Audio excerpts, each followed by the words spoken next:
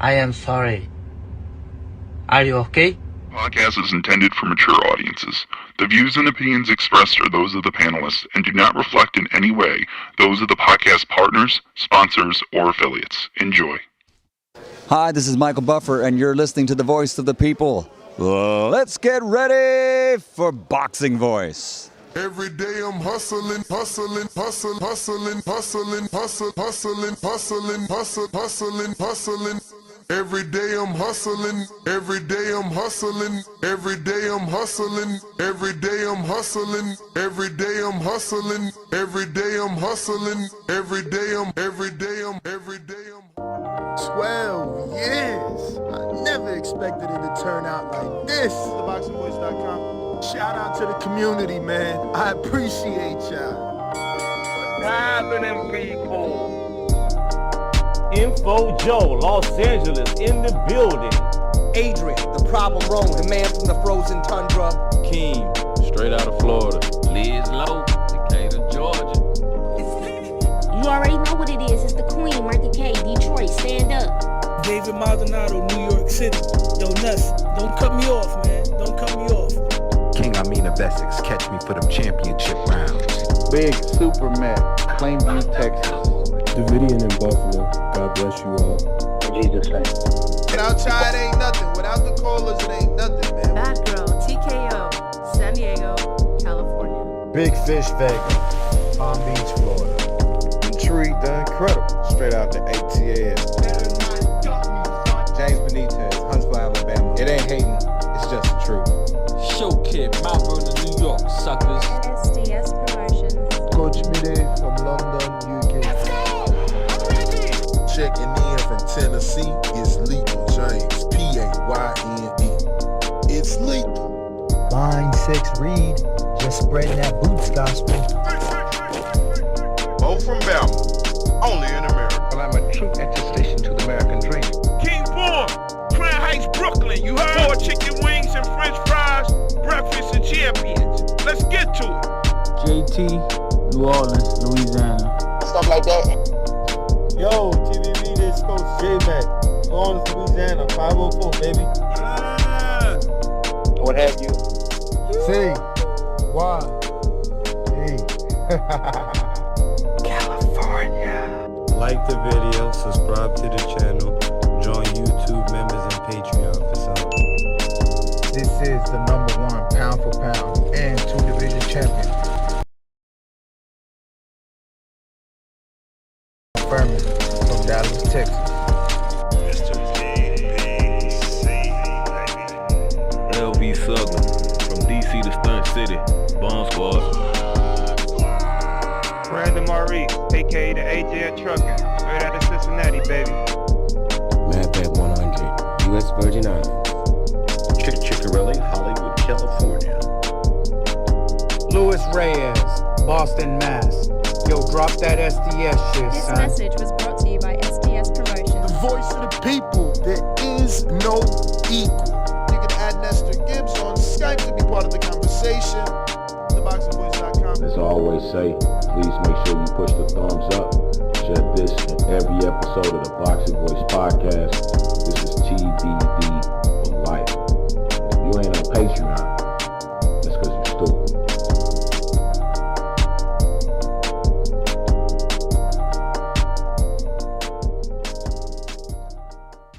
What up, what up, what up, what up? Good morning, ladies and gentlemen. Hopefully you had a great weekend. We are back. It is Monday morning, and we are off to start the week off right. We're going to be talking about Shakur Stevenson and Shannon Sharpe yet again. They are making the rounds. They are making the rounds, and, it's a good thing because this is keeping Shakur Stevenson in the headlines, and he is getting a lot of attention, not only because of this, but Zuffa doing a great job promoting him, putting him in high-level interviews.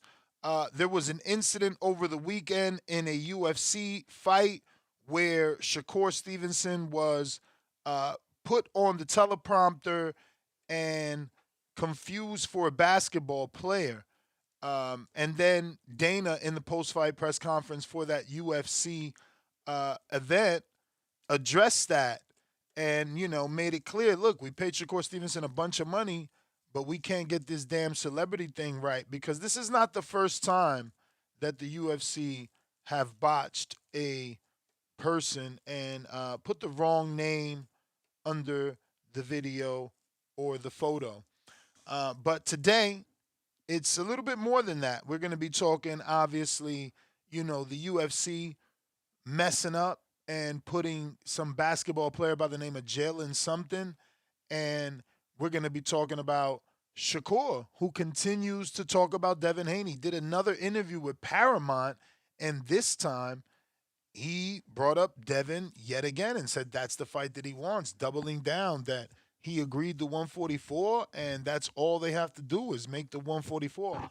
So Devin Haney said that an announcement was coming. That was about 3 days ago. Nothing yet, but more Devin Haney talk from Shakur Stevenson. And then, of course, Shannon Sharpe seems to be trolling Shakur online as a video of Terence Crawford surfaced giving his criticism over the Artem Hervanesian fight that Shakur had with Artem. And Crawford was letting Shakur know, look, you need to let your hands go. And Shakur was trying to debate that he was, and, Crawford being firm on his assessment said, listen, you got to let your hands go. You got to jab. You can't just get active with your feet. And Shannon Sharpe retweeted that with the hands up emoji, shrug emoji, right? It's a shrug emoji, like, oh, well, kind of like, I told you so, or why you ain't got that same energy with Crawford? And that's what today's show is about. Was Sharpe simply trolling? Did Shakur overreact to the criticism? Because Shannon is a football legend, and, Shakur didn't have any issues with Terence Crawford or Andre Ward, which we have audio video of, criticizing him. Now, that could be because he believes that those guys are on his level or greater, and holds a certain level of respect for their opinion because they've actually been in the ring, which is something he told Shannon Sharpe, right? He made it clear, you've never laced up the gloves, you've never been in the ring, and that's why you are saying that I don't put myself in harm's way. Because to Shakur, if you step in the ring, you're in harm's way. But to Shannon Sharpe, harm's way means staying in the pocket and potentially exchanging blows with your opponent, So that's not the fight style that Shakur is into. But the clip that I'm going to share, it's centered around an observation made by the owner of the account, basically saying, look, he wasn't acting like that with Crawford and Ward. So then Shannon Sharpe sees it, quote tweets it, throws the shrug emojis, basically endorsing it, basically saying, yeah, he did act different with me than he did with Crawford and Andre Ward. So this is what we're talking about. You guys got to tell us, clearly I'm leaning that way. Obviously Shakur has more respect in the sport of boxing for both Ward and Crawford, and maybe that's why he didn't get agitated, because he knows both those men have been in the ring and know what they're talking about from first-hand experience. Again, so we go back to the ignorance thing. Ignorance isn't a bad word. Shannon Sharpe is ignorant to the sport of boxing and the fact that this is the sweet science. Hit and do not be hit. He's into the Mexican style. The guerreros, the warriors, the fight of the year candidates, where you hit me and I'm going to hit you, and the winner is going to be the person that can throw more and absorb more punishment, endure more of a beating, but stay on the feet and actually get the win. That's not my style of fighting either. if my son took up the sport, I'm not training him to fight that way. We just got to be honest. But let's get to these clips to give you what you're here for. And as you can see from the first clip, this is Shannon Sharpe and his social media with the shrug emojis. And we'll play the audio video so you can see what he is endorsing. Trying to cut the rear, I heard Dre say go to the right. I went to the right, he started going left. Go to the right. Bro, one of y'all said go to the right. And cut him off with your jab. You wasn't jabbing, bro. Yeah. You was just following. I was trying to get him. Yeah, but you got to jab your way in. Cause them body shots was hurting, boy. I know I had him at a certain time. I started picking the pace up, but it's like he just kept like. But you wasn't letting your hands go. You was picking the pace up with your movement. Yeah. But your hands wasn't, you know what I mean? It was a certain time I started throwing, boom, boom, boom, boom, boom. I just started touching him. And then I think in the 8th and 9th, he was like, let me start moving. I was just about to say, he's just like, he was pump faking like he was trying to do something, but he started, the first couple rounds, he was sharp. Yeah. And that 3rd, 4th, 5th, he started like kind of, He was solid though. No cap, he was solid at first. I'm like, damn, keep bouncing. He won't stand in one spot. He just keep bouncing. I said that he was throwing you off with them feints. Yeah. That's why I kept telling you, feint him back and jab. I just said, I'm about to just go. I ain't about to sit back and watch this. Trying to cut the rear, I heard Dre say go to the right.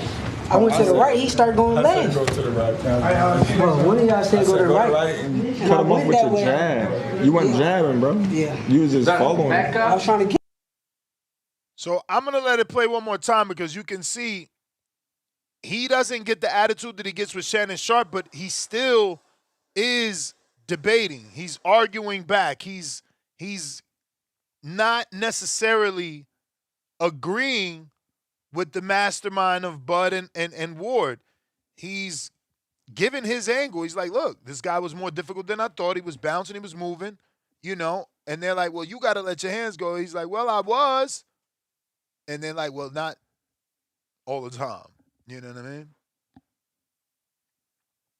Get him. Yeah, but you got to jab your way in. Cause them body shots was hurting, boy. I know I had him at a certain time. I started picking the pace up, but it's like he just kept like. But you wasn't letting your hands go. You was picking the pace up with your movement. Yeah. But key words. You was picking up pace up with your movement, but you wasn't letting your hands go. Your hands wasn't, you know what I mean? It was a certain time I started throwing, boom, boom, boom, boom, boom. I just started touching him. See, in denial, a certain time, I started throwing. And no, I didn't watch any UFC fights. Come on, man. You know that people tag me on the Dana clip and on the Shakur getting confused with someone else. Then I think in the 8th and 9th, he was like, let me start moving. I was just about to say, he's just like, he was pump faking like he was trying to do something, but he started, the first couple rounds, he was sharp. Yeah. And that 3rd, 4th, 5th, he started like kind of, He was solid though. No cap, he was solid at first. I'm like, damn, keep bouncing. He won't stand in one spot. He just keep bouncing. I said that he was throwing you off with them feints. Yeah. That's why I kept telling you, feint him back and jab. I just said, I'm about to just go. I ain't about to sit back and watch this. Trying to cut the rear, I heard Dre say. And then we got this other one, and this is with Paramount. And this is the confusing one, right? Because, it continues to show that the Shakur is a little bit undecided on what he wants. At least now for us that want the fight with Devin Haney, this pretty much continues to solidify that he is pushing for that fight and in that direction. Whether or not it happens is yet to be seen. We got to see where exactly Haney ends up. Does he sign with Zuffa, or does he get a DAZN one-fight deal to do the Keyshawn fight, which that mandatory should be ordered? I mean, they only gave them 20 days to negotiate. So we'll see which direction Devin goes. But it looks like Shakur's calling and is ready for this fight. Talk to us about what you're sort of looking at now as you begin your run with Zuffa. Here's the thing. Me and Devin is at 2 different weight classes, but I said publicly that I'll fight at 144, and I stand by that. So I don't care if he's going to be 20, 25 pounds bigger. I am cool with it. I'm comfortable with it, and I will go in there and still beat him. He was 20, 25 pounds bigger than Lomachenko, and to me, I felt like Lomachenko edged out the decision that night. So if he could fight him and beat him, I feel like I could beat him too. Okay, interesting. Does the idea, though, of a 5th title in as many weight classes at welterweight, is that something that does motivate you in the near future? Yeah, I probably will fight welterweight before my career is over, but that will be my last weight class. I will not be going to 154. If I do, I will go to 154 and fight a bum, but for sure I will not be going to 54. I'm a smaller guy, and I'm naturally a 35-pounder. I still could make 135 pretty easy, so nah. All right, speaking of 135, sure you know what I'm going to say, a big win. And there you go. So these are the 2 clips. You know, we're basically talking the Shannon Sharpe and Shakur Stevenson ongoing back and forth, which is benefiting Shakur. And we're talking, obviously, Zuffa and the heavy promotion that they're doing for their biggest star. Ever since Shakur signed, he's been in the media nonstop, doing high-profile interviews. He was at the UFC event alongside Ryan Garcia and Conor Benn. Both men were at the weigh-in on the frickin' stage while Conor is giving interviews. These 3 boxers can be seen. So for Ryan, a guy that, you know, isn't even signed to Zuffa yet,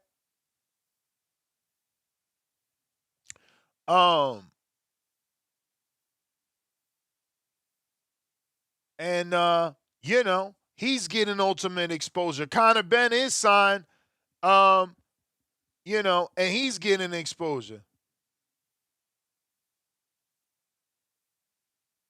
So I think that they're doing a great job promoting.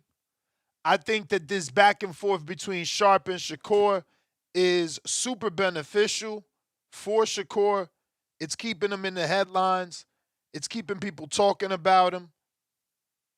I think Shakur is intelligent to keep mentioning Haney, because the only one that would have to struggle to make that fight is Haney. So, and it looks good for Shakur, as he said. If he can beat him 20-something pounds above, you know, obviously he's going to get an immense amount of credit.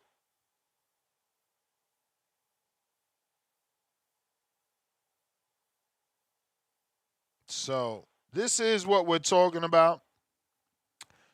Shakur signed to Zuffa, and things have changed. It seems like we got a week-long news cycle of Shakur.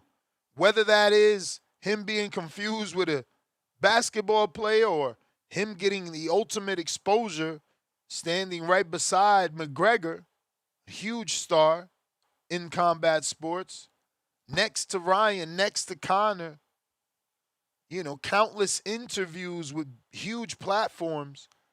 Seems like Zuffa knows what to do with a star, or at least with a high-profile name that they can turn into a star.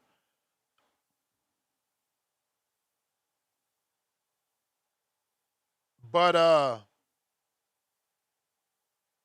I'm excited, man. I really hope we can get an answer as to whether or not Devin is going to end up on Zuffa or take the Keyshawn fight, so that we can look forward to this big fight. You know, 2 slick fighters in their prime, still in their 20s. You know, people complain and compare this era to that era so much. It would be great if these guys could mix it up, because it helps this era's 4 kings. You know, Tank fought Ryan. Ryan fought Devin, while there was a no contest for cheating. Shakur fought Tio. Tio and Devin fought Loma. If Shakur and Devin fight, we're mixing matching very well. And I'm not a history guy. I can't tell you when Hearns and Hagler fought or Hearns and even fucking Duran, which I know that story pretty well since I've used it so much with the Tank situation, wanting him to move up to 47 and challenge himself when Bud offered the super duper opportunity. But I get it. Bud clearly, in retrospect, was just too strong, too dominant. But still would have been interesting to see. It wasn't like he's never been hurt. But that's what Duran did. He moved up and he fought at welterweight. And that's what I mean, They shame our kings, but if these guys can get in the ring, we're one step closer to competing with that era in terms of the guys actually fighting each other. In their prime, too. Right? Those guys fought in their 20s. I know they fought earlier in their 20s, but Shakur and Devin are still 20, 27, 26, something like that. They're not too far apart. And they're certainly in their prime.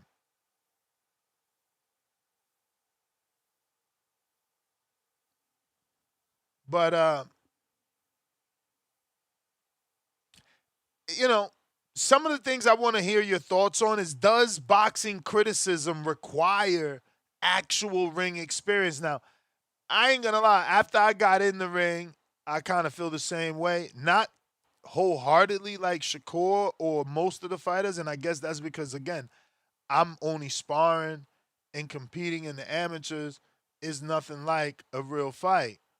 But I do be feeling like some of these dudes need to get punched in the face and or throw a punch to the face to understand what they seeing, because they think it's so easy until you actually have to do it for yourself and realize it is one of the toughest things I have ever done. Especially if we keep it within sports, it's certainly the toughest sport I've ever done in my life. I've played football, basketball, baseball, all throughout high school and elementary. And any other sport I obviously didn't play in a professional setting, like volleyball and fucking whatever else, soccer and stupid shit like that. But those obviously are not as grueling and taxing as boxing. And maybe there's an argument for the UFC since that shit is brutal and you got flying knees coming at you. But, those guys get the rest with all that jiu-jitsu they got to do, laying on top of each other. That shit ain't the same to me. Boxing, that's a whole different story. And I do understand that point of view.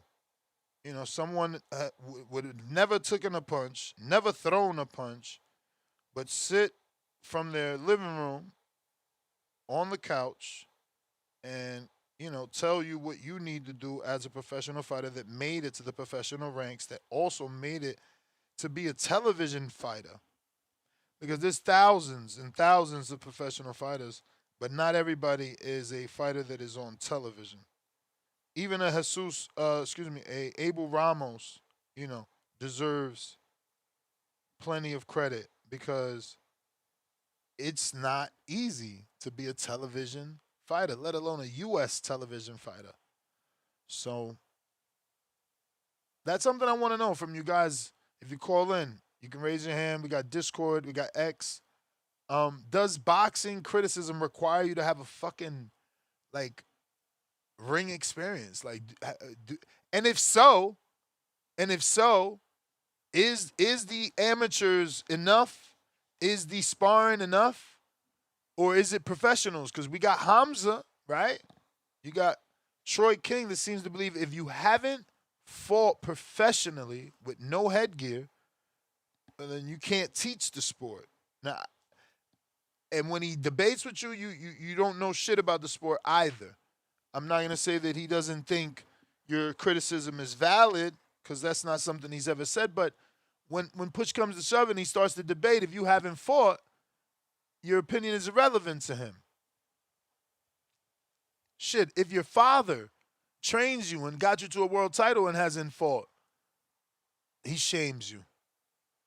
So does criticizing a boxer require you to actually have ring experience? And if so, what level of ring experience? Because damn, it sucks. But also, I need your thoughts. Did Shannon Sharpe intentionally troll Shakur with the shrug emojis? Was this meant to continue the social media back and forth, which obviously helps his algorithm? He's being talked about just as much as Shakur. But we also got to get your opinion on why does Bud Crawford's advice appear that, it seems like Shakur received it more positively, clearly, than Shannon Sharpe.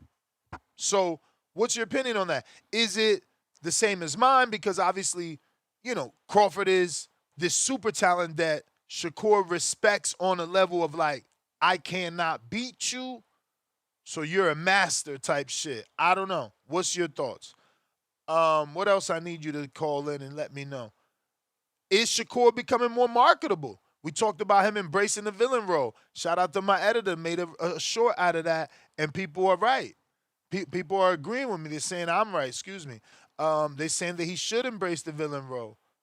I had people in the comment section, literally, you could go check it. They're like, bro, I hardly ever agree with this man, but I agree with this. He's speaking facts. Be the villain. Be the fucking villain, man. You in prime position right now. They giving you so much. Spotlight is crazy. Like, you got to take it and run with it.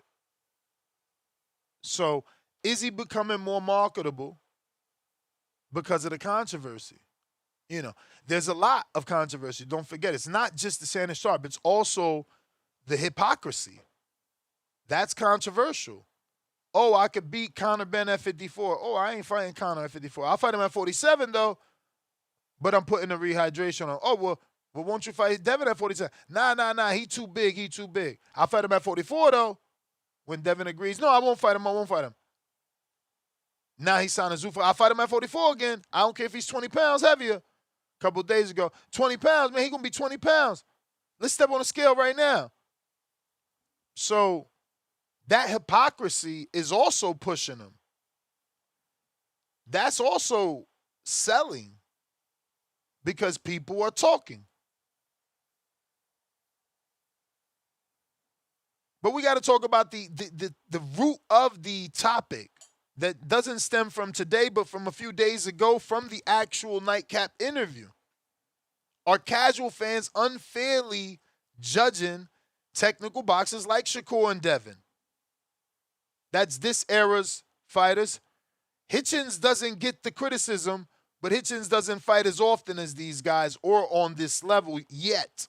We'll see, does that change? But our casual fans, do they not know what they're watching? Or are they unfairly judging technical fighters?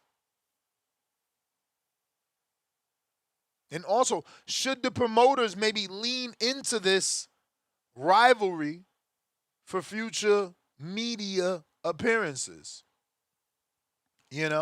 Kind of bring up the Shannon Sharpe thing. Bring up the weight inconsistency talk from Shakur, to keep the news cycle spinning.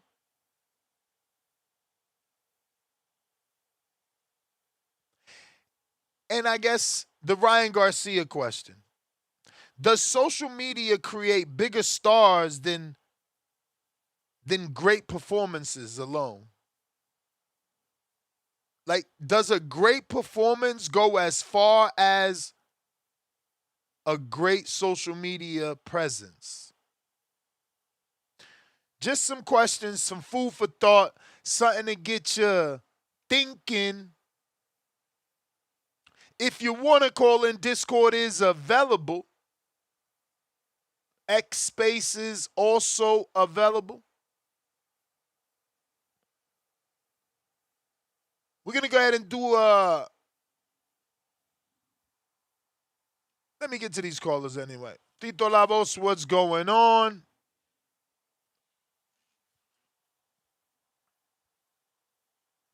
Tito Lavo.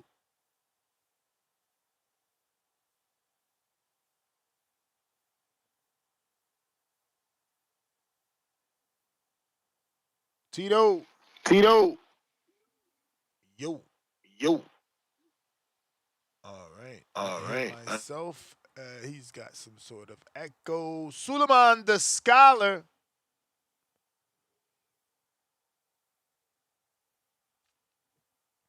Yeah, Nestor, how you doing?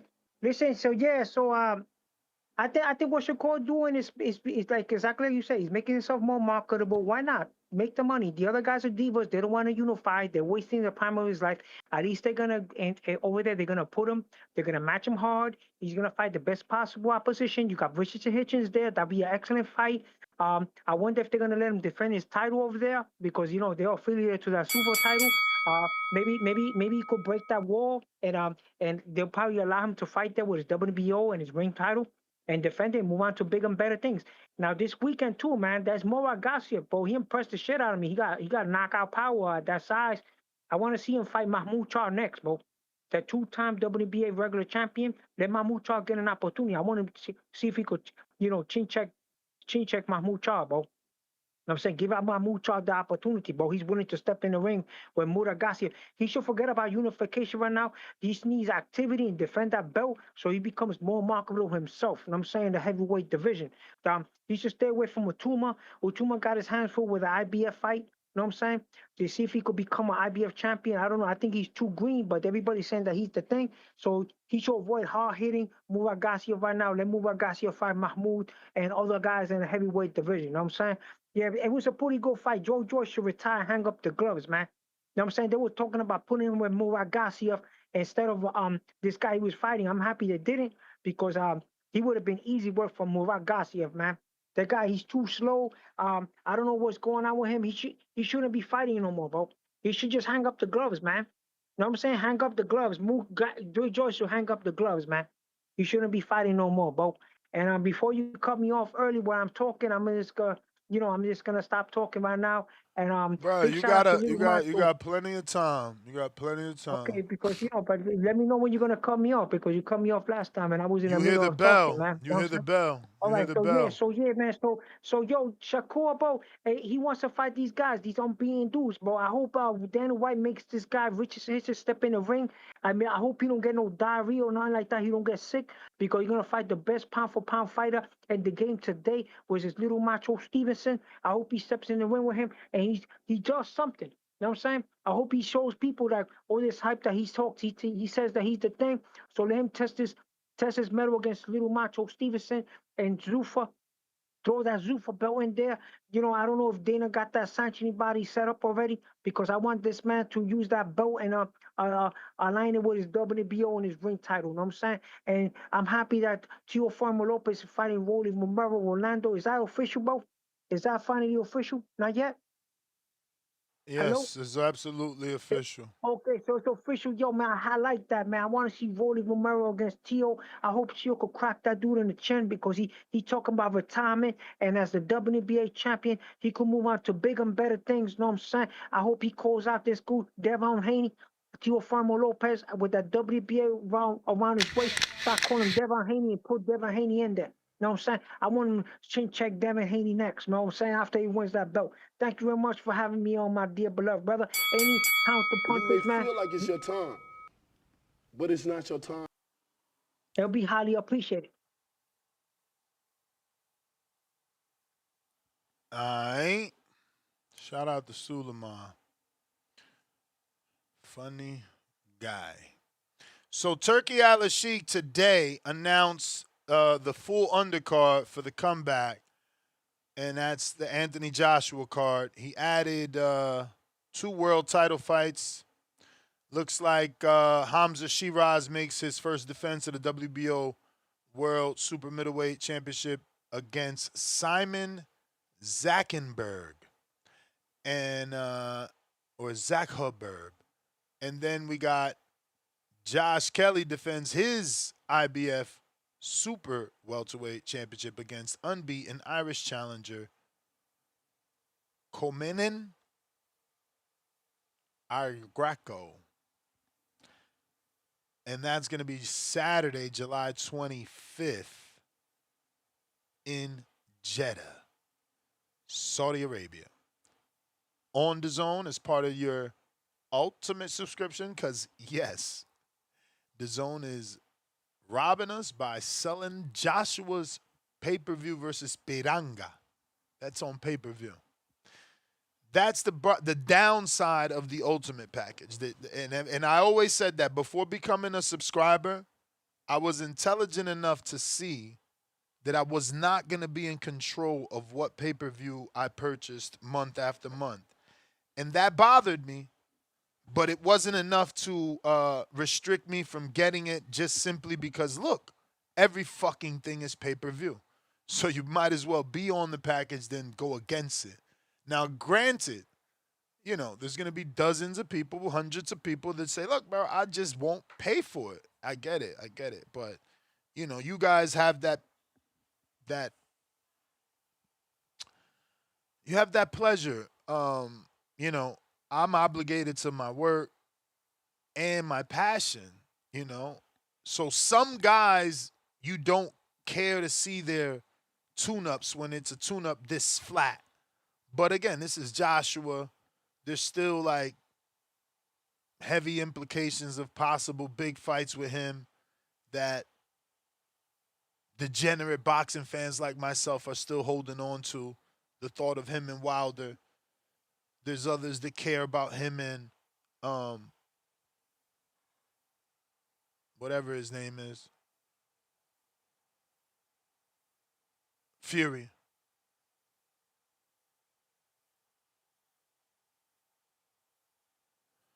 But phone lines open, man. Phone lines are open. Who? Tito La Voz, what up?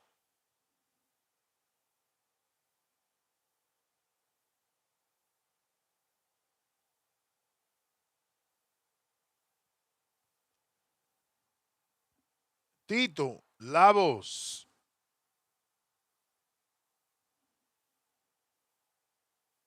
Buenos dias, buenos dias, buenos dias. Damn. What up? Why when I give Twitter a compliment, take a shit on me, man? And then I hit the wrong button on Discord. Lord have mercy. It must be Monday.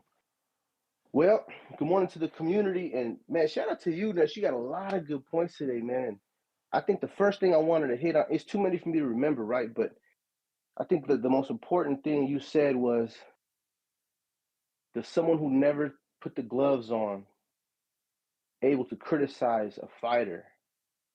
And 1,000% unequivocally, I say yes. You know why? Because my favorite dish is caldo de gallina. I don't know how to make that shit, but if someone makes it bad, I'm gonna criticize the shit out of it. Okay? Yeah, but I think that's where the fighters try to be slick, right? They're like, well, you're not gonna die making no caldo de whatever, and you're not putting your life at risk. So your opinion is okay because you're not at risk, and neither is the chef. But if you step in this ring, you are at risk. So your decision on how you fight will be different. And that's what the boxer is saying. Like, from the outside is bang, bang. Because we're not inside to let one of those bangs potentially knock us out, knock us unconscious, or kill us. Yeah, I get it. And the fighter isn't being asked to spend their hard-earned money that they're making significantly less than that fighter to go see him or consume that product. That's where the balance is. That's what the dichotomy is. The back and the forth. Like, you know, when fighters had less control of their careers, they were way more entertaining because they had accountability. Now the bag is guaranteed, Ness. Well, with these high-level guys, right? The bag is guaranteed, so they ain't got to put on a good product. They just got to survive. And unfortunately, Little Macho has put on a couple of performances that allude to that, and that's what the casuals see. Now, I know what I'm looking at when I see Little Macho, right? Because I've seen him perform well, but the casual world ain't me. All they see is all they see is him arguing with the Shannon, and getting on these shows, and this gives me a lot. This gives a lot of like Floyd energy. Floyd and that one dude from ESPN going back and forth with each other, and him and Larry Merchant going back and forth at each other. Little Macho better play the role, and he better play it well, because I'm gonna tell you what the people are gonna do. They're gonna fall into Floyd mode, and they're gonna go pay to see him lose, because people don't know anything else. They're not paying attention. If people still paying, see, Floyd was in an era where people paid. It's so Yeah. much stealing now. Does actually becoming the villain work? Because I I don't know. get callers where I'm like, yo, I'm paying for this because I'm not stealing. Like crazy. I ain't paying for Pachanga and Joshua. So there's plenty of thieves that fire stick. We're gonna have to see, because I think that's Little Macho's only hope.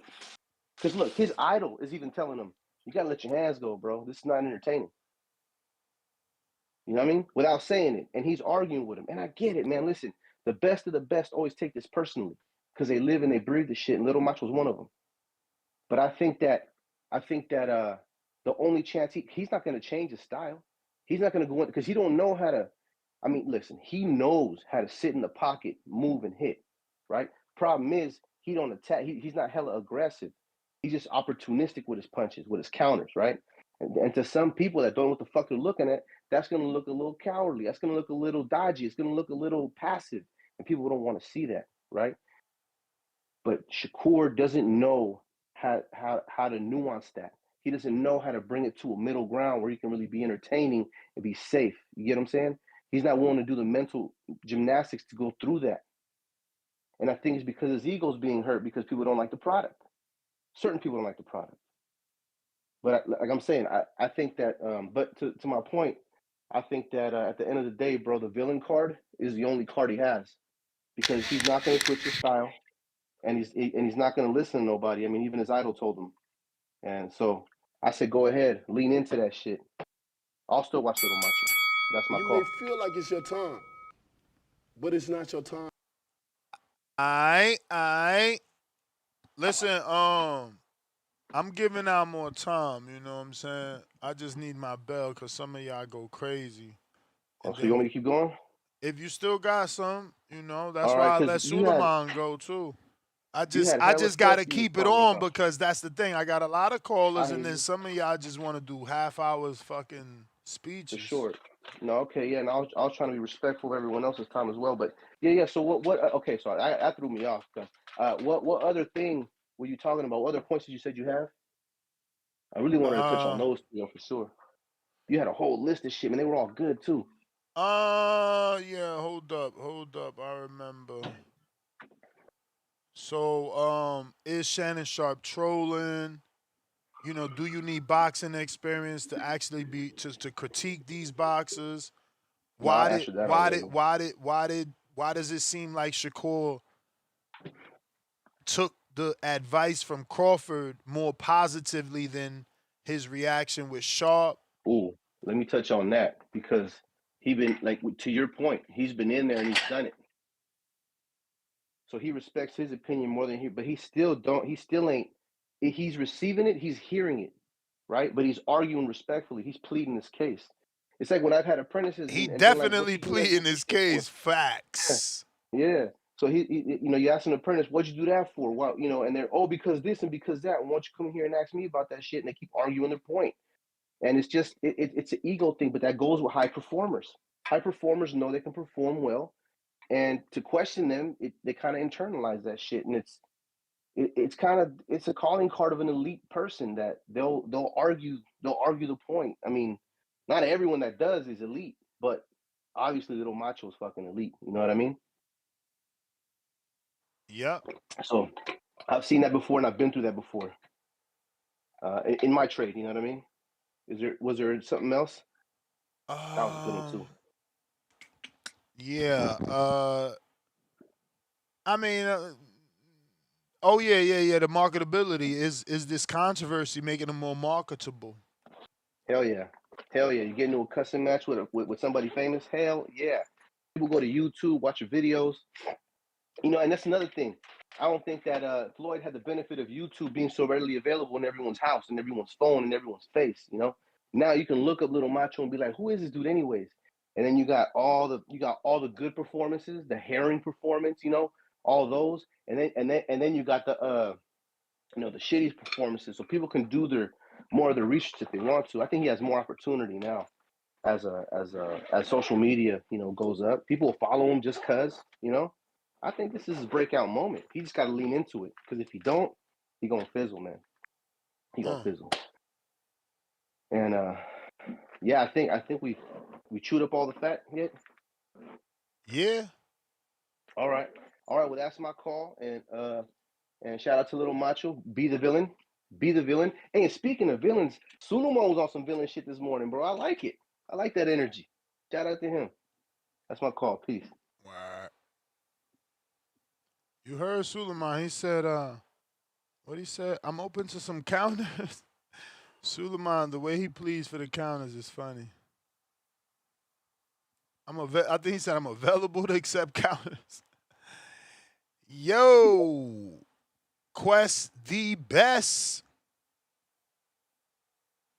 Quest the motherfucking best. Yo, can you hear me? Mm-hmm.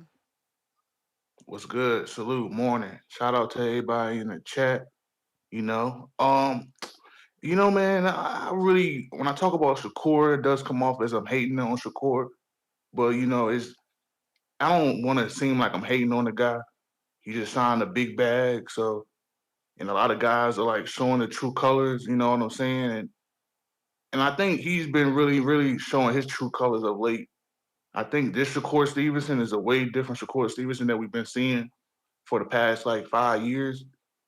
Finally he got that big fight, and now he's just, he came out his egg, he came out his shell, so he's just showing his true colors. I think, is it trolling? Is it crossing the line? I think all of it is just trolling, man. I don't, people on the internet just gotta stop taking stuff so serious all the time. We'll be in a better spot. A lot of people go on the internet and then like see comments and then just like, start fucking like pulling their hair out and shit. I think people just gotta, take everything with a grain of salt. So, the internet is here for people, they keep their mind focused. You know what I'm saying? To just keep something, in your face. So if you're not on the internet as much, you wouldn't be as mad as the comments as much. I think Shakur Stevenson just has to lay back. He can do the media run right now, but as soon as that fight come, he got to get in lock-in mode. I think this is a make or break for his career. Whoever he fights next, we're gonna really be eyes on it. Is it gonna be Jose or Venezuela, whatever the nigga name is? Is it gonna be Gary Russell, Devin Haney? He got some names to pick from. Does he want to? Because he only can go up. T.O. was a big fight, but we all know T.O. wasn't gonna give Shakur no issues, man. We seen how T.O. was looking. The Barboza fight gave some people some hope, but like we already knew. Yeah, it's gonna be make or break for his career, man. If he fights a nobody, like a top 15 guy, and then like a no name, it's gonna really, really, his fans gonna have to do some explaining, bro. Because I'm hearing Devin Haney, I'm hearing Tank Davis, I'm hearing all these names, and we ain't getting an announcement yet. So it's make or break for Shakur. I like the Devin fight. I just think Shakur is just, I don't know if he wants the Devin fight. I think he really, really wants to give it to Keyshawn.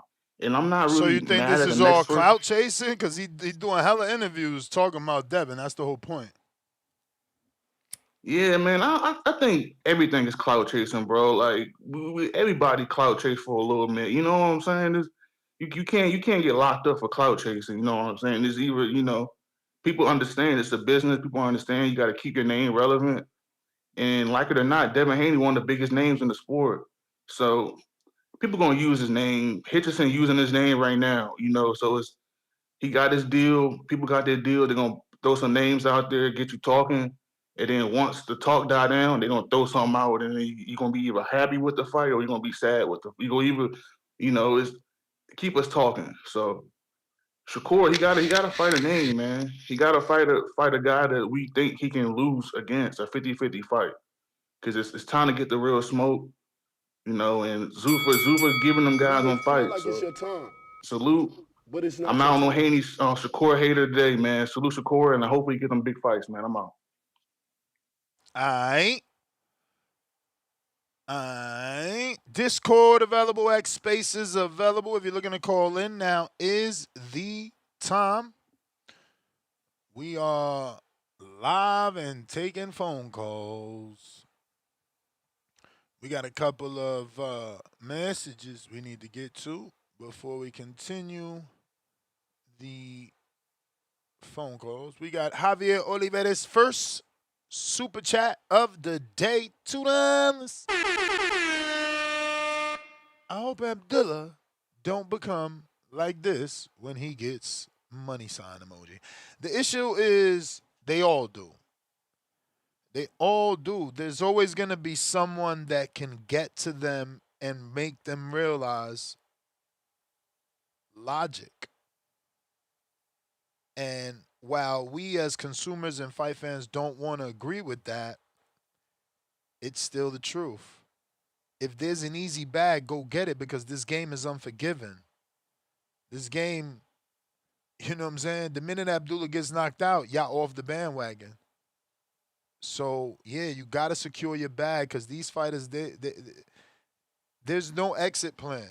That is the exit plan. Get as much as you can. Get out with your faculties in order. The Mayweather flow. That's why he called it the green print. And that's what they're doing. You see each and every one of them trying to be Mayweather the best they can. Whether it's dragging out their nemesis fight for 7 years, like Shakur is doing in the fucking following the footsteps of Floyd and Pacquiao. We already got 3 years waiting for the Devin and Shakur fight. And it could be longer. I'm giving you 3 years from the date of the Lomachenko fight. I mean, with Devin. So, Tio is doing the same. How many years do he got that he hasn't given us the Devin fight? Tank is doing the same. How many years he got he hasn't given us the Shakur fight or the Devin fight or the Tio fight? Everybody wants to be Floyd and Pac, man. Look at Bud and Earl. They went down that dumbass street. Hopefully more people wake up, though. Because Bud and Earl, I swore that was going to be bigger. Bud and Earl. Okay, because sometimes I say, the same name. But yeah, Bud and Earl, I swore it was going to be bigger than Ryan and fucking Tank. I thought nobody would be fooled. But I always overvalue boxing fans. I forget how stupid y'all are.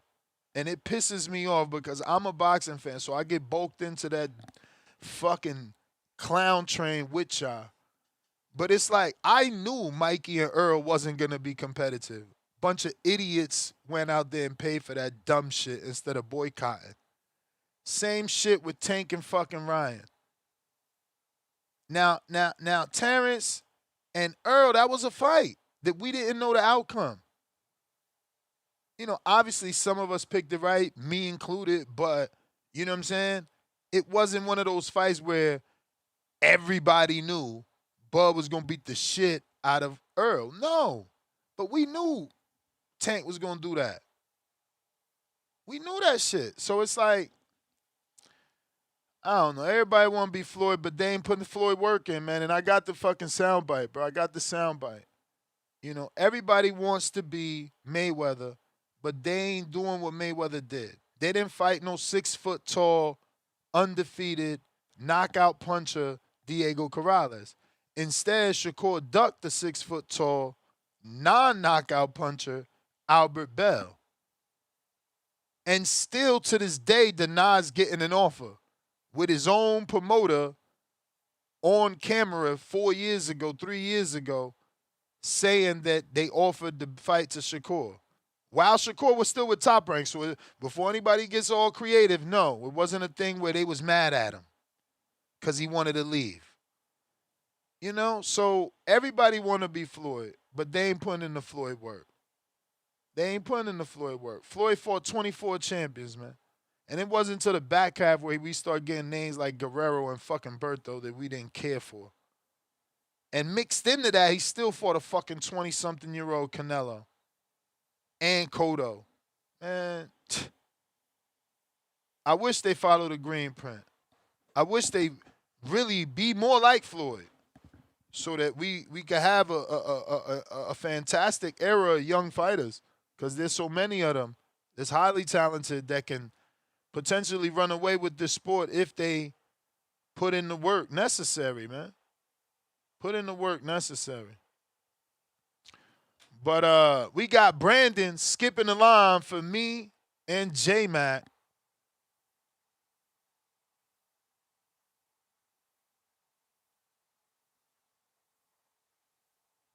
Brandon. Yo, that's what's going on. Good morning, good brother. Buenos dias. Yeah, salute to the community and salute to my brother J Mac. I'm interested in hearing his opinion on this topic. I didn't think this was a topic worth revisiting. When I was saying that this was a show topic, it isn't, in my opinion, it's controversial, dynamic to where it needs a revisit. I mean, it's just a matter of opinions at the end of the day. We're arguing not about Shakur's greatness because that can't be argued.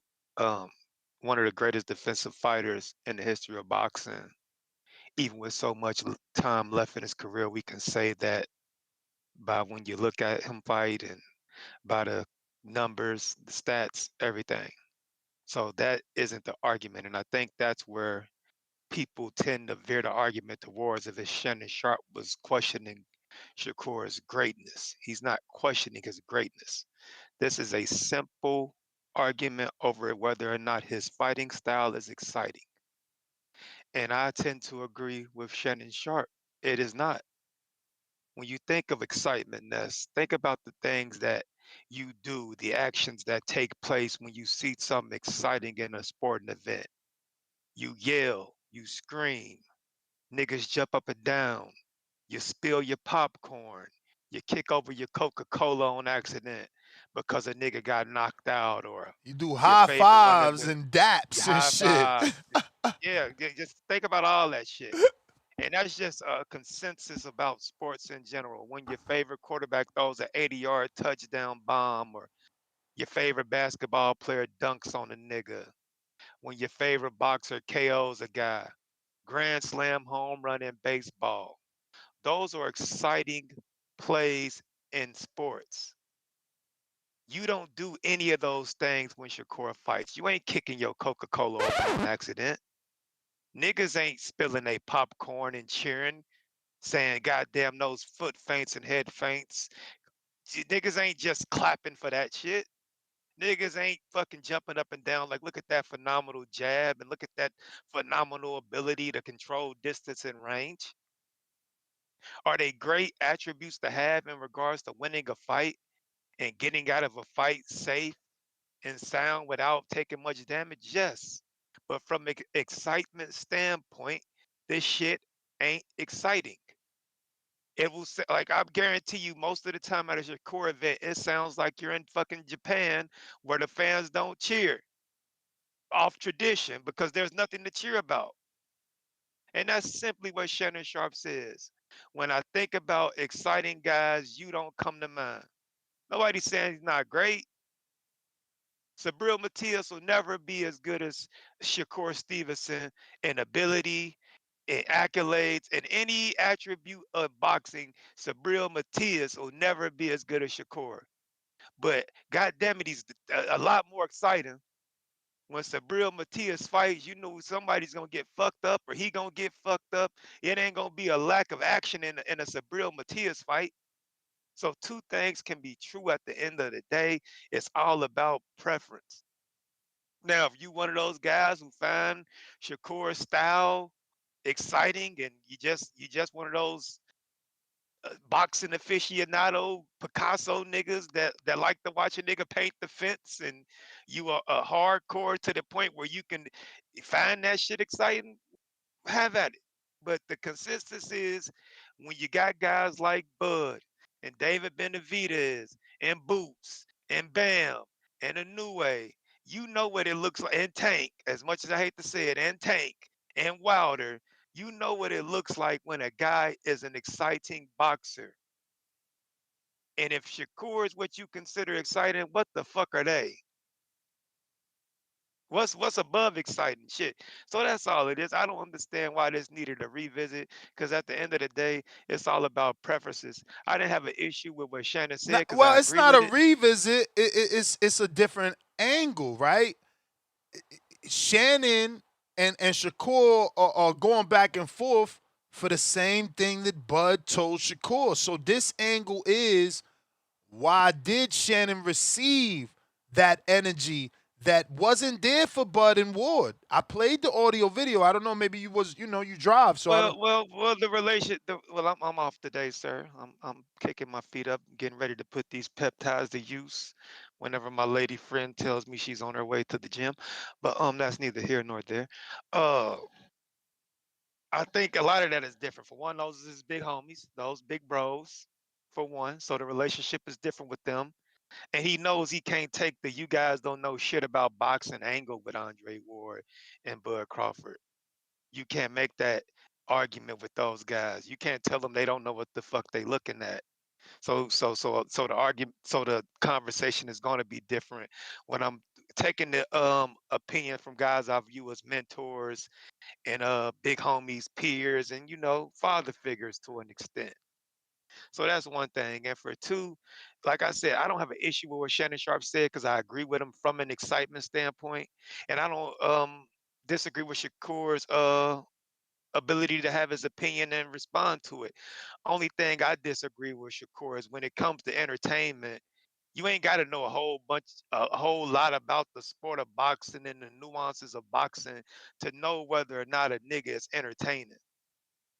You can be a casual fan and know that Tank is entertaining because he's sleeping niggas and doing backflips off the top turnbuckle, and Shakur is not entertaining. You don't need to be a hardcore fan to know that one nigga is exciting and one nigga isn't. So that's the only thing I disagree with Shakur with. You don't find me entertaining because you don't know shit about boxing. No, no, that's not what it is, young brother. Because there are people who know a lot about boxing who don't find that shit entertainment.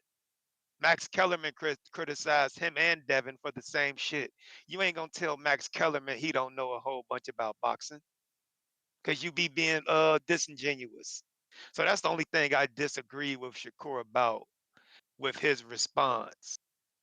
Casuals don't have to be experts in boxing to know whether or not a nigga is entertaining. When you got your hometown fans leaving. I smoke a lot. Did you answer needing ring experience for the criticism? Absolutely not. Absolutely not. You don't need ring experience to critique somebody, just like you don't have to have played in the NBA to critique your favorite basketball Yeah, player. but again, As the consumer, fighter's logic is you ain't gonna die in the NBA.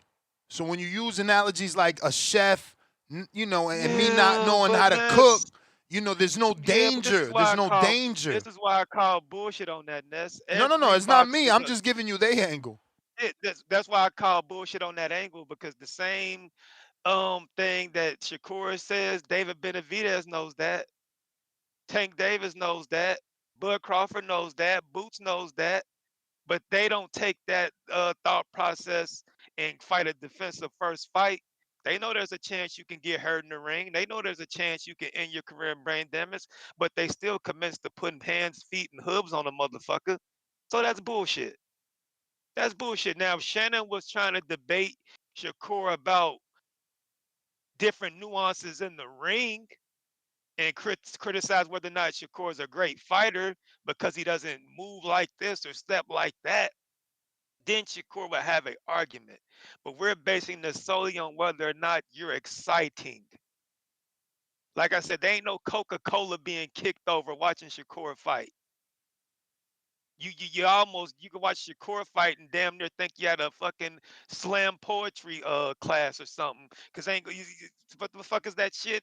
It's gonna be motherfuckers probably in there snapping instead of cheering at a Shakur fight, cause ain't no action like that, and that's okay.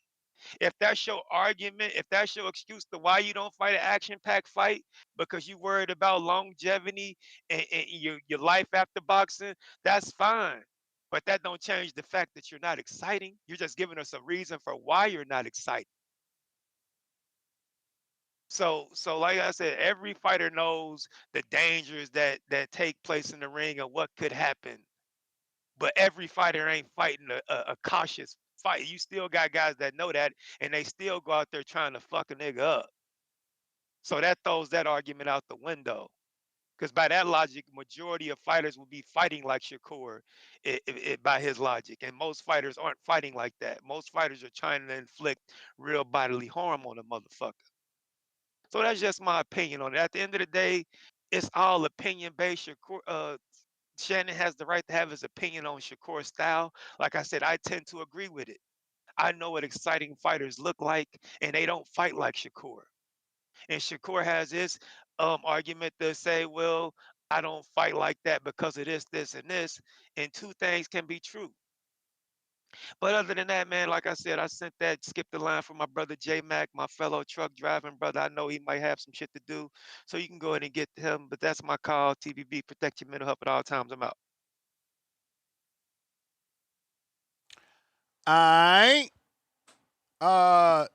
I wish you wouldn't have dropped off. Text me, Brandon, because you know J Mac changes usernames. So who the fuck knows what his name is today? Tommy, Florida. What up, Ness? You got me? Mm-hmm. Shout out TGV. Hey, yeah, shout out to one of the twin that just talked. I agree with him 100%. That was Brandon. That was Brandon. That wasn't no twin. You got twins? I thought it was twins. Big, one of them big, whatever. I thought it was twins. You got a brother though, right? Nah. Mac? Nah, I thought it was twins. Nah, My fault. he paid for a counterpunch for J Mac, who hasn't talked yet. Neither brother has. Oh, okay then. Shit, my fault. But yeah, I agree with him. You know what I'm saying? You can definitely watch a sport. The thing about Shannon issue was he couldn't articulate what he was trying to say. You know what I'm saying? Like and that's what Shakur got him. And then like Anthony Darrell, you know, he put on his little post you know, that Shannon got cooked and all that, and I commented on that, and I just say the same thing here. It's like, man, it is what it is, bro. Like when you talk about fighting and all the fighters in the world at the championship level, I guess not all. So just talk about the championship level because they all be a little less exciting once you get up there. Shakur is in the bottom tier of excitement. He could be the greatest boxer of them all, but in the excitement factor, he is low tier. You know, if all his fights was Jamel Herring, Josh Padley, even William Cepeda, he wouldn't be at the lower tier, but all his fights just not like that. And you know, in or around his weight class, everybody who gonna call in and support him can name 10 more exciting fighters. They probably can't name 10 fighters that can beat him, but they can name 10 exciting fighters. Like me personally, I'm just talking about me here. If I see one of the top names fighting a Joe Blow, just some guy from freaking Europe, I would rather see Pitbull fight some guy from Europe than Shakur because I know what Pitbull is gonna do. You know, or at least bring it to the table. You know, Tank, Keyshawn, Abdullah Mason, Antoine Russell, Dalton Smith, like they just bring a different type of style that's more exciting. Is it better? Can it beat Shakur? I'm not saying it can. I'm not saying it can't. But watching the fight, paying your money to do it, it's just better to see. And you know, and that's an opinion. But here's a fact. A fact is Shakur is in the championship level. He is at the low tier of punches thrown per round.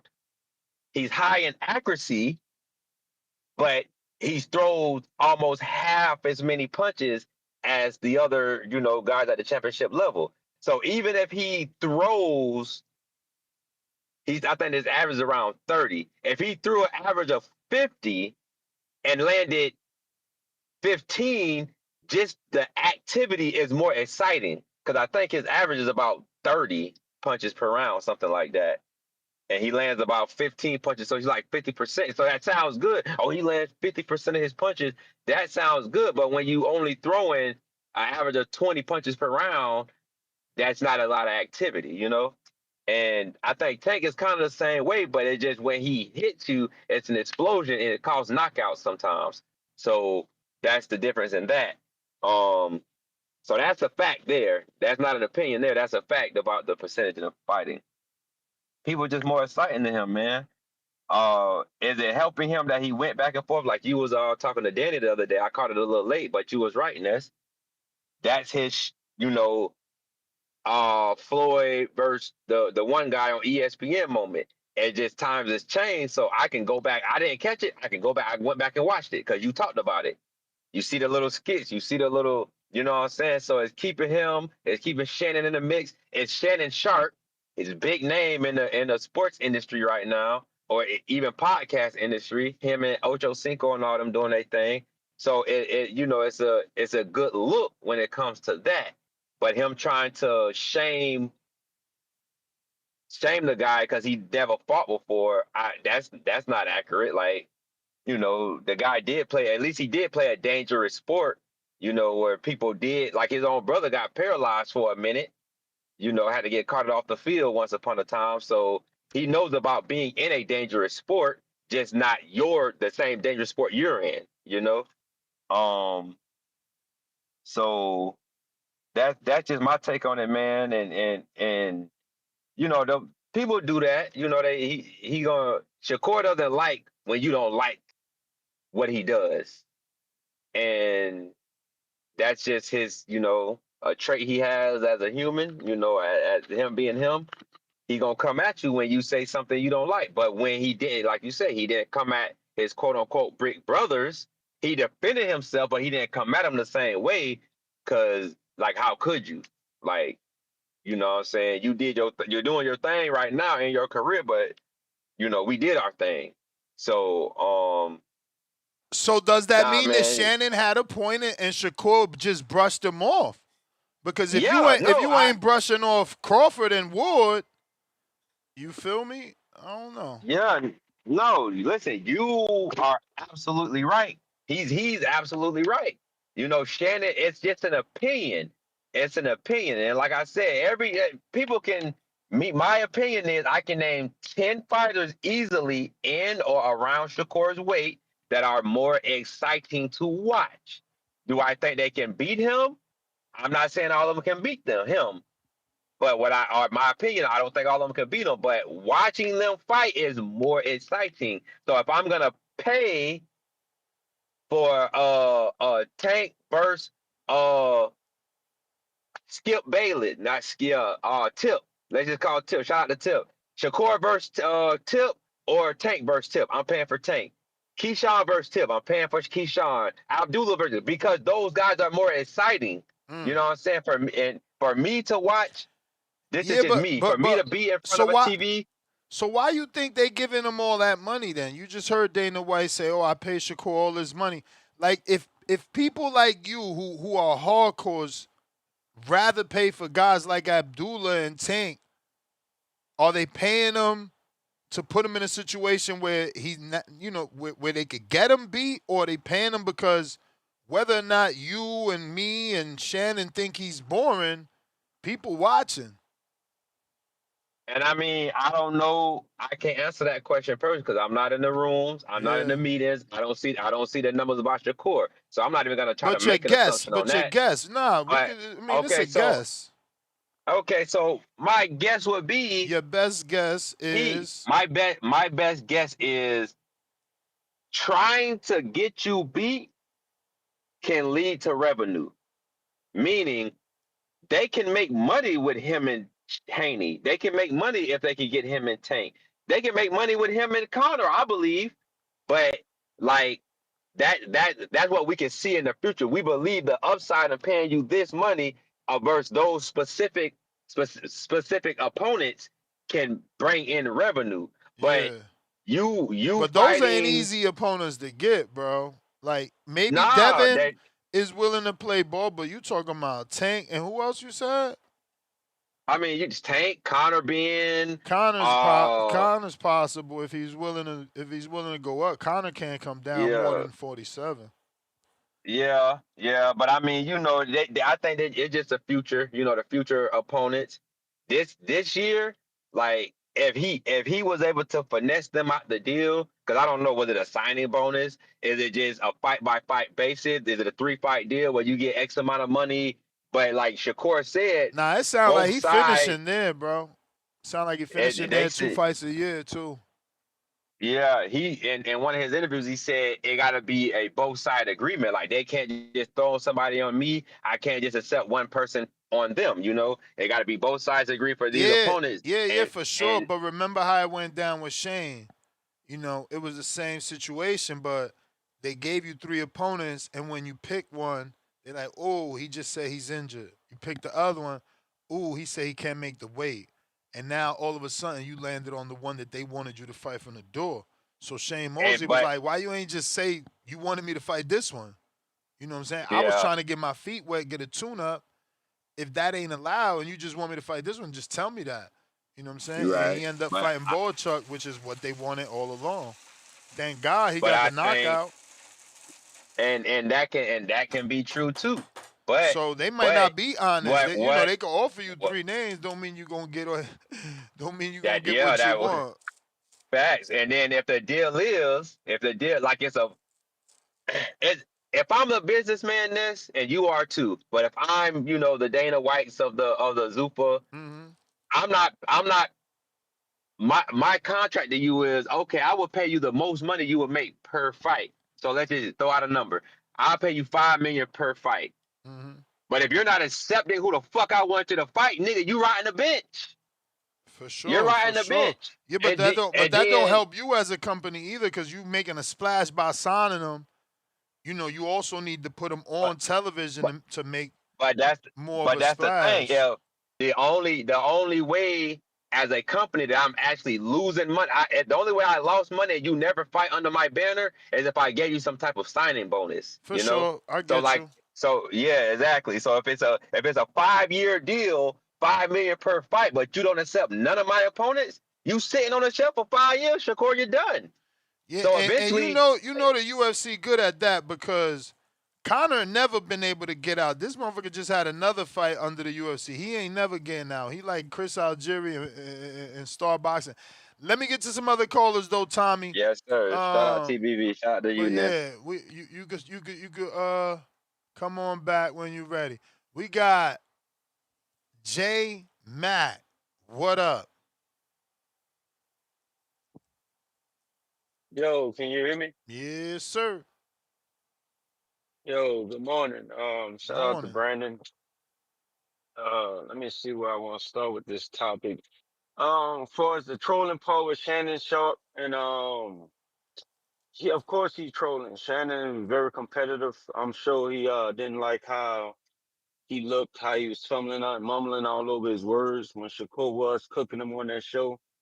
Um, However, he is entitled to his opinion, and a lot of people keep saying it's his opinion. But when you're on a public platform, which he has, and is actually a respected platform, a well-respected Hall of Fame tight end, and stuff. So a lot of people have subscribed to Shannon Sharp, and they listen to the Nightcap. So when you're on that type of platform, of course, what you say is going to be counteracted. Shakur is young. We know how he is. He's hella emotional, but he did point out some valid things. I think a lot of people say just because of your opinion, that means you can speak on it and stuff. And then when you start describing using with adjectives and shit and stuff like that, it's going to get a little more, it's going to get a little more challenging. And then he eventually said it was his opinion. Then he started describing it as a matter of being boring. So at the same time, then now you're changing the topic of discussion. So when Andre Ward and Crawford, who did at a high level, who competed, They have the right to speak on it. They can tell him they're in his corner, they're supportive. They've been in his career, most of his career for just the success of his career as a pro.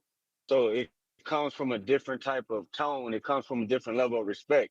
Shannon Sharpe is a Hall of Fame athlete who competed, and Shakur, I'm sure, respects him as that.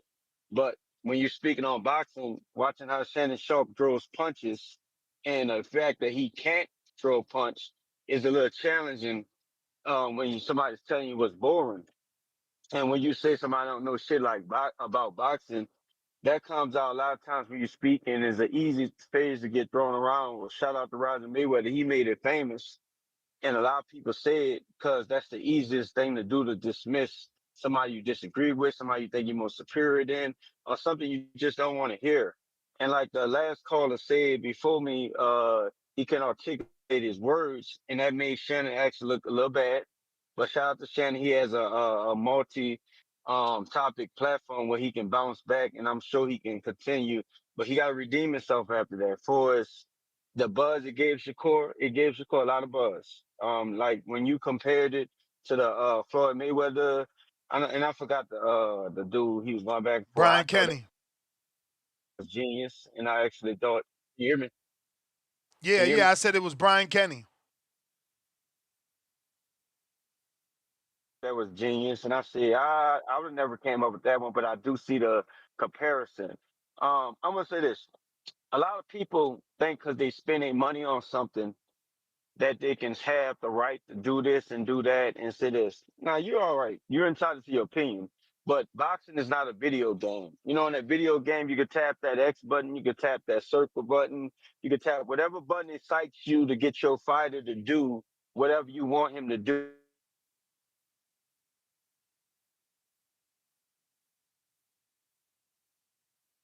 Looks like he got a call.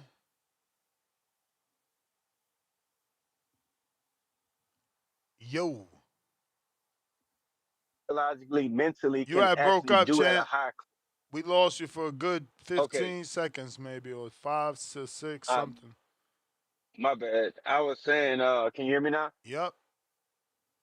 Yeah, I was saying in boxing, it's not a video. Damn, you breaking up, champ.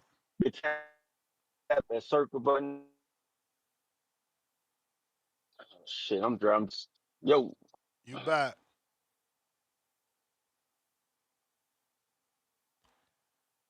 but you ain't holding.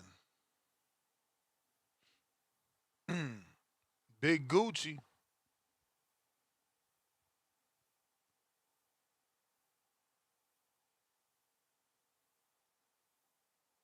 Yo, how the Yeah, audio sound, gang? straight. Damn, he in the sticks. He trying to get off, trying to press the circle button, bro. Shout out to J Mac. Speaking of the Mac, yo, the Mac is back, baby. Shout to the Discord chat and shout to one of my shooters, El Padrino. Yeah, bro, it's an honor to be on TBV, the best podcast on the planet. You heard? Salute. Yo, that shit was nasty what they did to Shakur, and that's crazy. I think they did that out of spite, man, because you know these UFC dudes, they know we got the Yo, superior combat speaking of sport. You that, feel me? let me show y'all Mr. Sharpe still trolling Shakur with a new tweet. Yeah, I'm gonna touch on that too. And this one, he's replying to somebody that says, I thought you learned from Shakur Stevenson to not talk about combat sports. You know nothing about. You sound like a casual here. And the other day, it was clear you never watched Shakur fight. He beat the fuck out of T.O. And I'm a T.O. fan. Shannon replies, clearly not many have since he was Jay Williams on the telecast tonight. Crying out loud 3 times emoji. So there you go. Yo, you know he's gonna be eating that up, bro. That shit was funny.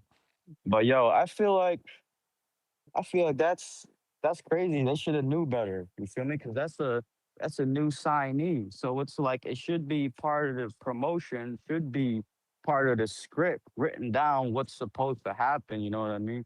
It's not like a regular fight where you see all these big celebrities come out and then you give them some, some airtime. Like you signed this dude, you're promoting him now.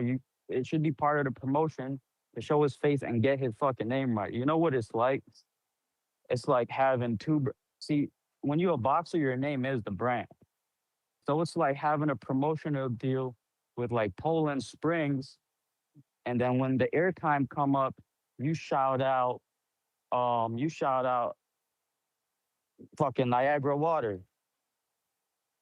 You feel me? It's like you just gave Jalen Williams so much attention and maybe some stock rise because now people know who he is because of the big fight, the big UFC fight, the Conor McGregor comeback. And that shit was ass, bro. Like, I don't watch UFC. I didn't even watch the White House shit, but the Discord, they was going crazy because boxing was dead this weekend, except for that Joe Joyce beating. That shit was crazy. I don't even think I want to talk about that. But yeah, boxing was so dead, bro. Everybody in Discord was just watching the fight. I'm like, all right, let me just see what's up. And I tuned in, and it just validated why I don't watch that shit. Feel me? That shit was ass. But yo, the Shannon Sharpe interview, that shit was fire. You feel me? Like I see it both ways, and shout out to Brandon because he was making hella sense. Um, I agree, Shannon don't really know shit about boxing, right? And I get Shakur's point. Oh, you don't see the science behind it and shit like that, because he really don't. He's casual for that shit. But I went to that fight, bro. I'm a hardcore. You got to be a hardcore to go to the boxing fight, right? I took my girl. I went to the boxing fight, and I was like, he did a shutout. It's all good. He won. He made it. This real deciding. But then the Xander and Boots fight came up, and I'm like, bro, I would have got my money's worth 5 times over if I went to this fight. Yeah, it was some high level shit that he did, kinda. And I say that because it's like, bro, if you can show us you can dominate this dude in first gear, why are you taking it 12 rounds for, bro? Because if you got his number, if you real high level and you like that, like if the Terence Crawfords of the world, you figure him out, then get him out of there. Just like Boots, you figure him out, you get him out of there. Now we gotta watch you for 12 rounds in first gear. That shit is fucking boring. I don't care how you put it. If you're real high level, you get him out of there. That's high level. Not fucking pity patting around the ring for 12 rounds. That shit was egregious. Waste of my money. Shout out to Nas, the narrator, who got his money's worth that day. But yo, yeah, I just had to get that off my chest, man. But I do feel bad for him, man. Like I hate on him, but in the same breath, like I think what Zuffa did was nasty. They should have had that right because his name is his whole brand. You feel me? His name's his whole brand. But yeah, that's all I got, gang. I'm gonna keep listening. Great point, man, about the name being the brand. Great point. J Mac.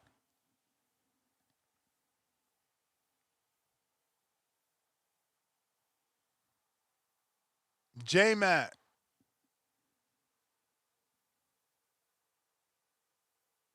While we wait for him to connect, free to hit the thumbs up. You can hit the retweet, quote retweet. Also helps with the visibility of the show.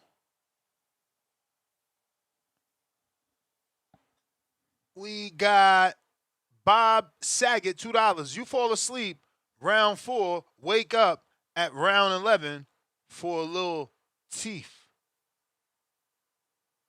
We got Jay Mittens, $2.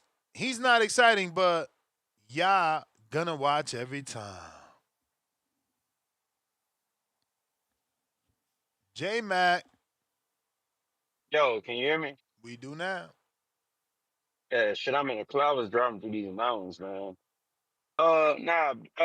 Picking back off where I left off at, man, look, I think a lot of these fans think they playing a video game and they could tap them buttons as fast as they want to, the X, circle, triangle, square buttons, and they could get the outcome of how they want that fighter to fight. You know, boxing is a real actual sport. You got guys who didn't train the entirety of most of their lives, perfected a skill set at something they're comfortable with doing. I mean, just like in football, basketball, you got guys who shoot the ball better. You got guys who run the ball better. They're more explosive. You got receivers that are better route runners. You got speed demons that will can torch you and up the field. You got quarterback that drew.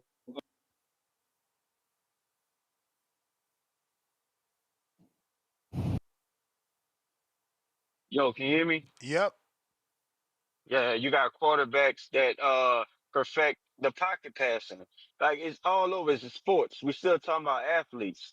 The problem I have when somebody opinion when they start trying to supersede what you can actually do in a ring. Shakur is not the guy that when you're looking at talking about you want to see him knock something out. And if you don't understand that with like part of boxing, you just don't understand the sport. And like as talented as Shannon Sharpe was, you can tell he does not understand or can bring down or definitely can't throw punches respectfully. And he's a Hall of Fame tight end, but like he did his greatness and accomplished his things doing is where I think he was more like a route running tight end. What if somebody say he was boring because he couldn't block as good as some legendary tight ends that could have done it, did it as well as him? Like, is my point is saying these athletes are who they are and who they train to be, and you got to accept an athlete for how they can approach the sport. Every athlete is not going to get in there and emotionally just throw punches like most people in the highest level. Most people could fight at. When you talking about casuals, that you talking about guys who nine times out of 10 when they're involved in a fight they're emotionally unconscious. So that means they don't even know what the fuck they doing. They fighting off of feelings, off of feeling disrespected. So they getting there and doing it. That's not what boxing is. Boxing ain't just a fight. It's an actual technical sport. You train. Some people master distance. Some people have master speed. Some people master footwork, feints, all kind of things. Like man, so it's so many dynamics that take place. So I'll never be overcritical over a boxer, no matter what level I've done it at. If I one don't understand, have not invested the time to put in to understand why I fight in that manner, or why at the highest level, that's the best fight I can produce. Because everybody won't produce the same. You said something for us. Didn't you say something about Ryan Garcia? And you said something about Ryan with Yeah, just that he that's was just that he was at the event getting the publicity right along with Shakur. Right, he was right behind McGregor at the weigh-in and Connor, right. When you talk about both the Connors. publicity in the sport, then let me go to the Jalen Williams. I mean, what's his name? The guy over MMA, I can't think of his name. Dana already spoke out on it. How the fuck you drop the ball like that when I'm paying this guy all this money to pretty much and you call him an NBA accomplished basketball player, championship winner basketball player.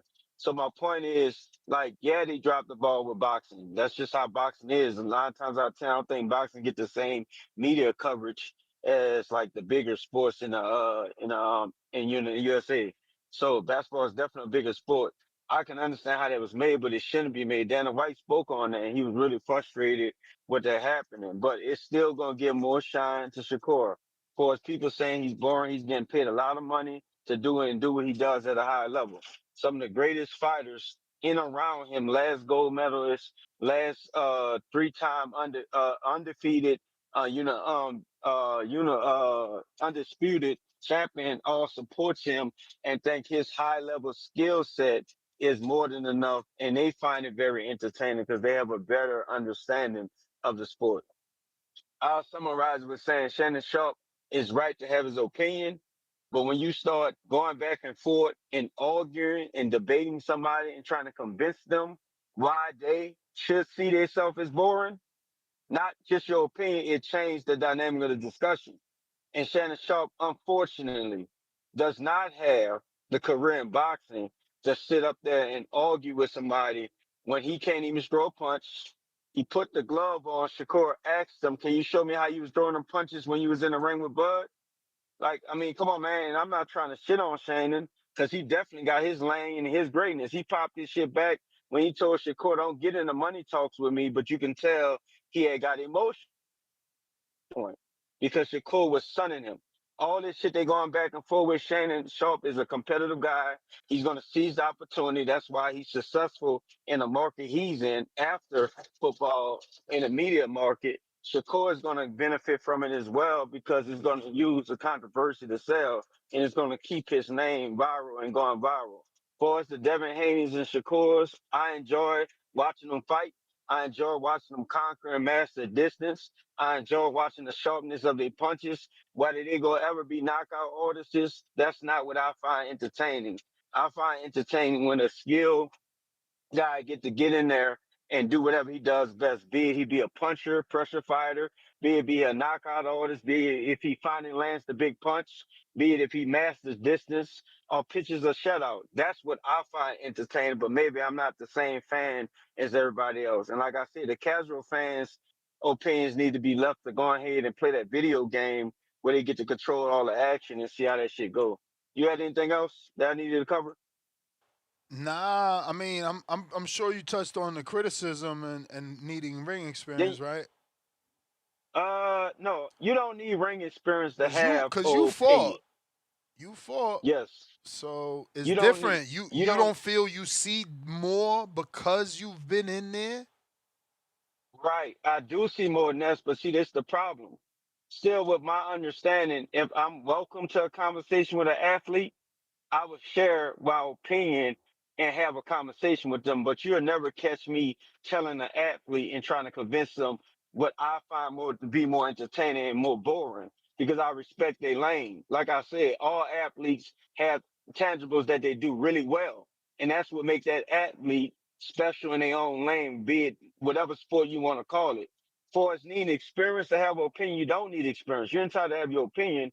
But whenever you want to step up and challenge an athlete on why you find them boring or why they're not entertaining, you have a back and forth. If you don't have nothing to fall back on, they're going to use that trump card, and that trump card always hurt because it's the fucking truth. What have you done to have and shape your mindset and your opinion in a manner you have it? And that's just how it always go. That's how that fucking cookie will always crumble. You got anything else? Nah, that's it, champ. Nah, I appreciate the call, man. Shout out to Brandon. Appreciate the kind points. You the And thanks for man. coming back to me, Ness. Of course, super mix.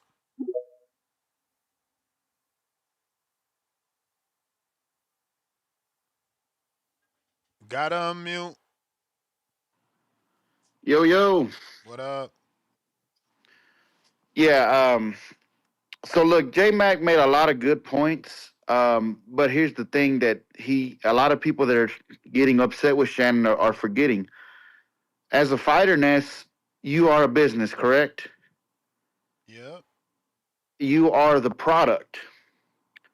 So if people don't find the entertainment value in your product, why would they spend the money on you? How many like, if you knew, if your opinion was, Ness, that every Shakur fight is going to be like that De Los Santos fight, are you going to cancel plans with your wife on a Saturday night to watch Shakur fight, or are you just going to check the result later? And not you in particular. I know your job is this, but if Yeah, you're a result casual, if later, you're just, result later. you know what I mean? That's the thing. Like you can get mad and say, well, you've never boxed, or what have you done to say something's boring? I spend my money, I spend my time. At the end of the day, Shakur got paid by Zuffa to generate interest, which he's doing right now. This is helping, but they're expecting him to deliver an audience, and his style for a lot of us here in the boxing community, we're hardcores. We appreciate and like boxing, but you can't that, like, this narrative that they go on about, oh, the casuals don't matter. They does matter, because for years I've said it and it's been proven true. All these pay-per-views that do 150,000, 75,000 buys, those are us hardcore fans. They've already accounted for us. That's not how you grow a business. Ness, if every Border Wars you put on was just the same views from 200 of your community, and you're not attracting anybody new. You're not bringing in interest from the amateurs. Are you growing Border Wars? Are you growing TBV? No. People hate the business of boxing talk. I do too, but it's a real thing. It's something we have to accept because this is a business. These people are all in business. They're in the business of selling tickets. Unfortunately, we're still, for some reason, the only sport now in the business of selling pay. WWE doesn't do pay per view. UFC doesn't do pay per view. Boxing, for some reason, continues to do pay per view. But that's what the business we're in. Now, do I think Shakur is boring? No, because I appreciate boxing and I appreciate his skill level. But I'm a hardcore boxing fan. And to your question, Ness, about does having experience make a difference of giving you the right to speak? I mean, does it? I mean, look, Ness, you've done Border Wars. I've done Border Wars. Now granted, we follow the sport well, right? Like Brandon said it best, right? You're not going to tell like a Max Kellerman that he doesn't know about boxing.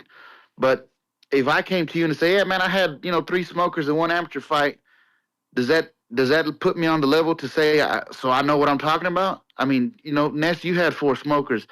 Without TBV, does that put you on the level? So I don't know how that a conversation works.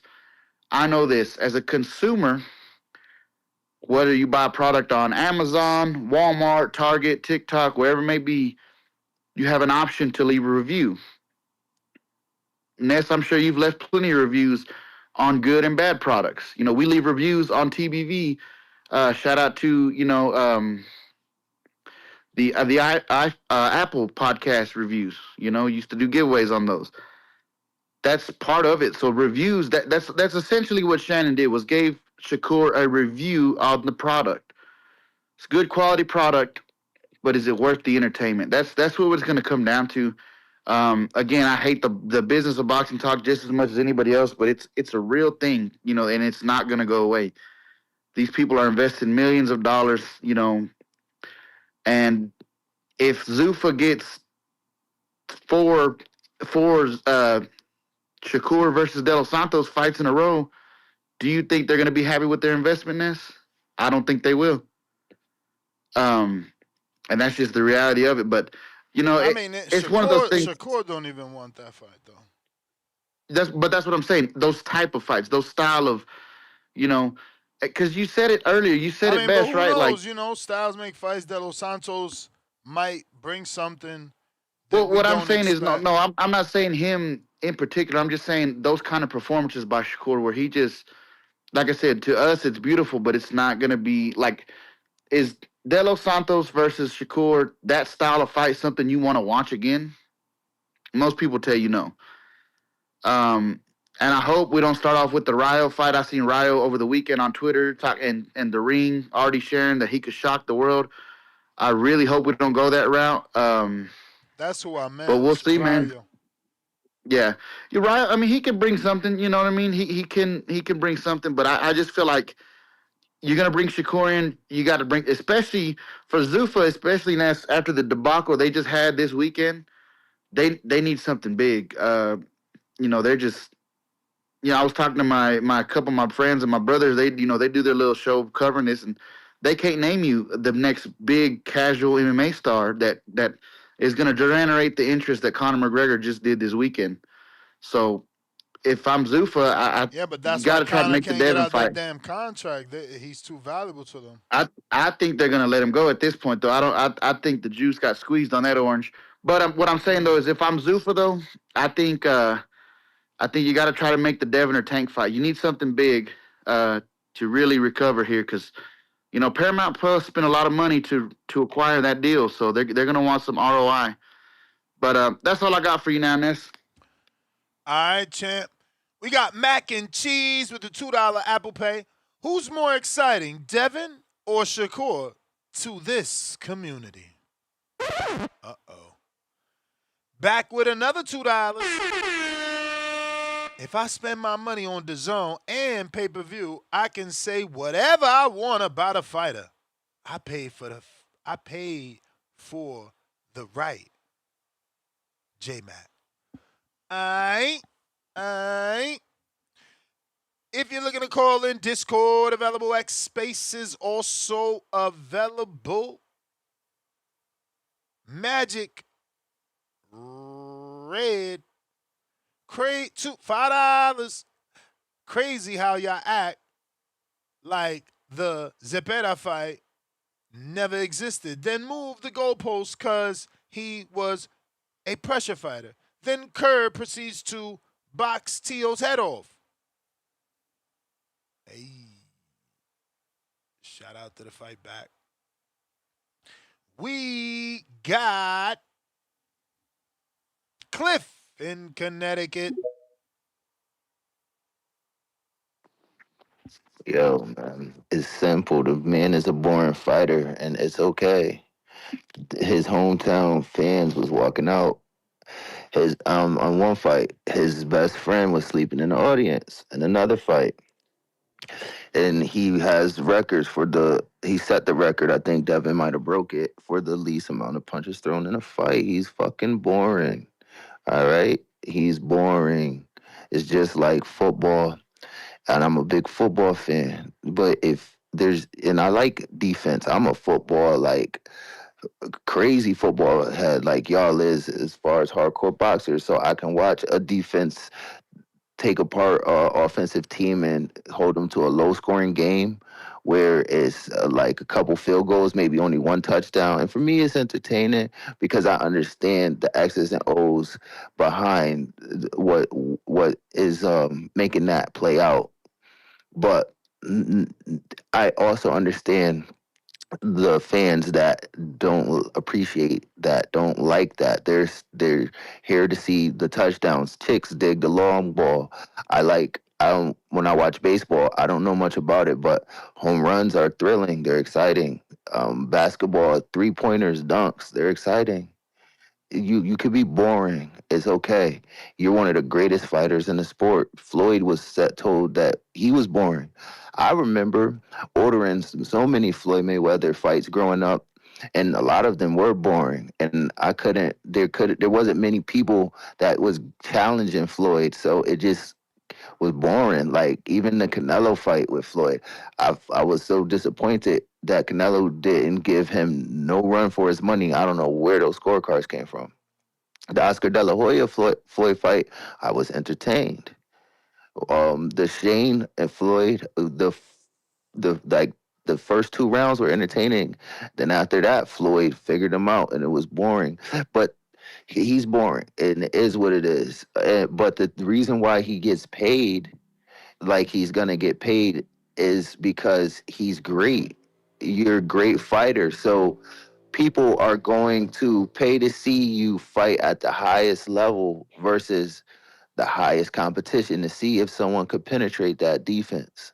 So we want to see it, boring or not. We still, I mean, I want to see it. I want to see if Tank could get through to you. I want to see if Devin could do something with you. You're great. You're one of the greatest guys that gets in that ring. So you're worth every dollar, and it's gonna generate. It's gonna generate because that's how great you are. But you're boring, and that's the truth. Like that's the bottom line. Can't tell me no different. All I'm right. out.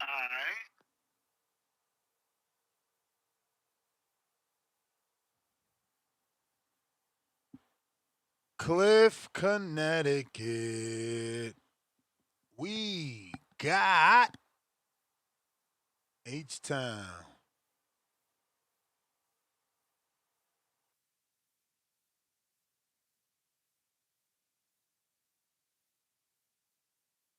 H-Town.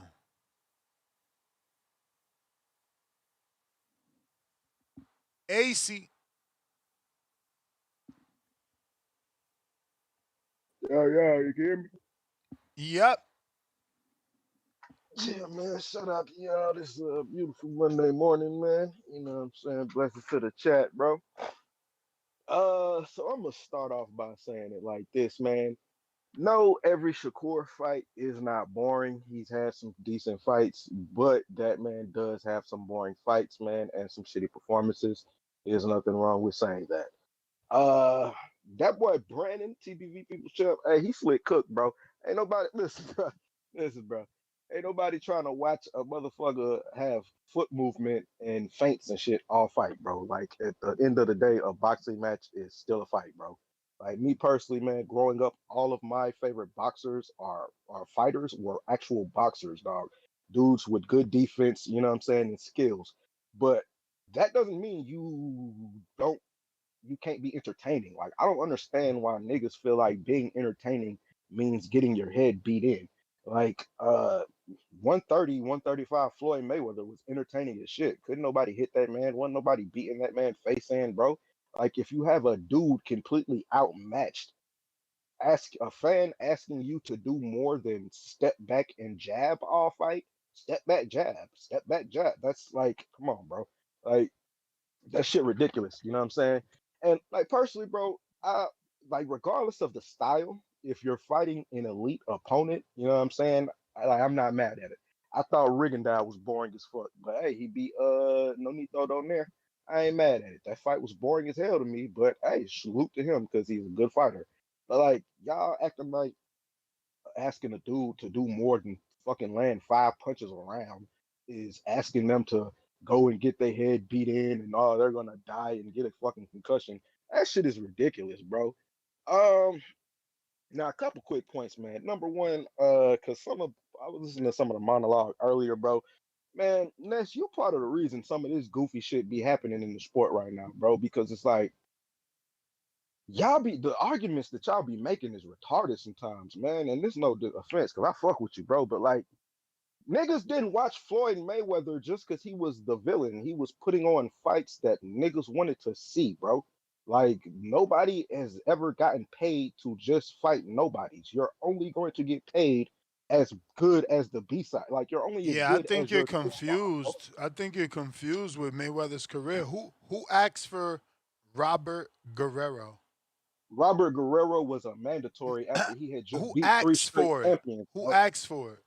My guy, Larry you can only Merchant. fight the Larry top rated Merchant dudes who is are Larry Ness. Merchant is How are you, famous Ness? for having a debate live post fight with Bernard Hopkins after defending his IBF and told him we don't give a fuck about your mandatory. And he said, "Well, Larry, if I don't defend it, they're gonna take my belt. This, that, and the third. Ness, Don't nobody care who? about that shit. Ness, Drop that belt like Ness, Devin did. Ness, Drop that belt like Ness, Devin did. Don't nobody my boy, if Ness, they ain't wanna pay for Sandor, they ain't wanna watch Sandor. Ness. So you gotta cut it out. You do understand that he fought Robert Guerrero after fighting Shane Mosley, the number one welterweight and the champion. Shane Mosley, which After he gave fighting us late. Shane after Mosley, which he gave us late. Shane Mosley, is which there not what? Ness? A fight before Is or there two not fights before? Ness? Had blisters in his Is, feet with Pacquiao. Cut the shit Ness? out, bruh. Yes, is there not a video of Shane Mosley talking about he can't fight Floyd Mayweather because he got a toothache? You're mad that another nigga ducked him. That's not how's that my fault that this Bruh, dude it didn't want took to fight? that man jumping in the ring to get the fight. Like, what There's year did you Ness. start watching? In the 90s, bro. Floyd It's literally ignored video. Floyd ignored No, Mosley. He Ness. fought him In after Ness. Margarito. That was late. Just like Ness. the There's Cotto fight literally was late.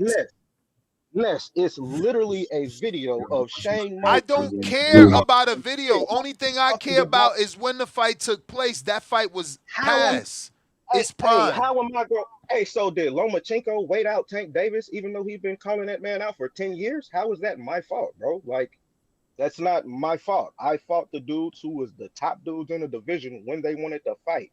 Miguel Cotto is on record saying he ain't want to fight that nigga Floyd Mayweather in 140 and 147, bro. That's on record, bro. But when did he fight them niggas? He fought them niggas when they were the number one rated And you dudes wrong. He and fought pound for Guerrero a pound year fighters, bro. after Cotto when he got out of jail. So you over here just making shit up. Sir, Ness, can I finish a complete sentence? Okay. He fought the number one welterweight, then he fought the number three welterweight, then he fought the number one junior middleweight, and then he fought a mandatory. Which one of those are bad fights? How is that bad? What are Clay, we talking connect about? your mic, That's why Clay. My mic's not that's why connected? people watch. Oh, damn. We just Because hear hella background.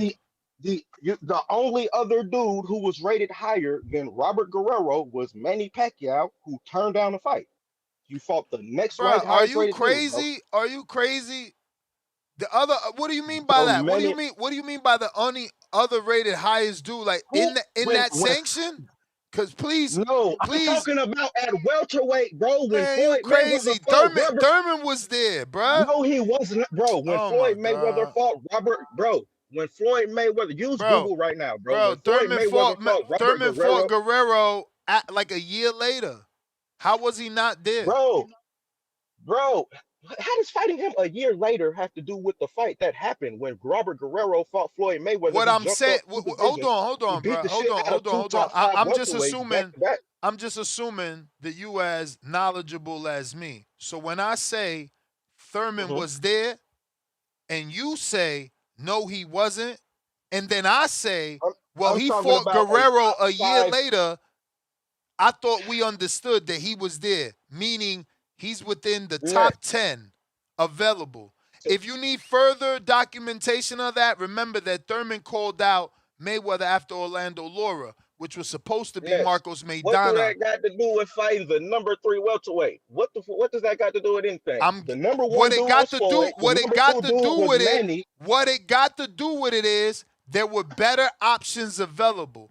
Guerrero was never better option for us fight fans than Thurman. He was never better. And neither was Berto for that matter. We could move on to Berto. And then I could pull up box track and go backwards. My guy, because there's you do plenty understand of fighters man, that he fought that we didn't give a fuck about. Ness, We tuned in to see him lose. Plenty of people. No, Not we me. didn't, bro. Not me. No, we didn't, bro. People tuned All in right. next. Well, I gotta You go, do man. I gotta go. understand. You mad because you don't want to? Nah, I got a co-host. That's all. And we going in circles. You feel me? There's nothing to talk about. You feel one way, I feel another way. Let the public decide and the rest of the callers. What up, Clay? Good morning. Good morning, Ness. Good morning to the chat. Good morning to the caller. Everybody in the building was good, man. I just got a screenshot. This is what I'm saying. This is why you hang up on people, because if not, they'll say enough lies for your audience to believe the bullshit that they saying. But why is this not showing it? What the fuck? All right, so I'm gonna have to send it as a picture. Fucking hell. Let me do that again. Bad Clay, you could talk. If I get it to work, though, it's gonna interrupt you. When you get a chance, I want, because you said you were hearing background. I got a new soundboard because my other soundboard went to shit, so I picked up one of these newer too. And I don't know if I gotta make some adjustments. What that say? May 2013. I should ban him for a week because he too good of a caller to be lying. Don't do it to him. I'm just saying he gonna dare to tell me to use Google. This motherfucker. Didn't he say that to me? This nigga told me to use Google. It say Juan Manuel Marquez, Manny Pacquiao, Kell Brook, Paulie Malignaggi, Timothy Bradley, Devin Alexander, Robert Guerrero is number 4. Fuck was he talking about? And look at what I said. Oh, wow. Keith Thurman, top 10. Shut your silly ass up. No, that counterpunch better be $10. He ain't worth $5. Because I was right and he was fucking wrong. You don't come back with $5 when you wrong. I'm right. Like I fucking said. Making me get agitated, Google shit, screenshot, and prove shit. That's unfair. It's unfair. That's why niggas think I'm a liar now. Fuck wrong with you? Yeah, they get upset. They get upset. I'm doing good, man. There's a lot of stuff moving, man. I haven't been on here for a minute, especially since Shakur signed over to Zuffa. I know you've been busy, boy. I know them Zuffa shows. I've been busy cray trying to catch up on some sleep. Trying to catch up on some sleep, man. Working at night and then trying to do this and then you know what I mean. It's a lot, man. Sometimes you just gotta choose the bed, man. Choose the pillow, man. No, that's the important thing. I'm with you, bro. I'm with you. Last two days, I didn't even go to the gym. I've been catching up on sleep. I finally went to the gym yesterday on Sunday. My body, you just gotta listen to the body. Sometimes you're just tired, bro. Sometimes I need to, I'm trying to collect that 7 to 8, man. 7 to 8. You know what I mean? Like that's my goal every night. When you find yourself doing 4 to 5s, like 4 or 5 nights in a row. Wait, you getting 7 and 8 hours, man?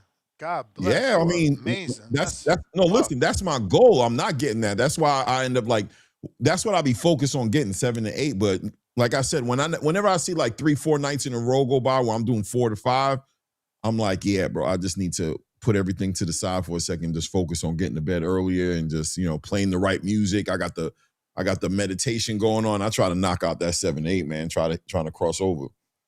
You know, for sure, Shout out man. to you if you're getting that. The other day I got No 6.5. doubt. I was about to throw a party.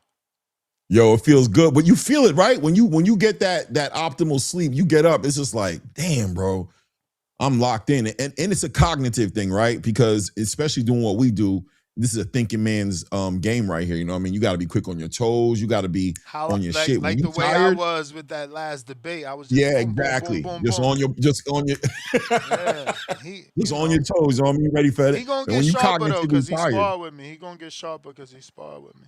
that's the game plan, man. That's the game plan, man. So what we talking about? I see Shakur and You Shannon. know what we talking about? We talking about the Shakur Shannon, the fact that they confused their biggest asset. Their biggest asset since what? McGregor? Right. With a Oh, you talking basketball about Zuffa player. now? Zuffa and Shakur with the announcement with his name. That's what you talking about? Of course. Okay. Well, you said because the Shannon that thing. Fumbleowski. No, I said yeah. We talking this Shannon thing for sure. He Right. doubled down. He's trolling Shakur on Twitter. Did you see the video with Terence? What? No, I didn't see him trolling on Shakur, but I did see the interview. He's got the a couple interview, of you know what I mean? he's got a couple of tweets trolling Shakur, and then he quote tweeted a video of Terence giving Shakur advice after the Artem fight, saying, "Yo, let your hands go," and he's like shrug emoji, like, "See, you know what I'm saying?" He said it too, and you ain't acting like that with him. He ain't ignorant. You feel me? Right. I mean, I thought the conversation was super entertaining. I understood both the guys' standpoint. I mean, I understand Shannon Sharpe coming from a fan's point of view, basically stating that, you know, that's not entertaining to me. That's not what I like in boxing. But also, you know, Shakur kind of cornered him a little bit, basically saying, do you even know what you're watching? I think personally, Ness, I think boxing, it's got, like I always say, like golf or any other sport, if you don't understand the dynamics, like a soccer game, if you don't understand the dynamics of what the game is about and what's happening on there, you might look at it and be like, they're not scoring enough points, right? You might watch a soccer game and be like, damn, 3-1, 2.5 hours or 3 hours of soccer, and all I see was 3 points get scored between two teams. It's like, yeah, but there's a whole game going on in between the scoring. And I think that was Shakur's whole angle, was just like, you're not also giving credit to the fact that the guys who you guys think are good, why can't they catch me? Why can't they hit me? I'm not running around the ring. I'm just moving, hitting, not getting hit. And there's a sweet science to that you just don't see the value in because you really don't know what you're watching. He stopped me. Go ahead. What was who's in charge over there, Clay? What the fuck is going on?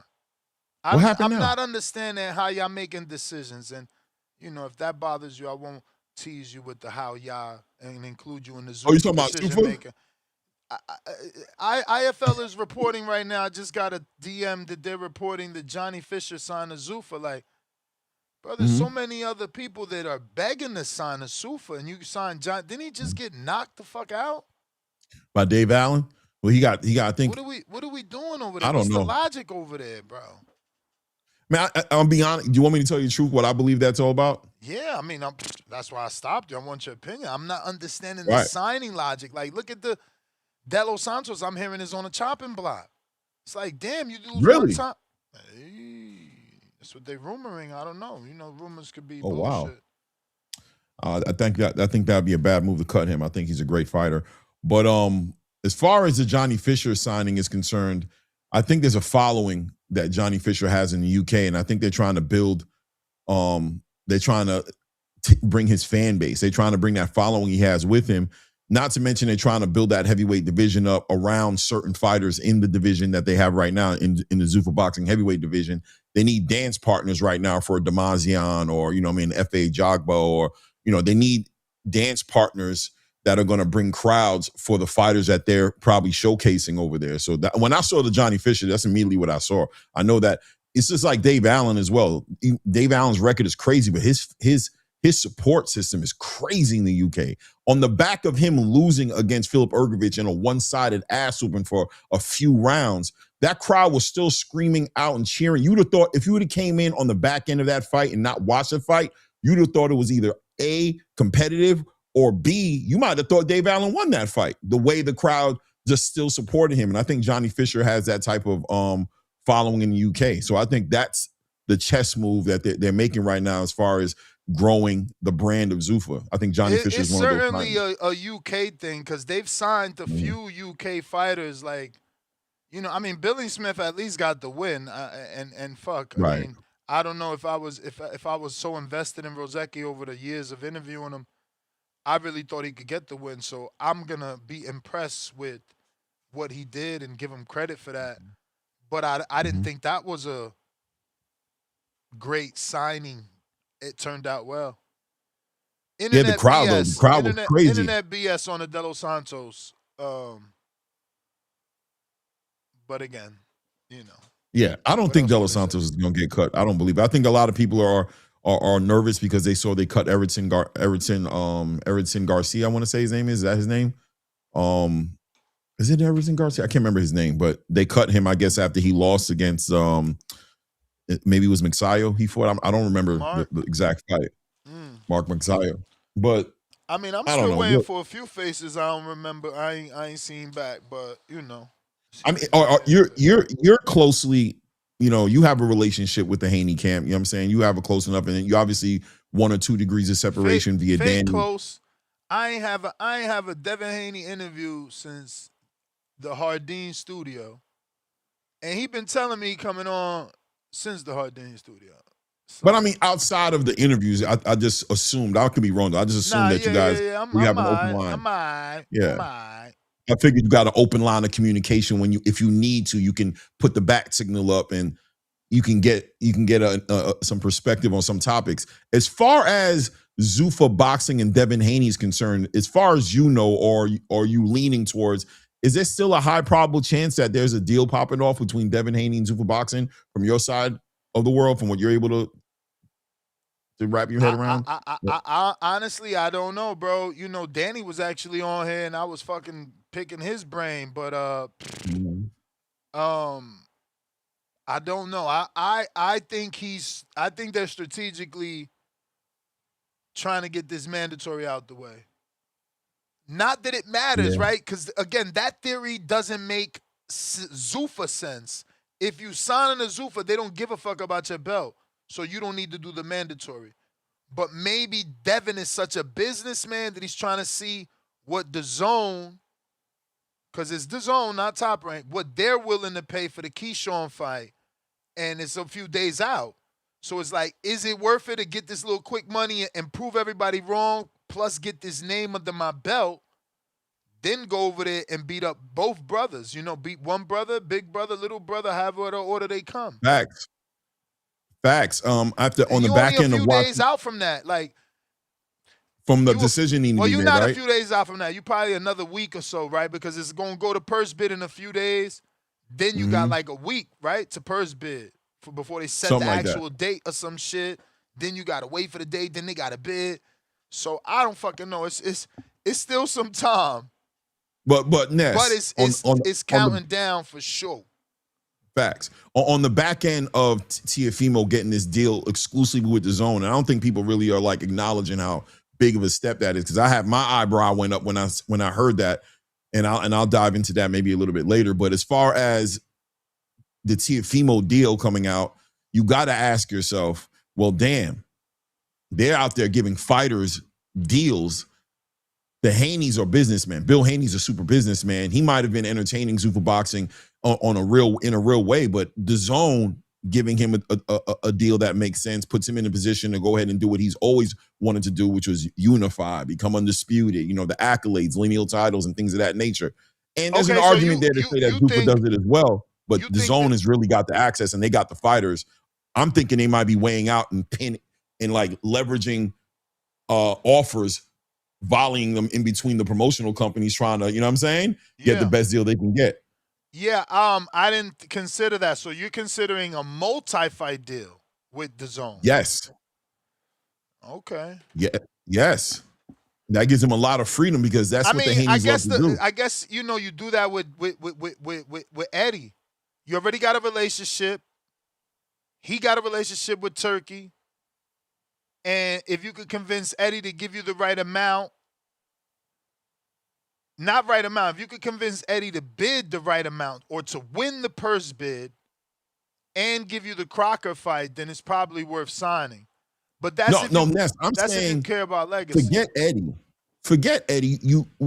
Look at what T.O.'s doing. You don't need Eddie. You should. It looks like from the outside looking in, it looks like you can negotiate a deal directly with the zone without any You know, co-signer or there seems that to be that because remember, I don't know how true those rumors are, but I'm sure you've seen them that PBC signed to the zone, which is not a rumor, that's official. But the rumors right are that Tank isn't is part not. of that deal, and that his Yes, discussions are coming later. So maybe you're right. I mean, there isn't nothing. I didn't see anything from any credible sources that says T.O. got his own deal. From what I know, T.O. uh-huh. still got 2.5 With years Top or Rank. fights. Yeah, with Top Rank. And that fight's on Okay, Top Rank the zone. So I don't know that T.O. did okay. anything on his own. But Well, according to if he did, they got to make it public. But as of right now, I literally texted the other day and they told me he got 2 fights. okay, so let me ask you this, right? Just diving a little bit deeper into it to say, so what's so unique about what Tiafimo's doing with the zone versus what Canelo did with the zone through Matchroom? Or, you know what I'm saying? Through those type of deals. They're I mean, I think they're making the it sound same thing. I think isolated. they're the same thing. I think you're with a promoter, but you're kind of structured with the network. But why is Keith Connolly saying this is the first time that Tiafimo's signing to the zone is the first time the zone has done something like that? That's what Keith Connolly's saying. He's saying this is the first for the So then zone. So maybe what's Top Rank is lying about what's left. I don't know. I right, don't know. right, right. If you're 100%. saying Conley is coming flat out saying it, he's probably right. I'm sure the man ain't gonna make that mistake. Yeah, I guess the question is what about the deal makes it unique? Maybe he's still doing something with Top Rank, but there's something about the deal with Man got no Tiafimo and the service. zone that Keith Connolly's saying separates any other Christian, deal that the zone has done before. he don't got no service. So so you could get ready. I'm sure you know. I'm sure you've seen the viral clip of the dude that shouldered Rolly in the Rolly? chin, Yeah, I've been listen. and I could then have told y'all Rolly ain't somebody to and play then with outside the judo, ring. and then He's and not then somebody to play with outside and the then ring. Rolly will fuck up 7 out of 10 that's outside the not. ring. I'm saying who want to play with him. He's a beast. I'm telling you, he a Yeah, nah, problem. that was pretty funny. It showed that his judo background is real as fuck. You know what I'm saying?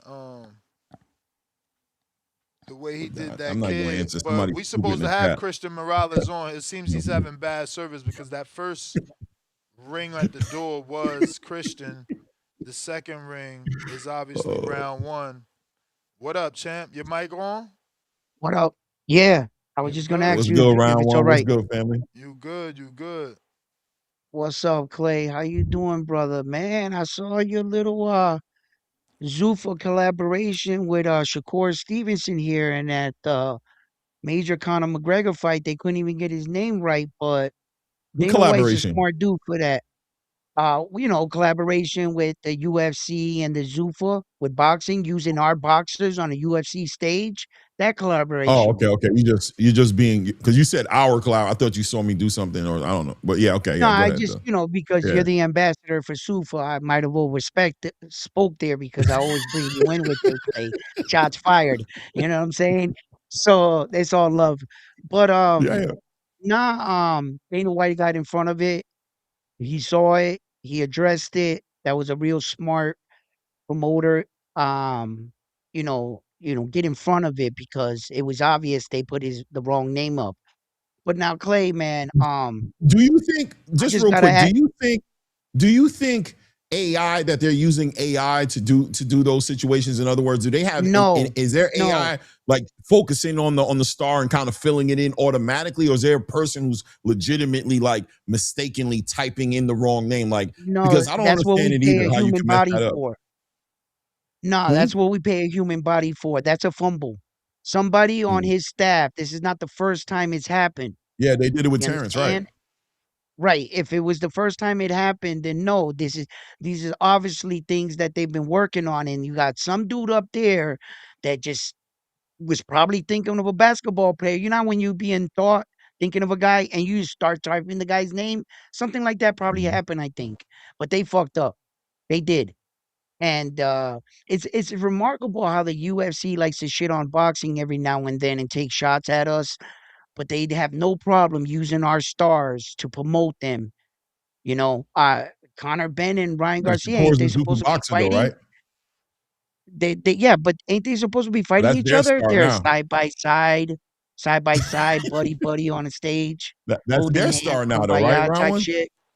Huh? That's their star now, right? Shakur's their star now, right? Well, I can see what money does.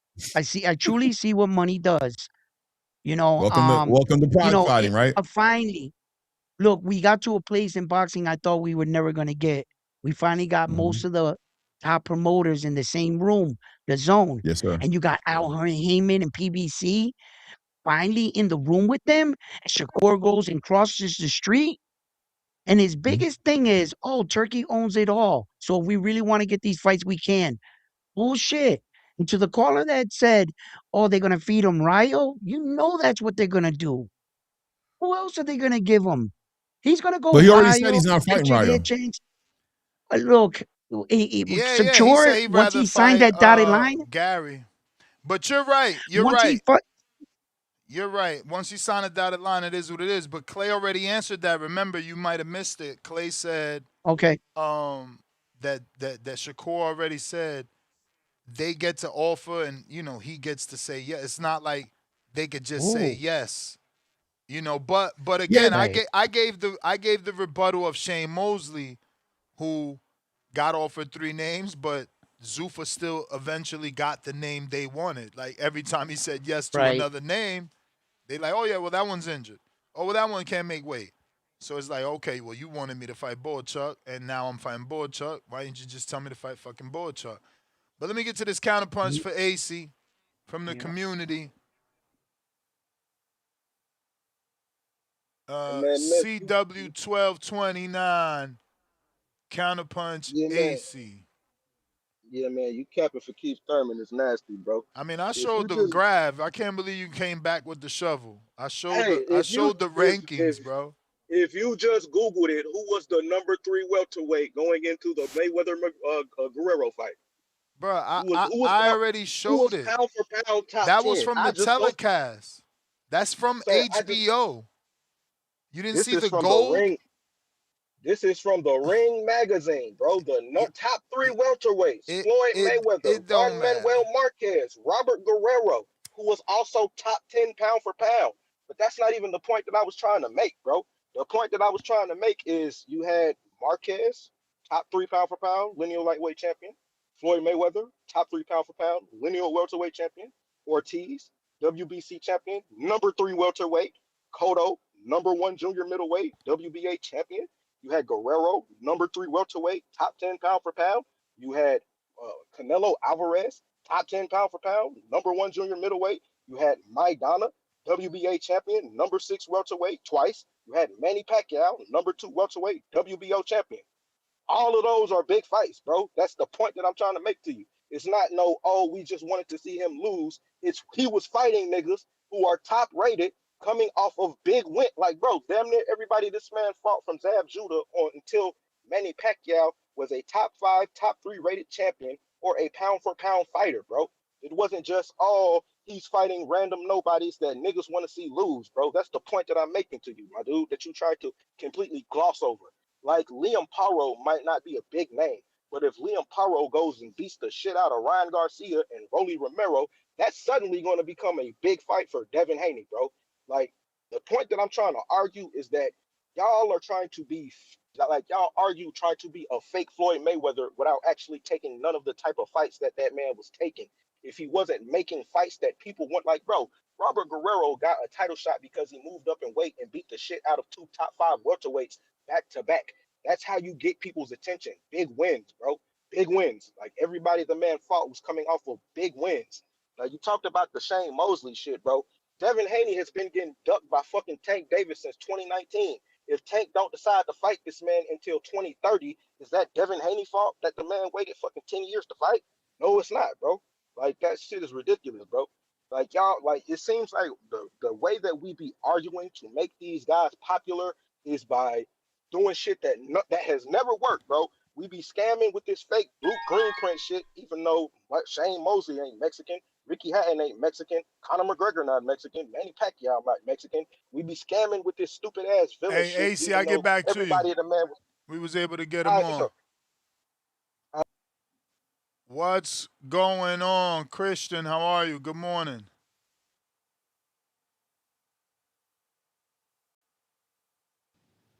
You hear me? Yo, y'all can hear me? Yes, we hear you. How are you? Yeah, how you doing? How you doing? All good, all good. Christian, is it Morales? Yeah, Morales, yeah. What is your nationality? Mexican. Okay. Interesting. My mom's Yeah, last straight name is Mexican. Morales. That's why I asked. I don't know my Spanish though. Oh, no, it's all good. I was born here, but I do know Spanish.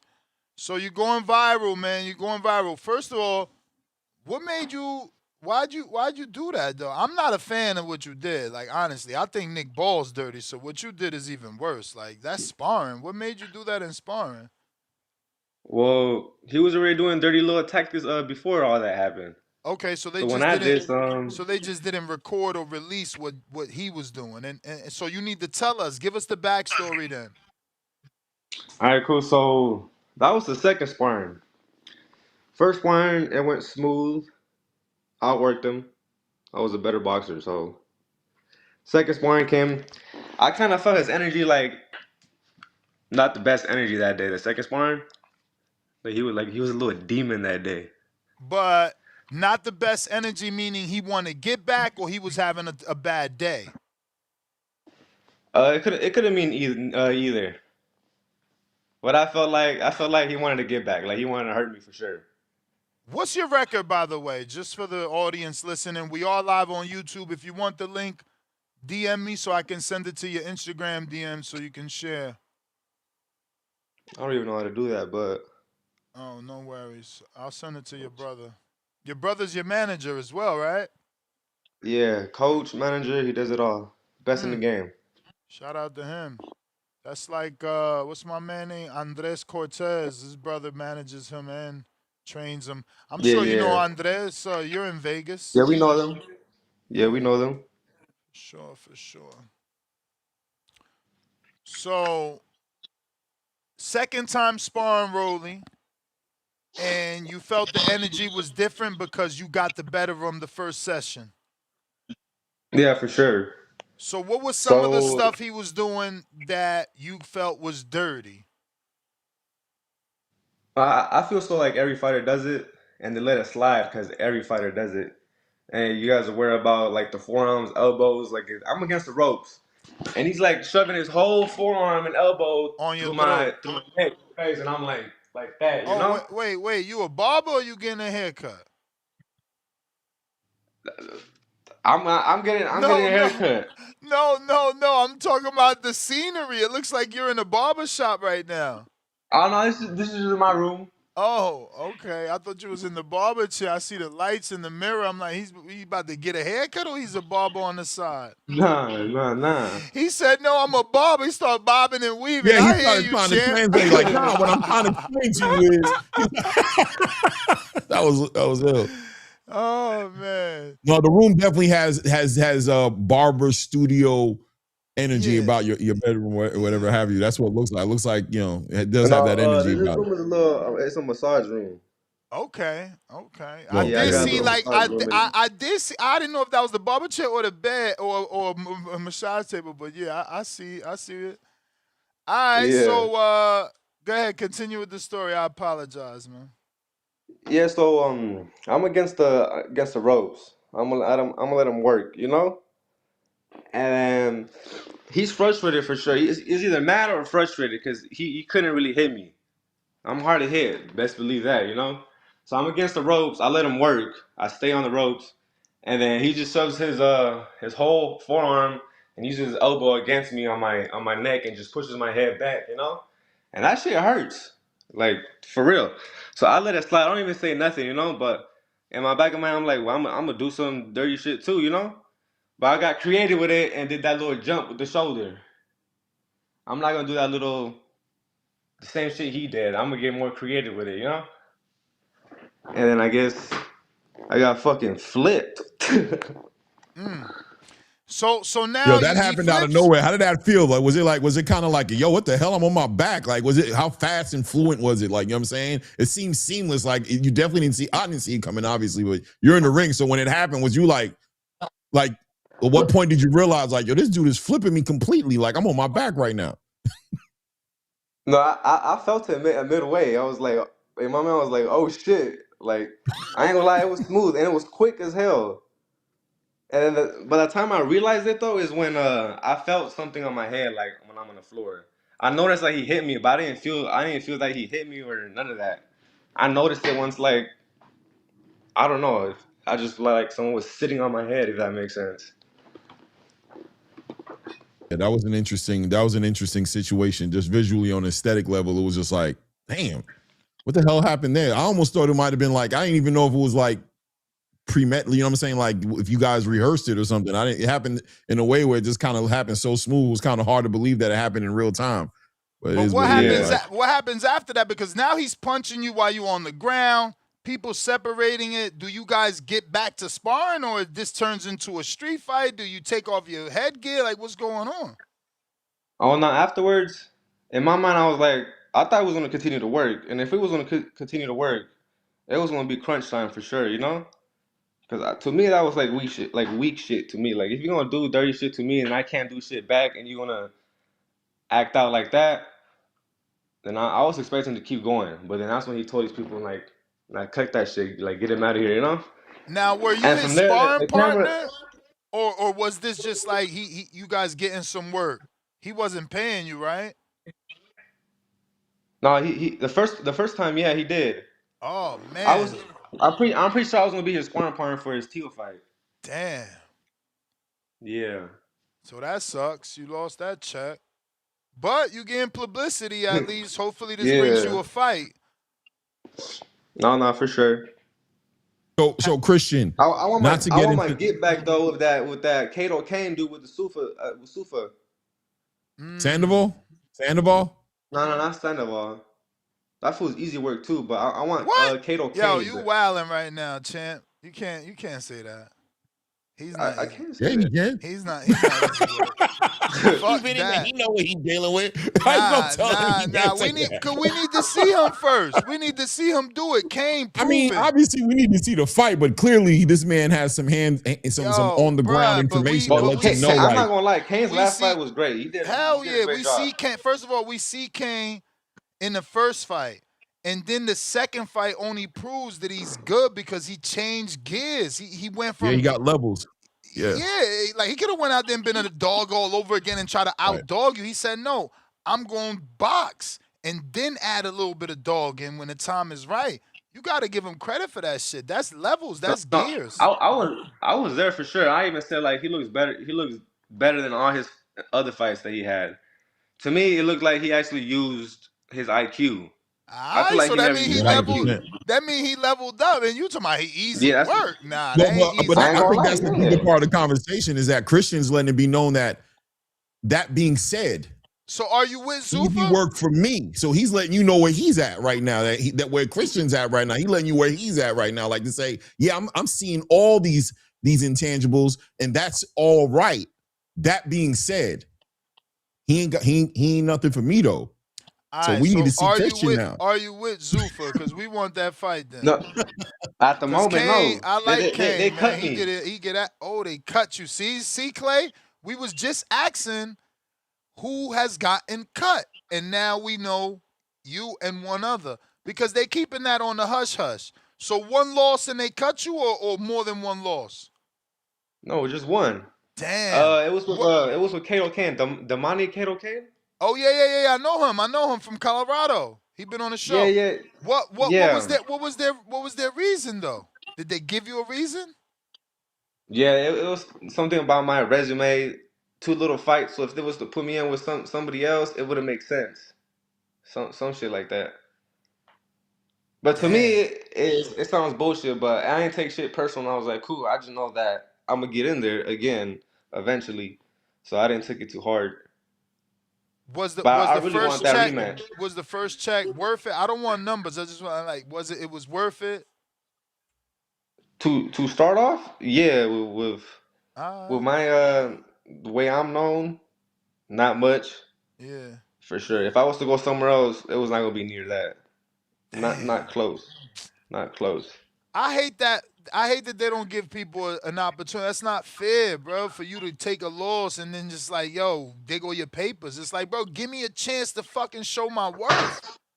When I took that fight, I wasn't fighting or in the gym. Period. I let go of boxing until I got that phone call. So I had a Damn. 2 week notice. Damn. Why'd you let go?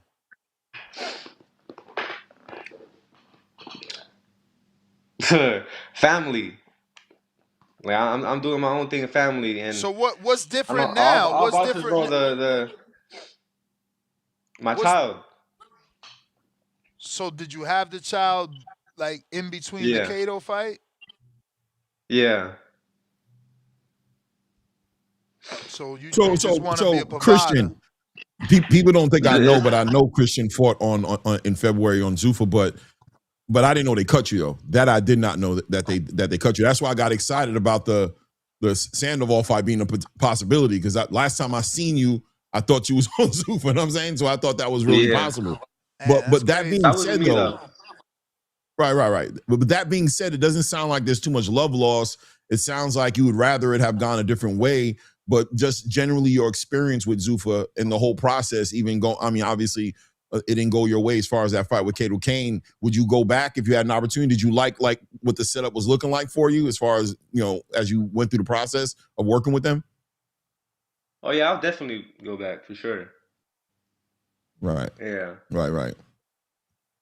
there's no doubt. Yeah, for sure. But you said that if I would take a different route. So, no, I don't regret of taking the fight. So it did teach me something for sure. Right. So I don't regret it. But I know myself, and I know I can beat him. That's why I took the fight, because I know I can beat him. But those 2 weeks and not being in the gym for 4 months straight, not doing shit, but stay on the couch and eat like a piece of shit, and not think about boxing at all. But I knew who I am, so that's why I took the fight, and because I knew I'm way better. So, but it just didn't go my way that night. And I had No a doubt, and man. I saw the light cutting weight for that day for weigh-ins. I saw the light for sure. We talking So like 30 pounds in 2 weeks. so they cut you. Does that immediately take away your access to Zuffa's facility, or did they say, look, we cut you, you can still train here, we'll still give you the meals, or is it like immediately everything stopped? Yeah. Damn. Well, before anything, like it's nothing towards Sufa. Like shout out Sufa, they're doing their thing for sure. No, But of I course. went to I was gonna go to the UFC PI, and I get to the gate, because to enter you gotta go through a gate and security or whatnot, and you tell them your name and why you're here. And I do the usual, and then I said my name, and they're like, hold on, give me a second. They come back to me, and they're like, yeah, boy, we cut you. You're not supposed to come in here no more. Oh And I shit, and I they didn't even told know. you through the intercom? Yeah, they didn't even give Not me. through the Apparently, they gave me an intercom, email. man. Get the fuck out of here. So you ain't, yo, it's like that UFC commercial where you go, the dude goes to the door, he really can't get in. You ain't see that shit Nah, going viral? no, I didn't see that. Oh my God. Nah, Oh hold on. Let my Christian speak though God. a little bit, because that does sound interesting. So you go, it's after the fight, and you going back to the facility now to do your thing, to work out, to do whatever you were doing before the fight, and you get to the security to get in. So there was no formal communication with you as far as via an email or through your manager Through or your somebody saying that they manager. weren't going to move forward with you. Like you didn't know you weren't part of Zuffa anymore at that point, or did you think you still had access to the He facility? clearly didn't know. He But showed up to work. well, he didn't know he had Yeah, I access to started. the facility, but I don't know if he didn't know he He wasn't got on Zuffa fired on anymore. his day off, Clay. Shit So Yo, Christian, crazy. so speak after the on it, fight, Christian. I was in the gym mostly every day from there on out, because I knew like it's go time. Yeah. So it's been 2 months past, And I feel like I was like the only super fighter going there every fucking day. I'm not gonna lie. I ain't seen not a lot of super fighters. So I definitely knew that they knew me around there for sure. Every day, Monday to Saturday. So one day I show up on a Saturday, they're like, "You can't even come in here no more. They cut you." But apparently they did email me. I just didn't. I wasn't aware of it. My manager know they didn't. Now my manager is the one that put me on this interview, not him. I was working with Luis Cortez. What? Andres Yeah, Cortez's brother? yeah. Oh shit, this going viral. This shit, this getting better and better and better. What the fuck? Hey It yo. is what it is. But so Nah, Christian, nah, right? nah, nah, nah, That nah. that Hell no. No, no, no, no, no, no, no, no, no, no, no, no, no, no, no. So how long were you with him, or was this a one fight thing where y'all know each other from Vegas? You like, yo, I need a fight. I'm having this kid. See if you can hook me up with Zuffa. Come on, be honest. With Luis? Yeah. Oh no, he put me on for sure. It was not a one fight thing. It was will be a 3 fight thing, like until the contract was done Supposed to for. be a 3 fight thing. Yes, yes, So he, supposedly. so he also cut you after the one fight. Yeah, you can say that. Holy shit, bro. What is going on? So you don't think you did anything?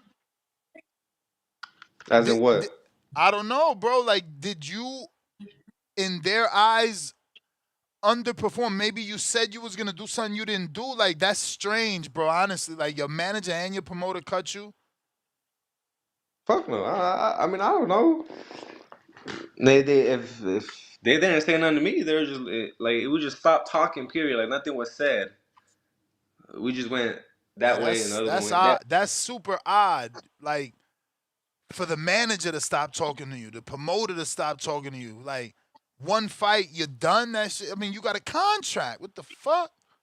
and what happened first? Did you disconnect from Cortez, or did you disconnect from Zuffa? For like which happened first? Like, was it after your deal ended with Good Zuffa? Then question. Did you call Lewis after the intercom situation? Like, yo, they ain't letting me in, and then you find out right. like, yo, he cut you too?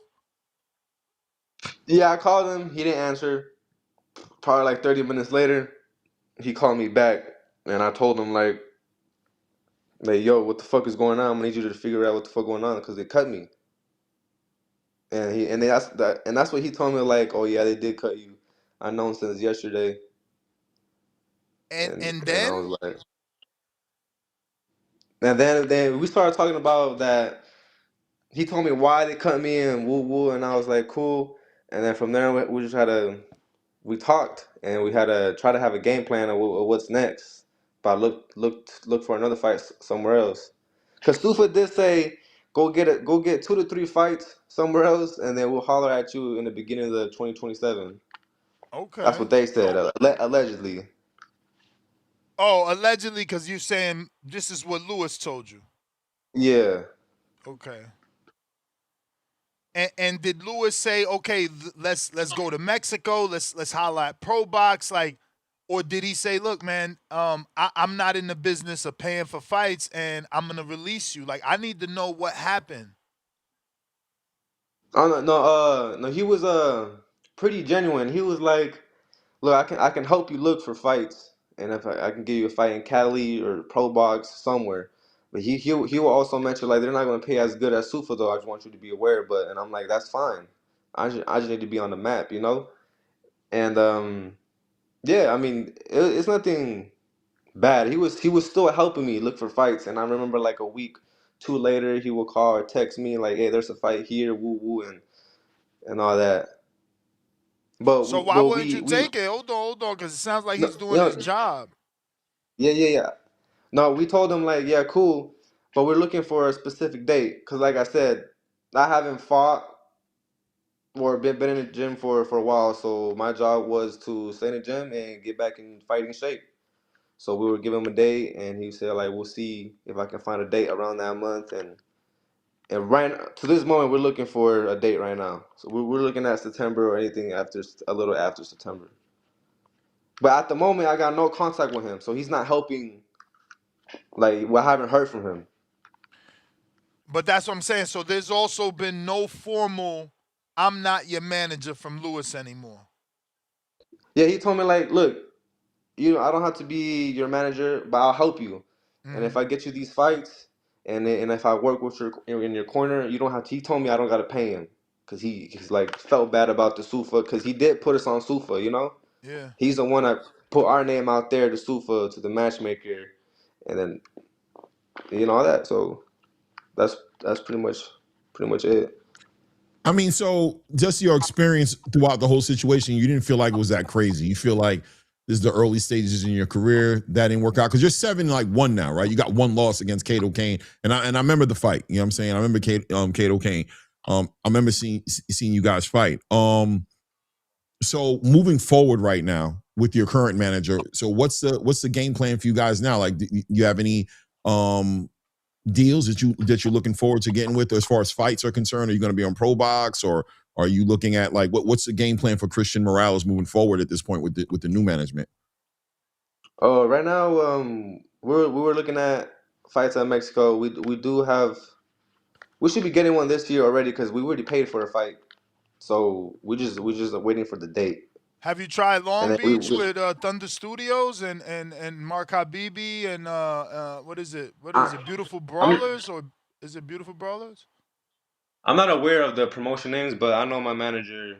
He's been contacting hella promoters, and most of them are out from Cali. So I'm pretty sure one of those promotions or that you just name right now, we're talking to them. Because they doing big things. They're the ones that promote Brandon Adams.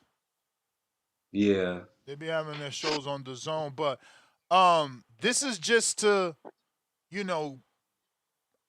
I ain't making fun here. This is just showing you the video. You feel me?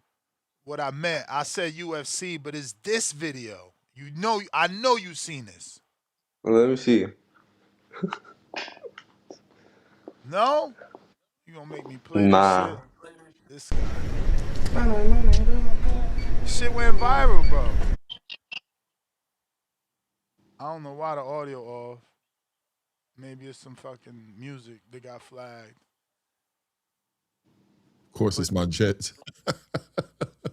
But yeah, he got cut. That's said pretty much how it UFC. turned out. I said UFC because I was wrong. I don't watch other sports. I only watch boxing.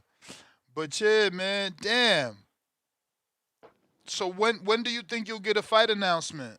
We gonna follow you now, man. You got to make the best of this opportunity.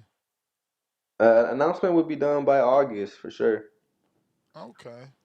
So Christian, also before, I don't know if Ness if you're about to go now, but I want to speak to you a little about the Kato Kane fight because you went into that fight like 7 wins, 7 knockouts, right? So that was your record going into that fight. But Kato Kane was a mover, boxer, you know what I'm saying, stood behind that jab, and it looks like, did you think you were like headhunting a little bit in that fight because you want to get it back? So you feel like there's some adjustments that you could have easily made. What did you see?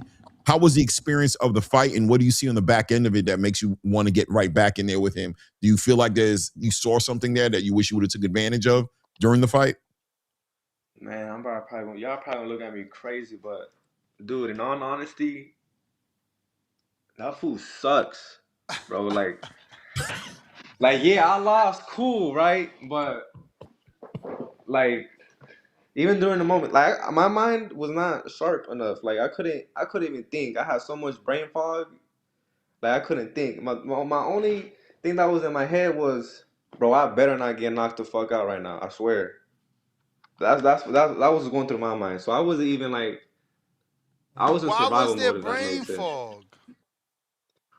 Bro, it's because too much cut. I had to cut a lot of weight. I was done for it. This is my first fight that I had to be picked up to be able to walk to go to the weigh-ins. Like I saw the light. Like I said, I don't know if I was gonna see it the other day. But during the fight, I can't even say during the fight because if I seen it during the fight, then I would have done it, right? So after the fight, I seen it, I was like, there's no way. Like he's not everything I do. If I was A1 that day, everything I do, I could do better than what he does, for sure. I could have got him out of there. I hurt him twice with the way I just came you did. in. No, you definitely. You definitely heard him a couple of times. I don't know if it was twice, but at least twice, right? And I felt like there was definitely a lack of engagement. Like he was definitely trying to like control that range, and he was boxing, staying behind that jab and moving. He's using his movement, but I'll yeah, I was say this interested though. in I what know. you I saw in know. that. Mhm. I'll say this. I know there was feds out there telling him that I haven't been in the gym, and it's only been two Mm. weeks. Because if you notice, he started off pretty strong first round. He already knew like I was out of shape, haven't been in the gym, so he knew all he had to do was just outwork me and outpunch me and everything, and that's exactly what he did. He had a good Yeah, game plan. I'm not gonna take that away from him for sure. He was the better team, better fighter overall that night. but you definitely went. Now, as far as that, you're talking about the weight cut. I noticed a couple of times you fought like at 150. You know what I'm saying? I've seen that you've been up there before. Like, and this is back like 2021 or so. But do you feel like the welterweight division is still the division you want to campaign at? Are you comfortable with that 147 weight class, or do you want to go up? Now 147 is my weight right now. Those times that I Mm-hmm. fight at 150, I didn't know nothing about nutrition. Mm-hmm. You know, I never had a. I'm in a Mexican household, so you can imagine that a lot of Oh yeah, great food in here. You know? So, and I I didn't can know nothing imagine. about nutrition until like learning after all these weigh-ins and fights. So I was just like, cool, like I'm learning. Do you think that there's been somewhat? Would you, if you're going to be honest with yourself, right? Do you think just through your whole journey in the professional boxing game that you do believe you've been as committed as you should be to the sport? Like, do you believe like that you've been as committed as you should be, or do you believe like you've been distracted a little bit more than you needed to be? No, there was moments I was 1 foot in, 1 foot out. Right. So fully Is committed, that no. changed now? Is that different now for Yeah, you? yeah, a lot different. Yeah. Yeah, definitely look for you, man. You had a great record going into that, and like I said, 7 wins, 7 knockouts. Like you never even seen, you know what I mean? You never went the full way now. So that fight right there, I do believe is a fight that will either dial you in or put that other foot out the game, right? And it seems like that fight dialed you in because you definitely feel like you could have done better, and it seems like now you're way more dialed in. Is that fair to say at this point? Yeah, for sure. Man, we fight again. We're not going 4 rounds. I'll tell you that. Right, right. Hey, I'm Champ, looking man, forward give to out it. that social media for anybody that isn't following you and keep us updated. Obviously, you got to work your way back to that rematch. Like they said, a couple of wins, maybe they can do it. Get you a pro box fight, you be right back in there because at least that's televised. So you beat somebody on pro box, is usually worth something because they match well. Yeah, for sure. They say Sufa's gonna contact me soon, apparently. So we'll see about that too. Yeah, I That's got a what's up. feeling. I ain't gonna lie. I Yeah, was shocked to after hear that cutting they me, cut you. they said they're gonna contact me soon. I was like, for sure. Yeah. No, I was shocked to hear that they cut you in the first place. I didn't think nothing happened that bad in that fight. I didn't, when you said you got cut, I was like, damn, I didn't think you got cut. That's why I was getting excited when you said Kane. When you said Kato Kane, I thought you were talking about Kane Sandoval. I got excited because I'm like playing matchmaker in my head, like, what? You talking about? Yeah. But yeah, I wanted that. The minute he said that, I wanted it. I can't believe it. I But know me too. yeah, Yeah. man. All right, Yeah, right. Christian. You would want to see that fight, Kane Sandoval and me? Why Hell not? yeah. What are you talking Bro, about? What do you the way mean? I look with Kato Kane, Well, I I would No, mean, think but like, no, we because you giving you think the you can beat benefit him. of You the said he's doubt, easy. and we Yeah. giving yeah. you the benefit of the doubt. That, like You you said it's gonna saying be that's easy. not And we true. just saw Kane have one of his best fights. No, So for I want to sure. see what that Yeah. looks like. I don't want to see you and Kane Sandoval on the back end of what I saw with you and Kato Kane. I want to see you and Kane Sandoval based off of you saying a fighter that I just saw put on one of his best performances, and you said he's easy work for you. Yo, yeah, I'm dialed in. I want to see Yeah. it. For sure. Okay. For sure. I'll see it happening one day. For sure, for sure. There's a lot of big fights in the welterweight division over there right now. So let's see what happens. Yeah. I'll be at New York for the one coming up right now. Talk my shit. No doubt, no doubt. I might pop out there too. I ain't gonna lie. Yeah. Give out that social media, champ. Social media, everything. I only got TikTok and Instagram. It'll be greatest alive with 2 T's at the end with greatest and 2 E's alive at the end. So greatest alive. Appreciate you, man. Thank you for joining us. Tell your manager, hit me up the minute you guys get something on paper or know anything, bro. Let's bring you back, keep you on the show. For sure. Yeah, I appreciate that. We'll Appreciate you, keep in man. touch. All right. All There you right. have it, Salute, ladies Christian. and Salute, gents. Christian. Mr. Mirales. Interesting story, man. Interesting story. Yeah. Damn, Ness, you jumped all over that. You're like, hold up. They did. I was like, damn, that's gonna get it. He's gonna get into this one. He ain't gonna let this one slide. Yeah. Hey, Rolly, man. Anthony Rolly out here Thrill doing the Boxing bullshit.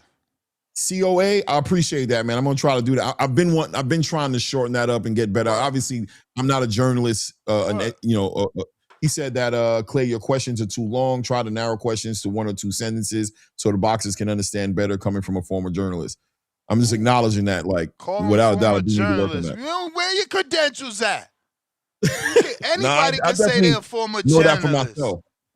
For myself, I want to get better at that without a doubt. So I appreciate it. Even if maybe you were clowning me or maybe he was giving me some constructive criticism, is what it is. Let me get to these callers. Bobby Cuts.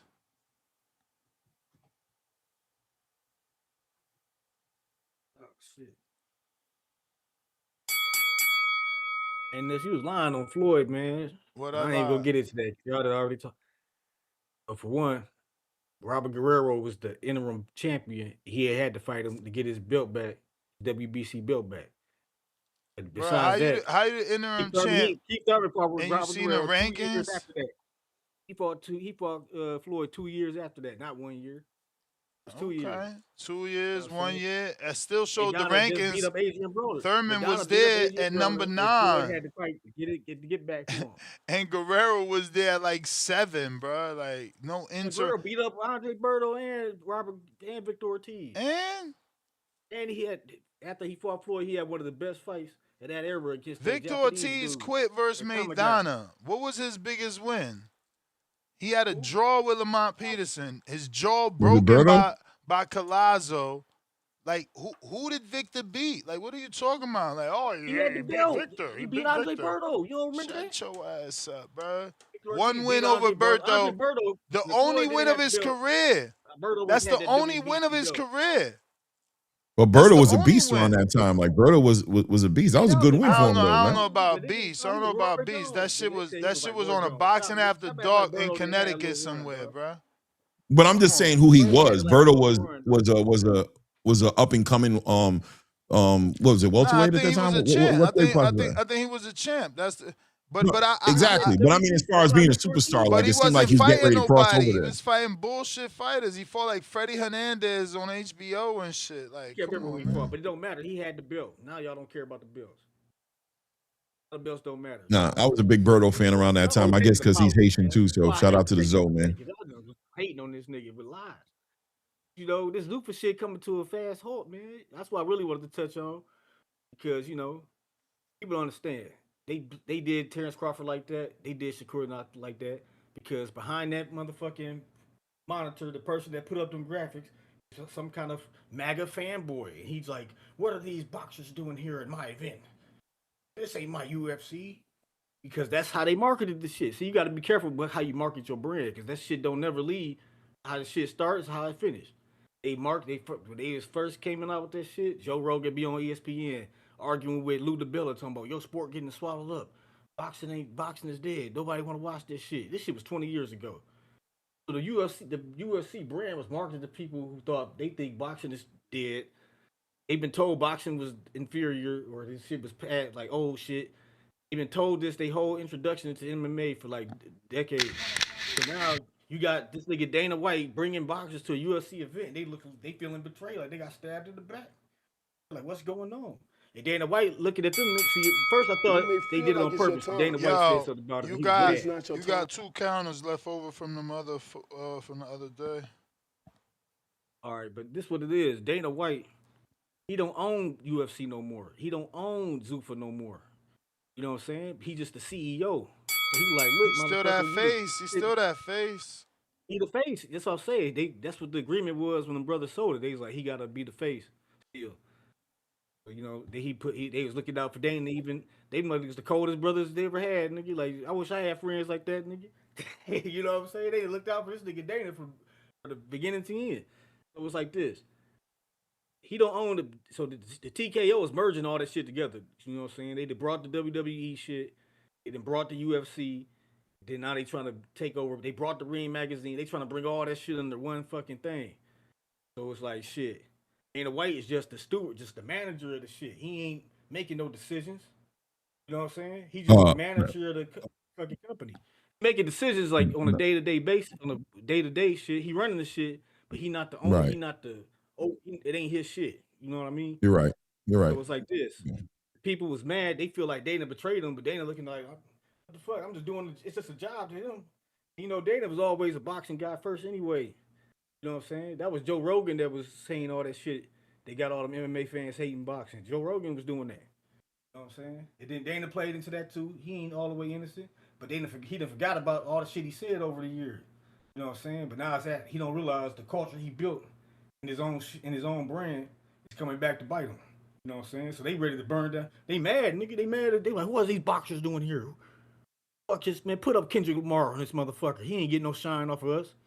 He ain't trying to take our fans. You know, that's how somebody that work at the company probably feel, and they just went rogue on these niggas. You know what I'm saying? It's like shit. That's how it be sometimes. That person probably got fired, and now this person that did it to Shakur Stevenson got fired because these people can't help themselves. You got that cult like MAGA shit going on in your shit. You gonna get people like that just go rogue because they in their feelings about something. You know what I'm saying?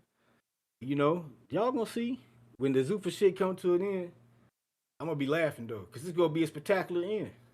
This shit ain't gonna work out how people think, dog. Because you can't boxing cannot be promoted like wrestling or UFC. You just can't. It's not the same thing. It's like they got it the way it was because that's what the fuck it works. That's how it works. You can't make money doing it the way they want to do it. You know what I'm saying?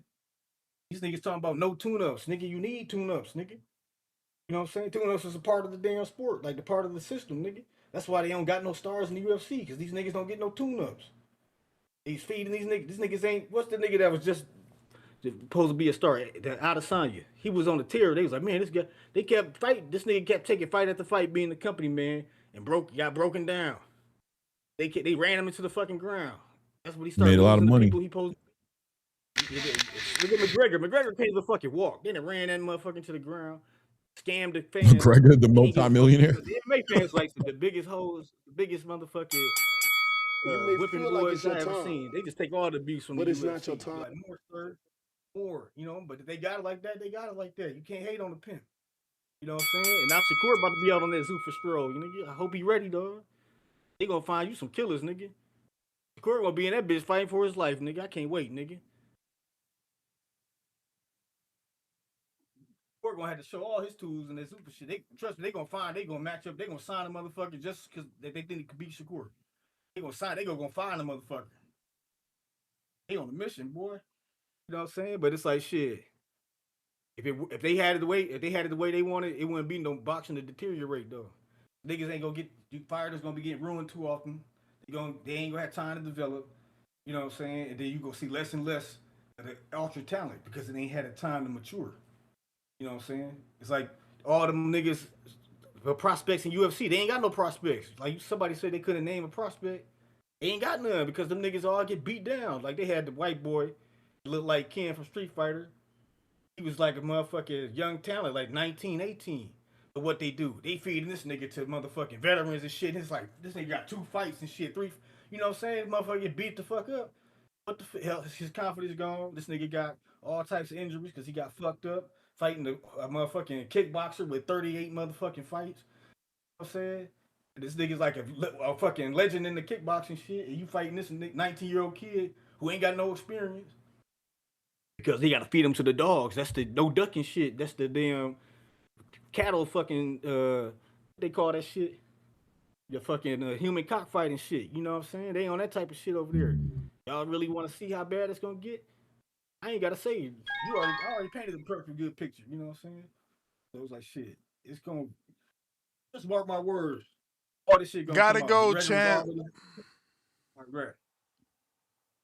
Yeah, I think Amari, what it do? Oh, Amari Jones, what's Yeah. good? What's happening? What up, Assalamu champ? alaikum. Wa alaikum salam. So how you What's good, doing? King?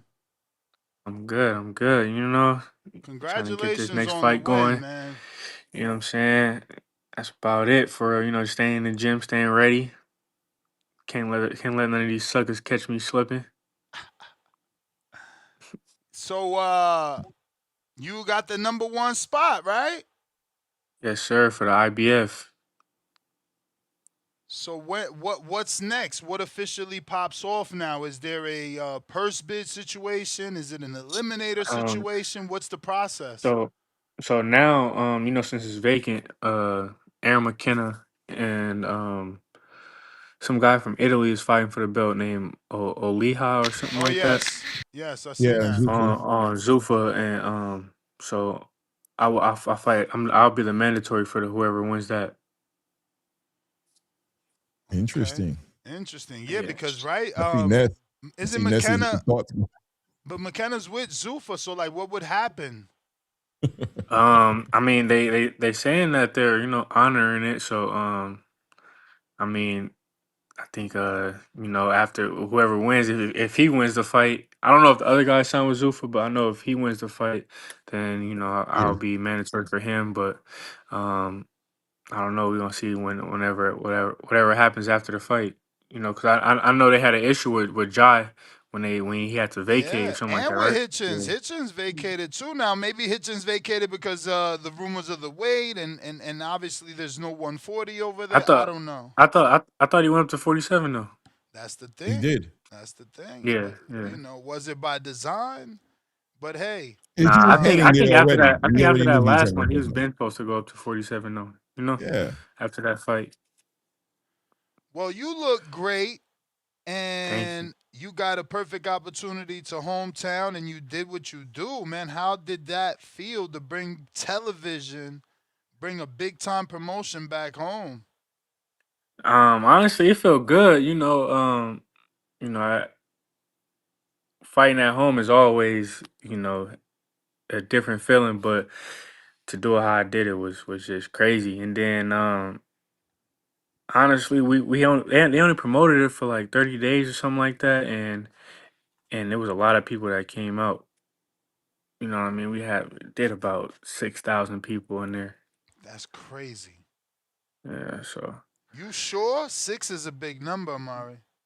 it was it was packed about in there. 6,000. Yeah, for sure, about Damn. 6,000. That was one of the best. Listen, Omari. That's I, crazy, I mean, bro. You know how much better that is than so many people? yes, Remember, I'm remember, telling old you. boy was saying I was fighting in basketball gyms. Remember that? Yeah, yeah, you talking about Jahar.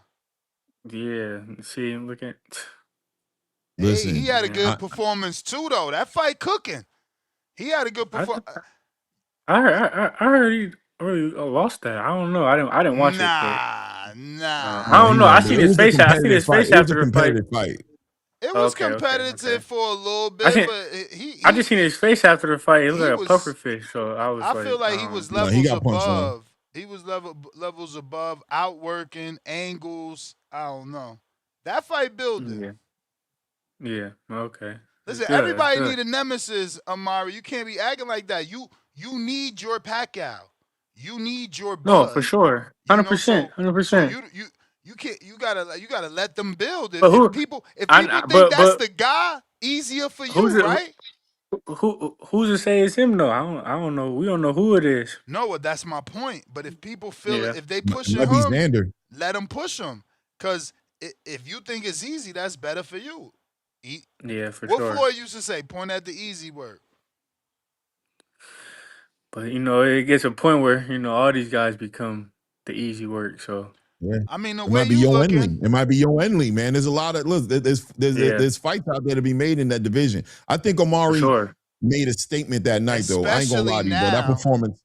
That performance was crazy. Like you really, I like what you're Yes. doing with Virgil Hunter. Virgil Hunter says you remind him of Andre Ward. I don't see you and Andre Negative. Ward looking like each Negative. other. Well, hold on. I don't see you and Andre Ward looking like each other. So it has to be the mentality, right? So what do you think he Nah, I would means say by it? he so with that he always says the athleticism. You know how Okay. athletic Dre was. He says I'm the closest thing athletically to Dre. You know what I'm saying? So I'm able to do a lot of things that Dre was able to do because of my athleticism.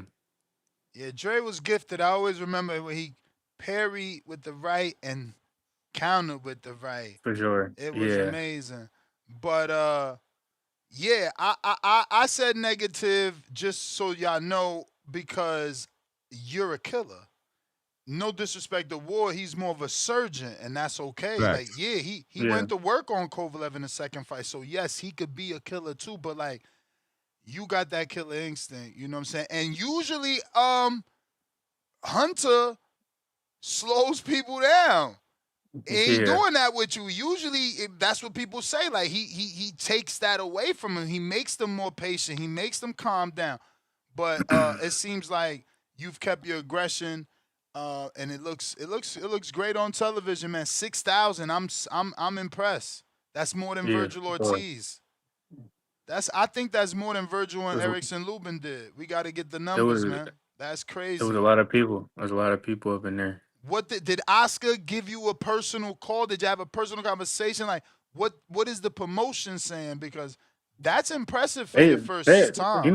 they're excited, and not only I think when I fought in Dallas the first time, when my first fight with Golden Boy, Oscar was saying we want to bring a title back to Oakland, but after seeing that, they was really like, bro, we're trying to bring that back to Oakland. We're gonna Mm. push for that. We're gonna fucking do everything in our power to try to get that back here. So like I said, I know with the right promotion, with the right fight, I'll be able to sell out one of these arenas. That was where the San Jose Sharks play, and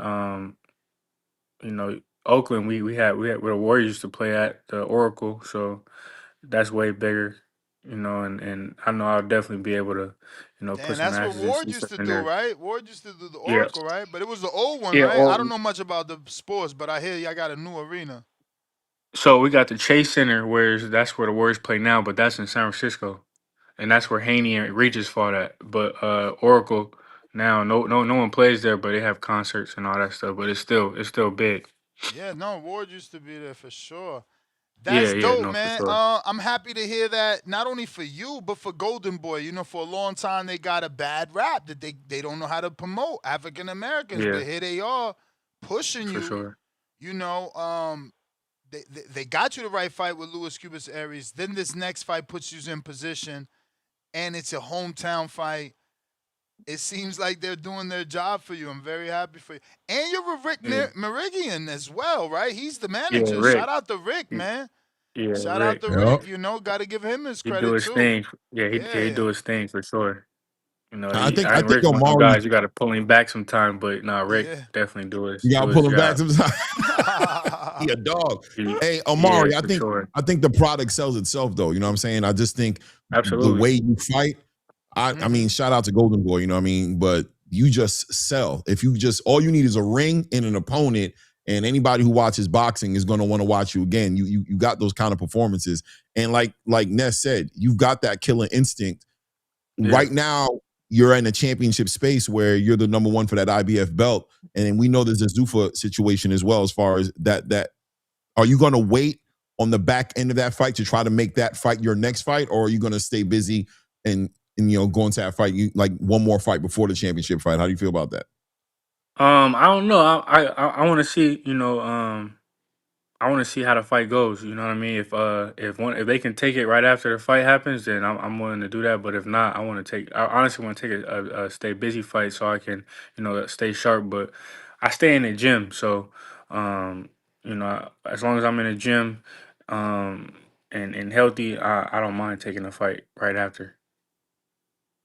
Right, right. Anybody you got your eye on that you'd like to fight, or you doesn't matter? It's just all food because is everybody pretty much I just mean, at of the course, buffet? of course. Right now, I'll love to fight the winner of whoever wins that IBF. But definitely they got Jesus Ramos. I love to fight. I feel like that'll be a great fight. Um, Jahai, of course, because he keeps talking. He, that nigga talks so much, man. It's crazy. Who else? Who else they got in the division? Hey yo. They Yo, got Enley. Vito, Yoenli. Yeah, Xander just Vito. moved up Vito to the signed a division. Matchroom. That's right. Hey, yo, this is such a beautiful time to be a boxing fan. Everybody's on the zone, so Yeah, Yeah. for sure, we for good. sure. And I feel like it's gonna take one of us to kick it off. You know what I mean? To well, not one of us, but two of us to, fight each other, then the whole division gonna just start waking up and it's just gonna get cracking everywhere. So, Mm. um, man, I feel like these fights need to happen so our division get some light on it because right now they say the middleweight division is one of the driest divisions in boxing. So, um, man, so I feel like these guys we gotta start fighting it, even if it means we gotta start fighting now when it's kind of premature. But to start bringing the light on a division, we definitely gotta start doing it. Let me ask you, if they offered you the Ramos fight in Oakland, but obviously, the title isn't on the line because, that's happening with Yeah, McKenna over there. Would you but still he's wait? WBC interim champion though. Yeah, he Okay. is. Would you still Yep. wait or would you take the interim shot? No, I'll take the interim shot. I mean, I'm practically an interim champion now, but I mean, I'll take that fight too. How's 160 treating you as far as making the weight and things of that nature? Are you at home? Do you feel good? Like, how you feel Yeah, about it? I make the way easy. Man, I diet myself. I do everything myself. You know what I mean? When I feel like when it's kind of getting a little tough when you got to start hiring a nutritionist and Right. all that type of stuff. So, um, and not necessarily doesn't always mean that it's tough, but you know, um, I feel like right now I make it easy. I don't have no issues or nothing like that. I don't struggle. I don't be, dehydrated, Right. drained, and all that type of stuff. I'll be good. No doubt. No doubt. I said that because of the rehydration clause, obviously, with the IBF Yeah. to see, how you felt about that. Yeah, nah, I had my last fight they made us do it. I made it easy. So I was like, Perfect. okay, I can do it because I'm Man, not gonna that's lie, crazy. They get Verge y'all Verge warmed was kind up. of like yeah, That was Verge was literally kind gonna of be my like next question to say if you did that on your last fight. Yeah. yeah, Verge was like, man, should we fight for the IBF because of the rehydration and everything? And I was like, yeah, no, I can do it. I can make because I don't get big like that anyway. So I was like, I know I can make it. And then I actually surprised myself though how light I came in for the second day. So it was cool. And you still obviously felt good because you put on that performance, so it felt Yeah, good, yeah, for obviously. Yeah. sure. It was the weigh-in was early, so I had enough time to still get rest and what I mean and eat and everything like that. No doubt, no doubt, no doubt.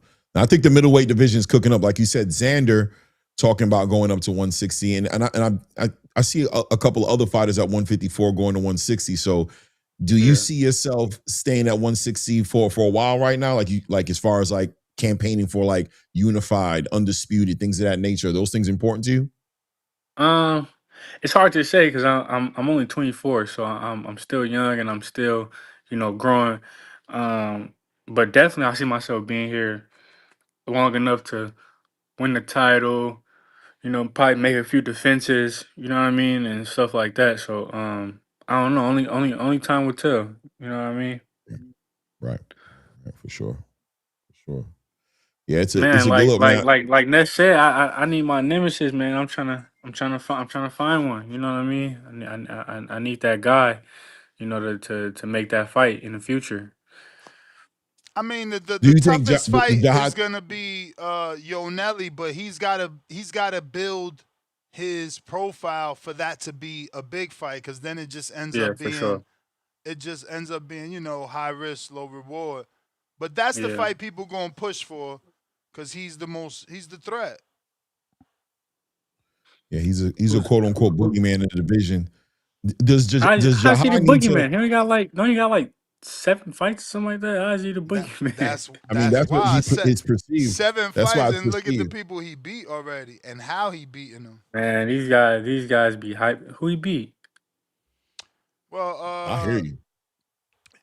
what's his name? He beat the hell out of Chiron, and Chiron did well with David. And I get it. To you, listen, that's what you're supposed to do. Hey, For sure. yeah, I'm thinking Terrell was a if good if win he too. His if he last one beating was a up good one. these elite level guys, then it's like okay, he's doing. But come on, yeah, but who in the elite level is gonna get in there with him? look Ain't look look nobody, look how I ain't beat up nobody Arius. Look signing how I up. beat up Arius. Yeah, that's what he Aries. did. That's what he did to Chiron. I mean, nobody. No, it's great. Nobody said I'm the boogeyman. Look what I did to Aries. Yeah, I mean you got to keep doing that. Yeah. I mean, I hear you though, Amari. I see the angle you're coming at with, but I mean, Yoenli does come with Yeah. like a somewhat of a dark energy around him. He does is kind of like a scary thing around it, kind of like how Subriel was for a little bit at 140, right? But Mm-hmm. obviously, that's one of the biggest fights. I mean, I'm not the biggest fights as far as money fights, but that's a fight right there that people would look Listen, forward to seeing you and Yoenli jump for at sure. that fight. Jahad was taking Yeah, it. Jahad was taking Yeah. it. But he wanted 500,000, and I'm with that. That might sound like a lot of money for somebody that ain't make that money. I get it, but that's a tough ass fight. Everybody's saying no. Laura turned it down. Hella people been turning that kid down. And if yeah, it ain't no belt on the line and it's a high risk fight, at least pay the dude decent money. Um, Yeah. that was and he was willing to take it. That was a good fight too. I mean, again, Yonelli, he's gonna need a name in order to be somebody, but he's just a threat that the hardcores are definitely gonna push towards you. But Laura Yeah. might be the most long lasting established name, and Johnny Beck seems to say he's coming back, but he got the stigma of testing positive. Yeah. For sure. I definitely. No one likes to cheat, but um, I feel like with the right testing, everything like that, we can make it happen too with Janet Beck. Nice, nice, because he still got the WBO. I'm sure he's champion in recess. Yeah, for sure. I wonder why they didn't strip him. IBF stripped him. I don't really know how the WBO rules go or the politics of that, but you know what I Now mean. you said it, I feel politics. like You know, they they they they they they, they they, look at it they like definitely should have give stripped him a him. chance. I Yeah, think it's yeah, a. for sure. I think they did him like Bumgarner. Remember they put Bumgarner on a probation period. yeah. Yeah, But shouldn't it Bomb almost be Gardner, over though, right? Something like this year. I who? mean, shit, it don't even matter. Janet It don't. Beck. Yeah. I think it's wasn't it? I don't even want to. I don't want to misquote. I 'Cause I know they're thought. supposed to fight in like December last year against Laura, so it's supposed to probably like around that time or something because it's supposed to be for a year. Mm, Yeah, but I think they I would stripped think. Janet Beck of all his titles. I don't think he's sitting on any titles right now. no, he Is got the he? W. He got something in the WBO. Whether he's got full belt or recess, he got something. Remember, Okay. he put in a petition not to be stripped and to have the suspension shortened and everything. What did he test positive for? Man, I don't Damn remember it, everything now. it felt like that man. It was a list. He was on real Oh, life stuff. Like he wasn't. It wasn't like a tainted supplement. He was on something. I know yeah, that he was having a hard time making the weight for one fight. And I know he got sick and he couldn't even make the weight. So I wonder. I thought it was interesting that Ness said he expects him to come back to 160. I mean Um. that's what he yeah, said, and he put in for his belt. Belt. Okay. Okay. It is what it is, right? It is what it is, man. But Amari, man, it was great. That was a great surprise for me. I know Ness knew you was coming up, but I saw him like, yo, Amari Jones, that's crazy. You know what I'm saying? So yeah, shout for out to sure, you, for Hockey. You know sure. what I'm saying? I see you doing I you doing appreciate your thing, man.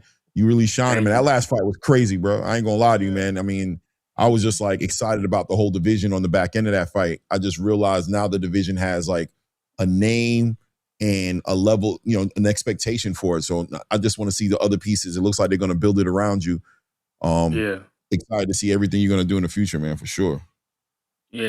Trying to get this hardware so I become, get my stock in the division. You know what I mean? Right now, I'm just a touted prospect, but once I get that hardware, I'll become a solidified piece to the puzzle.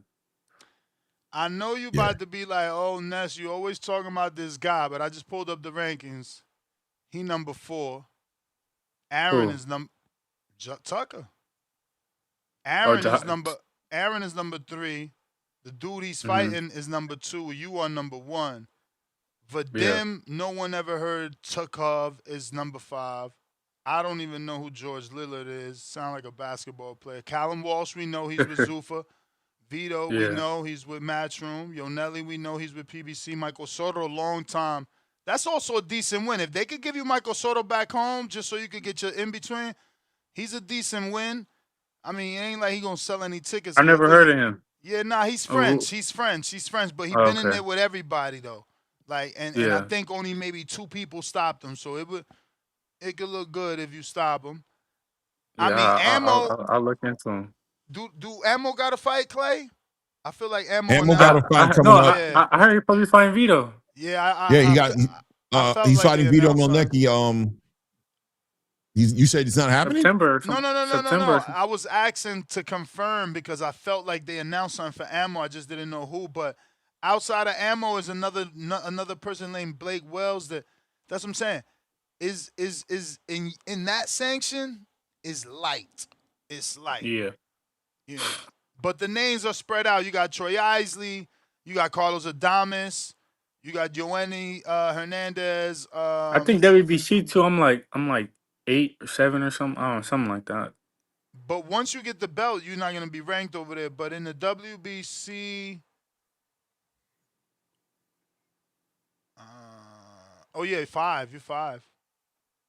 Number Oh, I said 5. I just got moved up even closer because last time I checked, I wasn't even that high. Yeah. In front of you is some dude named Fedor Chevakassian, and then I don't know, Belial, Gutiga, a bunch of people we don't know. Then Yonelli, and another Yeah. dude we don't know. I don't know who the fuck Nura Stalton is. Yeah, I never heard of him neither. Nah, it's you got Andre Kazaraskis, but he's all the way in the bottom at number 12. Jahai is 14. Callum Walsh is 10. Ammo 9. Troy 8. Mosley, that's a great fight, 7. Vito 6. U 5. And I already told you the top 4. I guess the WBA, same thing, same names, kinda. And Cedeno just lost, right? He just Yeah, yeah, he lost that's to the guy that fought Jahai. Jahai. Yeah, he Yeah. lost to Jahai. But Was I was he mean, was he supposed to be like a good prospect or something like that? he was I never undefeated heard of. puncher. He was undefeated puncher, an Olympian Mhm. too. Olympian. He was Oh, signed okay. to I bet you they won't give him to you though. Eric Priest. Golden Boy got Eric Mm. Priest. They won't He ain't give That him getting that it. to you. name that And he name beat even came and across the table. he beat Aries too, but he went 10 with Aries. So that's a build up right there. And y'all both West Yeah. Coast. They was calling him Yeah. the new Nah. Ryan Garcia at one point, but his power hasn't shown up. Yeah. That name ain't even got brought up, even mentioned, nothing. Yeah, they're not gonna but do that. I They're not but doing that. I love to take that fight though. They're not doing that, man. They're not gonna do it. Yeah. They're not gonna do it. Not unless it's some real hardware on the line and it builds up some kind of momentum. That'll be a bad situation. Because I think they like the pretty boy. They want him to kind of be a face Yeah. over there. They don't want Omari to get up in there and blend him. That'll Yeah. be a In his bad look. career. I don't know if it's gonna end it, but I'll it'll watch definitely it. be a step back. It'll be a bad look. I mean, I think it'll be a good look because it's a great fight, but I think anyway. It is what it is. But I just don't think. It's I think it boxing could though, be real it's bad. you can't claim to beat the best and don't fight the best. So you know. No doubt, no doubt, no doubt. How you feel about? You said Rick Morigian is a little, he's a dog, man. But I mean, he's gonna Yeah, fight for those big fights right now over at the for zone. sure. You got the across the street politics has been smashed, so that you can go get the big fights now, right? So once you pick up a Yeah. belt, we're looking at Honestly, I feel like even when that was a thing, I don't like the way Rick Good worked. I morning, my don't feel bad. like that would even matter. You know, like I said, he's a dog. He gonna get you the most, and try to get you the best opportunities possible. So I'm happy that that's my manager, yeah. and he does his job the way he does it. Yeah, I think he's a dog. I think he's a good dude to have on your team. I mean, obviously we see what's going on in the space with Virgil and everything like that, but for the most part, you want somebody in your corner who's just gonna be mean for you, right? He's gonna be Yeah, mean for for sure. you. You ain't got to even worry about it. Sometimes I'll be telling Rick, "Hey, nah, Rick is good, it's good," and he be like, "Nah, we gonna do this, we gonna do." But I'd rather have somebody like that than to be telling somebody, "Man, you're not doing your job." You know what I mean? Like I'd take that over that any Mm-hmm. day. For real. Yeah, we don't want the public defenders. You got yourself a paid one. You got Yeah, yourself a paid. You yeah. know what I'm saying? No, He gonna 100%, get what you need. 100%. No doubt, Champ, no doubt, man, man. I appreciate you jumping on, man. Give out that social media. Follow And me on the gram at official Amari Jones. I appreciate you, Ness. You know, it's nah, you always already know, always man. love. Reach out the minute we know something. If we gonna get a hometown fight, let's start For pushing it. sure. It's all good. Thank you. Appreciate you, man. All right, Thank all you. right, All Aki. right, Assalamu peace. alaikum. All right. Walaikum salam, rahmatullahi barakatuh, family. Have a good one. There you have it. I'm Mari Jones. We're going back to these phone líneas. Big If, New York, New York. Yeah, we about a week out though. You hear me? We about a week out, right? Yes, sir. Yo, salute, man. Salute. Hey, yo, first of all, man. First of all, Rolly, salute Rolly, man. Salute Rolly. That takedown, I loved it. I watched it multiple times. As a multidisciplinary martial artist myself, listen, man. I know this is a hardcore boxing show, but I will kick the shit out of one. Now I'm playing around, man. But salute to the son, man. Salute to the son, man. Salute to Joe Button, aka Ness of TBV, and salute to Ice, aka Clay of TBV, man. Salute to y'all and salute to the chat and all that, man. You heard? Yo, I gotta say this really quick though. The Gassier fight, a lot of sports they do this sometimes, but giving the camera to the referee, that felt like I was watching a video game. Like it was so close and it was so intimate. I love that. And I appreciate that. I wish more boxing shows will do that. A lot of sporting events, they do that, putting the camera on the referee's ear. Like that's a very close up, intimate situation. I like that. But salute, man. And hey, yo, so the callers a lot of time, everybody kept talking and making really good points. But I'm gonna keep it a buck, man. First of all, I'm biased because I'm a Shakur type of fan. Fuck with Lara. I was defending Mayweather back in the day when everybody was saying, yo, Mayweather's boring and he's running and all that. And to be honest, like Money Mayweather, the boring guy, the guy who was running, he made close to a bill. He pushed Pretty Boy Floyd to a bill and towards the end of his career, man. So I appreciate that. But I think it's all opinion, man. Whether you like it, whether you think it's boring, or I don't think it's boring. I like being analytical while watching fights or watching sports in general. And so I really don't have a problem with that. But I think, like Ness said, I think Shakur should embrace that villain role, man. That's what pushed Floyd towards the quote unquote running and boring part of his career. That villain role, that like being obnoxious, the green print, like fighting, antagonizing Mexican fans, and then fighting the fighters on Mexican holidays. He should definitely embrace that. If he embraces that and just be obnoxious, I know that's probably not in his DNA and all that, but you got to turn this around, man, because I don't know, man. He got to turn this around somehow because I'm not one of those guys that fall into the your boring category. But I love his fight. But I definitely understand the sentiment that a lot of boxing fans have towards that. But Shannon's post though, Shannon's post was actually making Shakur's point that yo, you don't really know in my Floyd Roger Mayweather's voice, you don't really know shit about boxing because the point of Shannon was like you're boring. But the point of Bud and Andre wasn't you're boring. They were being analytical about certain sequences and fights where they felt like Shakur was having a hard time trying to figure him out. So those are two different conversations have going on. And lastly, salute to the interview you had Christian. I don't know. I hope Dana White is really a fan of boxing and he just doesn't have a hard on for competing with Eddie and Oscar and boxing promoters because that dropping people. I think Ness mentioned Edwin De Los Santos or whatever too early on. Just dropping Yeah, people but that Los randomly. That's Santos manager said that's internet rumors, but Oh, okay. I know, no worries, no worries. But anyway, salute to the Joe Budden and the Ice of TBV, aka Ness and Clay, man. Salute to y'all. I'm out, man. Peace. Peace, family. Peace. Yeah, I thought that was interesting. The Christian Morales, him getting cut. I ain't gonna lie, that caught me off guard a little bit. But I don't, we don't know the ins and outs. But it didn't seem like he felt like it was horrible. Sometimes people don't tell you everything as far as like all the intangibles involved in certain decisions being made. But yeah, man, I'm excited. Hopefully, he's gonna get back. Like he said he's hearing rumors that they're gonna be reaching back out to him. I didn't think that performance was cut worthy that he had with Kato Kane. It is what it is, though. Yeah, it's hard out here, man. Vega.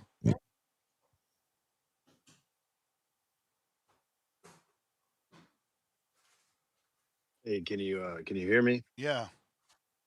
All right, yeah. Good afternoon. Salute to the panel. Appreciate the chat. I love Step my away. host. All right, see ya. In regards to the topic, uh, I kind of agree a little bit with Brandon, Maurice earlier. I'm not really sure why this is that big of a deal to speak about it once again.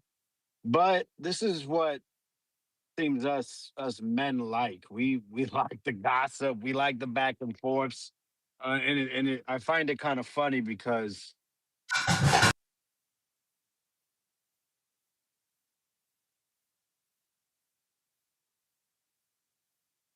yeah, Yo, my is it bad. Can me? you Am hear I? me? They can hear? Okay, go ahead. My bad. Yeah, I didn't no, hear you for a minute. I don't. my audio changed. Yeah, it changed to my car. Okay. Sorry for that. Okay. Yeah, apologies. But yeah, No, no man, it problem. just seems like we like the gossip and the bullshit, the back and forths, the guys, you know, I guess getting what's the right word? I wouldn't say emotional, but let's say excited, right? To It was pretty obvious when Shakur got in that interview. He it was his this he knew this was his moment to get back to have this conversation. And you saw Shannon Sharpe. He uh he had some emotion built up as well from what Shakur had said earlier about his situation. So just two guys being sensitive the way I look at it. Um at the end of the day, if you ask me like, oh, who do I think was more in the right or the wrong, if I guess that's the point of this show. I side with Shakur. How are you gonna have an opinion on something as a show where this is what you do? You say an opinion, such as his nightcap show. They literally would go live right after a nightly event, a game. Usually a game and a soccer game. Will it be an NFL game on Sunday nights? NBA game, big game, whatever it may be. That's what they do. They recap what they just saw, and Shannon Sharpe has his opinion, but when Shakur was basically asking him, "Well, what about my style is boring?" He couldn't give an answer. Well, that kind of shows me that I believe him. He's not doing his homework. I think he's affected by a narrative put out there from other people, and it stuck with him. I agree with Shakur. I don't think he's been watching his fights. He didn't watch the Josh Padley fight. People say, well, Padley was a late notice. He's an electrician. Okay, sure. But was that fight boring? No. Cepeda, was that fight boring? No. I think with the Tio, people say it was boring because Shakur never turned it up another notch. But I wasn't bored in that fight at all. I thought he showed a pretty high skill level, and he proved that he was much better than Tio. I think that's really was the issue, is that it kind of felt that he could have turned it up and tried to at least stop Tio a little bit more. But people forget Tio showed some resistance in the back half of that fight. But I get it. Most of us are mindless, thoughtless creatures that just want to see two people bang each other in the head. There is this thing called YouTube. I would just put bum fights or people hitting each other, and you can get that fix. Boxing's it's a martial arts, an art form that's been developed over 100 years, possibly even 200 years. I'm sure if you really go through the history and whatnot. It can be very sophisticated, especially as you get to the top. All these little details matter. But anyways, and I think people have to realize Shakur's just not going to knock people out like that when it comes to a certain. It is what it is. Bitch about it, sure, but I think the biggest thing I'm getting is uh, people want to talk about Shakur. It's funny. They say he's boring, but then he can put 8, 10, 12,000, 18,000 people with his name being in the headline. They can get those people to pay for tickets. If he's so boring, then why do people keep tuning in? Why is he doing 1 million views? If he's so, and it's not like he did it once or twice. He's done it multiple times on ESPN. He's put over 10,000 people in a stadium multiple times. He's constantly has his name connected to the top fighters. So if he's really so boring, why do people care to talk? Why are we talking about him again? Why is he connected to fight everybody that they say is the best? Why is Shannon Sharpe constantly talking about him? So for all we know, maybe this was planned. Maybe him and Shannon had a conversation beforehand, and with the Zupa announcement, saw it as saw an opportunity to help each other. Because look, it's been the chatter. It's not just the chatter in the boxing world. It's definitely been all over my timeline. And if you didn't know who Shakur Stevenson was, you at least know who Jalen Williams is, right? Ha ha ha. I just want to touch up on this fucking Wait, announcement, man. What a wait, disgusting. wait, Vega. If I could just volley something your ways, I Yeah. think you got a little more time because Ness is not on here. I think I'm Shakur here. has I'm been. here. I'm here paying full attention. Well, I mean, I to put the Just pressure Danny on him because I Crawford. don't want to work on his time, but it looks like we got a little bit of time. So just as far as I think Shakur has embraced the idea of being the heel. I think he's embraced it. I think, watching him go back and forth with Shannon, people like to say that he got into his feelings. I saw somebody who was composed and who was just like, listen, man, I'm going to confront you. Floyd had those moments where he confronted reporters, you know what I'm saying, who had certain ideas about who he was. He was just, he was feeding the beast as well. He was the heel, but at the same time, Shakur is going to defend himself. But I thought he stayed composed from what I could tell. It looked like Shannon got in his feelings. Like Shakur was just letting him know, frankly, to say that if you can speak to me frankly about how you feel about me, let me speak to you frankly about how I feel about your acumen in the sport that you're talking about and how you should stay in your lane. Respectfully, Unc. I agree. I think it was pretty obvious Shannon was more into his feelings than Shakur, but Shakur He's had still in composure, his but he feelings. That's why he tweeting so much. No, right. he's But just I mean, we can't Shakur. act He's like just we Shakur. can't act like Shakur wasn't in his feelings at all. I mean, that's the whole point. I mean, he But is Shakur a was more in a sensitive human troll being. mode. He was more trolling, like, come on, Unc, laugh out loud. He was like laughing and shit, like, bro. Like he was more like, bro, you don't really know this sport and laughing at that. Then I don't Well, I know. mean, I think That's he was how I took laughing it. at Shannon getting into his feelings too, just to be like, "Now, come on, don't take it personal. It's not like you getting upset. I didn't take it personal. You came at me, so now I'm just speaking back at you. And you acting like I've Mm-hmm. gone too far. You keep Well, acting like I've gone too far. Don't do that. We having a good time. You love talking to me. Remember? Come on now. That's what I saw. yeah, but Shannon did remind him that he did speak on a personal thing, a Yeah. lawsuit. But that was So later though. That was later. right, right, right. So But Shannon that's And, already, still and that's taking why I Shakur said say I away wasn't from. speaking on that. that's why I Shakur say cleared. He's like, "What? I'm not talking about that." He's saying, "I'm not," because Shannon tried to say that, and he said, "We'll talk about it off camera." Because Shakur was like, "Wait. That's not what I was doing. Don't do that. You getting your. I wasn't trying to bring Right. it to that. That's what Right. Shakur. You know what I And mean?" that's because Shannon was in his feelings the whole time, which I think that's what people are missing. But yeah, you said I guess he's embracing the heel. Whatever. Shout out J Dub, you know what I'm saying? NBA champion. That was crazy, man. I'm glad Dana White uh, spoke about it. You can't be having that. You can't be talking about how you're gonna take over boxing. And the biggest signing you have, you don't have it perfect. I'm sorry. You need to be perfect in these type of bro, and moments. they did it And to that kind of Bud too though. yeah, so I think it's pretty obvious someone in the UFC production doesn't like boxing Damn, you or think it's doesn't like that these deep? boxers. Oh, for sure. How do you do? I mean, Bud is definitely pretty recognizable because it was definitely around I mean, after Arrow, before, after Damn. Canelo, like let's be real. And now Shakur, which Zufa and UFC are under the same umbrella. He's Shakur's been was at the weigh-in. He's you know what I'm saying he's on the social media sites being shared. Dana sharing them. Of course they knew who Shakur Stevenson was. Like let's be real. Someone at UFC don't like the boxing thing. I think it's pretty clear because remember there is a pushback with the fighters of UFC looking at how Zuffa signing guys for 15 mil. So maybe there's an issue with the production as well because Zuffa has their own production. Maybe there's more to it, but yeah, it is what it is. But onto that, I just want to speak before I leave about that card.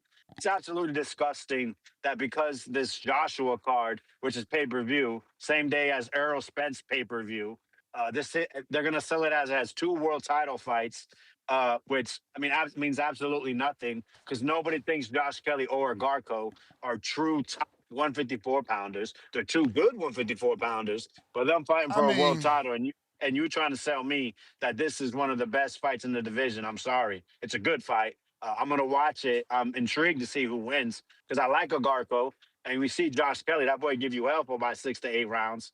But I don't think the winner of this can beat a Boots. I think Xander can make 154 again and beat this guy. Virgil Ortiz off of legal problems got him. Everyone's got Fundora stopping both these guys. I mean, so that's what 3, 4 guys I named top of my head. So yeah. Anyways, And then this fucking Hamza Shiraz shit. Listen, I've watched Simon, what's his name? Zakenhuber, Southpaw, kind of tall, decent guy, not a bad fighter at all. And people are really gonna shit on this because he legit lost his last fight, a 6 rounder on I think it was the Fury, what's his name, Arslanbek. I'm gonna give Simon a little bit of, I'm gonna give him a little grace. That fight was on short notice. He was training for a 10 rounder. He's been fighting 10 rounders. Uh, what people don't tell you, the way you fight a 6 rounder and the way you fight a 10 rounder are completely different. This guy, Powell, August, Polish guy, moved to UK when he was in a young teen, is notorious for taking fights on short notice, couple of weeks, a month, fighting 6 rounders. He knew how to manage a better 6 rounder, and Simon was coming on at that fight. I think the best thing would have been that they rematch. It's kind of funny how Simon gets a title shot off a 6 round loss, and Powell, well, actually, he won a fight that nobody saw. And now Powell has to fight this guy that might be a monster, they say, and Jacob Bank, who just stopped William Skull. It's just kind of funny how that all works out, but Damn, absolutely somebody stop disgraceful. Skull. Yeah, Jacob Bank. He's from Denmark. We don't know. I mean, what? Who's the other Danish guy we know? Is Mikkel Kessler from Kessler, Denmark? yeah, An Kessler. Iceland? Yeah, The so Viking. yeah, he had his last fight against a dude from like Namibia or somewhere in one of the in Africa, and he looked kind of good, and then he kind of just faded away in a decision after he stopped William Skull. So I don't know how much this is going to tell us about Jacob Bank, but he's in position. He won a WBC eliminator, so he's allegedly in position to fight in Billy versus Canelo. Let's all laugh at that for a second. Ha ha ha! A lot of jokes this call. But yeah, and he had the WBO Global title, whatever the fuck that means. So maybe the winner of this can fight Shiraz as well. But all right, man, that's my call. Appreciate you. All right. What up, Tom? Yeah. What up, Tone? What up, Long time no gang? speak, man. How you been, man? I see you outside. I know what you've been up to, but I ain't been able to holler at you. So congratulations, man. You just keep on showing improvement, man. How you been? I appreciate you, man. Just trying to be a content creator that's entertaining, man, and not No, you carry doing it. bags. You're doing it. Yeah, man. Just not trying to be a bag carrier. Just trying to create content. Respectfully. What's up, man? Y'all been out there. Y'all been out there. Subliminal to me? No. Hey, I've was never what seen happened? you play. Ness was That's to that other guy. I'm like, We what? ain't I missed it. We ain't gonna say no I names. missed If it went over your head, you ain't catch it. You ain't a true two-tone superstar fan. Oh, okay. My bad. No, All no, right, no. you right. That ain't a shot at you. I'm just saying for the rest No, of them. I know. You're saying something else is going on that if I watch Two Tone enough, I know what that's about. Yeah. Yeah, man. Just trying to be a content creator. But in regards to Shakur Stevenson, Shannon Sharpe, I got some takeaways. For one, Shannon Sharpe, bad podcaster. Horrible podcaster, because you, of all people, could have destroyed the man Shakur Stevenson. For one, you have a yellow jacket. Ness, you know what a yellow jacket is? Hall of Fame, my baby. Yeah. So Shannon Sharpe could have said, yo, Shakur, let me point to my closet. I have a yellow jacket. Now, my Hall of Fame ain't the bullshit boxing Hall of Fame where they let Rocky get into this shit and Ivan Radcash get into this shit. My NFL jacket means I was really that nigga in my sport. That means I was that guy. Also, Shakur Stevenson has never played or ever boxed in a game like the Super Bowl. And Shannon Sharpe, how many rings he got? How many championship rings Shannon Sharpe got? 3? Is it 2? I know he got one with the Broncos and got some shit with the Ravens. And the man has a Super Bowl ring. A Super Bowl ring trumps any type of belt. Let's just be clear. Any type of belt. They had some nigga on Saturday fight on the zone that's a WBA heavyweight champion. We don't know who the fuck that is. So there ain't no NFL unless you the motherfucking camera guy or the tag along bitch on the NFL. If you got a Super Bowl ring, you are that nigga. Also, Shannon Sharpe is arguably top 3 at his position in NFL history. in his position. Shakur, you're not the top. Damn, like in NFL history? Yeah. History. Yeah. Top 3? History. Yes, I don't know if he's top arguably. 3, but he's top, like he's one of the best tight ends ever played the game, period. To ever play the game. Facts. Also, when they say, oh, you put your life on the line, Shannon Sharpe played in the NFL where they weren't protecting players. Shannon Sharpe had to go up against Ronnie Lott, my nigga. Shannon Sharpe had to go against niggas that was head hunting. When you talk about your life on the line, when you a tight end going across the middle, you guaranteed for a car crash. So, like Shannon Sharpe, you got too emotional, bro. You could have easily destroyed Shakur Stevenson. Also, when niggas is talking about, he couldn't explain the style, I'm a casual. Fuck your style. This shit's fucking boring, nigga. It's boring. Ness, can you cook a steak better than Gordon Ramsay? Hell no. Absolutely not. If Gordon Ramsay gives you a steak, do you have a right to say it's fucking trash? If I bought that shit, hell yeah. Yeah, do you have, can Gordon Ramsay say, oh my God, I've had 1,900 cookbooks? No, I don't give a fuck, nigga. This shit's trash. Nigga, your style is boring. It's boring. I'm a casual. I'm Shannon Sharpe. I pay my $80 to watch your fight, and to me, it was boring. Now, to me, as a casual content creator, I like Shakur Stevenson's style, but that's me. But the Clarissa Shields of the worlds, the Bud Crawfords of the world, I can't say Bud. Bud Crawford's exciting. But Shakur and Clarissa, y'all gonna go to those platforms that's not on these YouTube streets. You couldn't get that interview off on the Nestor Gibbs. You couldn't get that interview off on the Two-Tone Superstar. You couldn't get that off on the Clay. Stop, bro. Stop. Both sides emotional as fuck. Both sides argue like Clarissa Shields. That's just a chiller killers. I say that respectfully. I think, Tone, not to push back, but it's probably going to sound like I'm pushing back, right? But at the end of the day, I think everything you said about Shannon Sharpe and his right and to be a fan, to say I like something versus I don't like something, I think that's fair play. But I think on the other side of the argument, I think it's in Shakur Stevenson's right to stand his ground like he did in that interview, to be like, yo, respectfully, you said all of that, and that's what's up.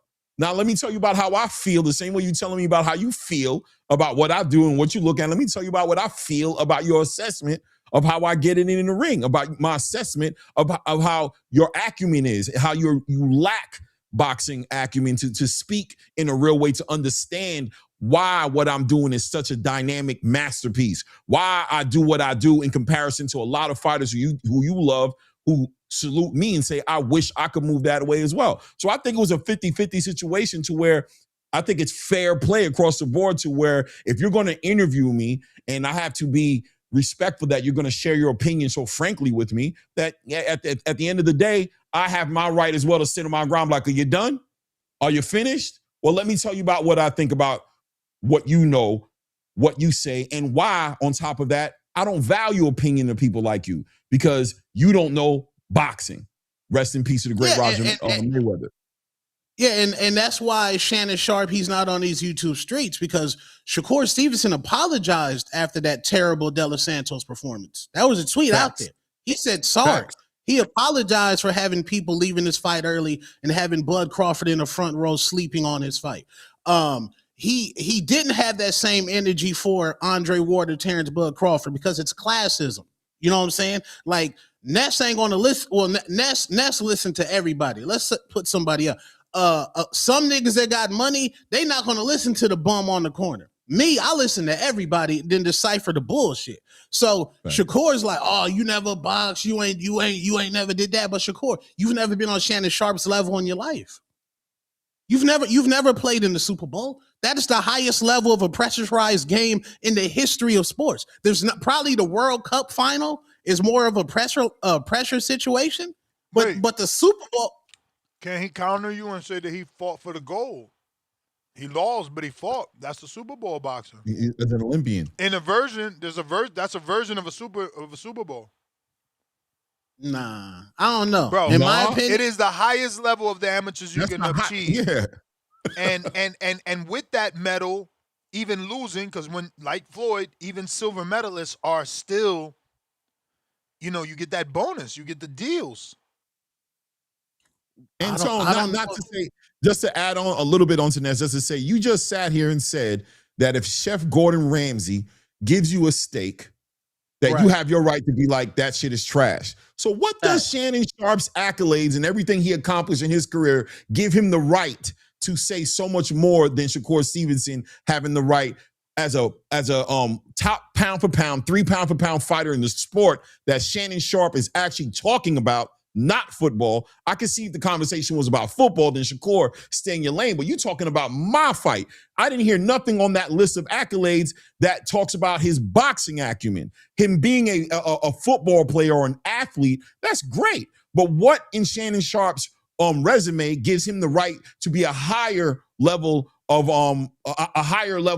a teacher or somebody who has more weight to speak in the game of boxing than Shakur Stevenson? Nothing.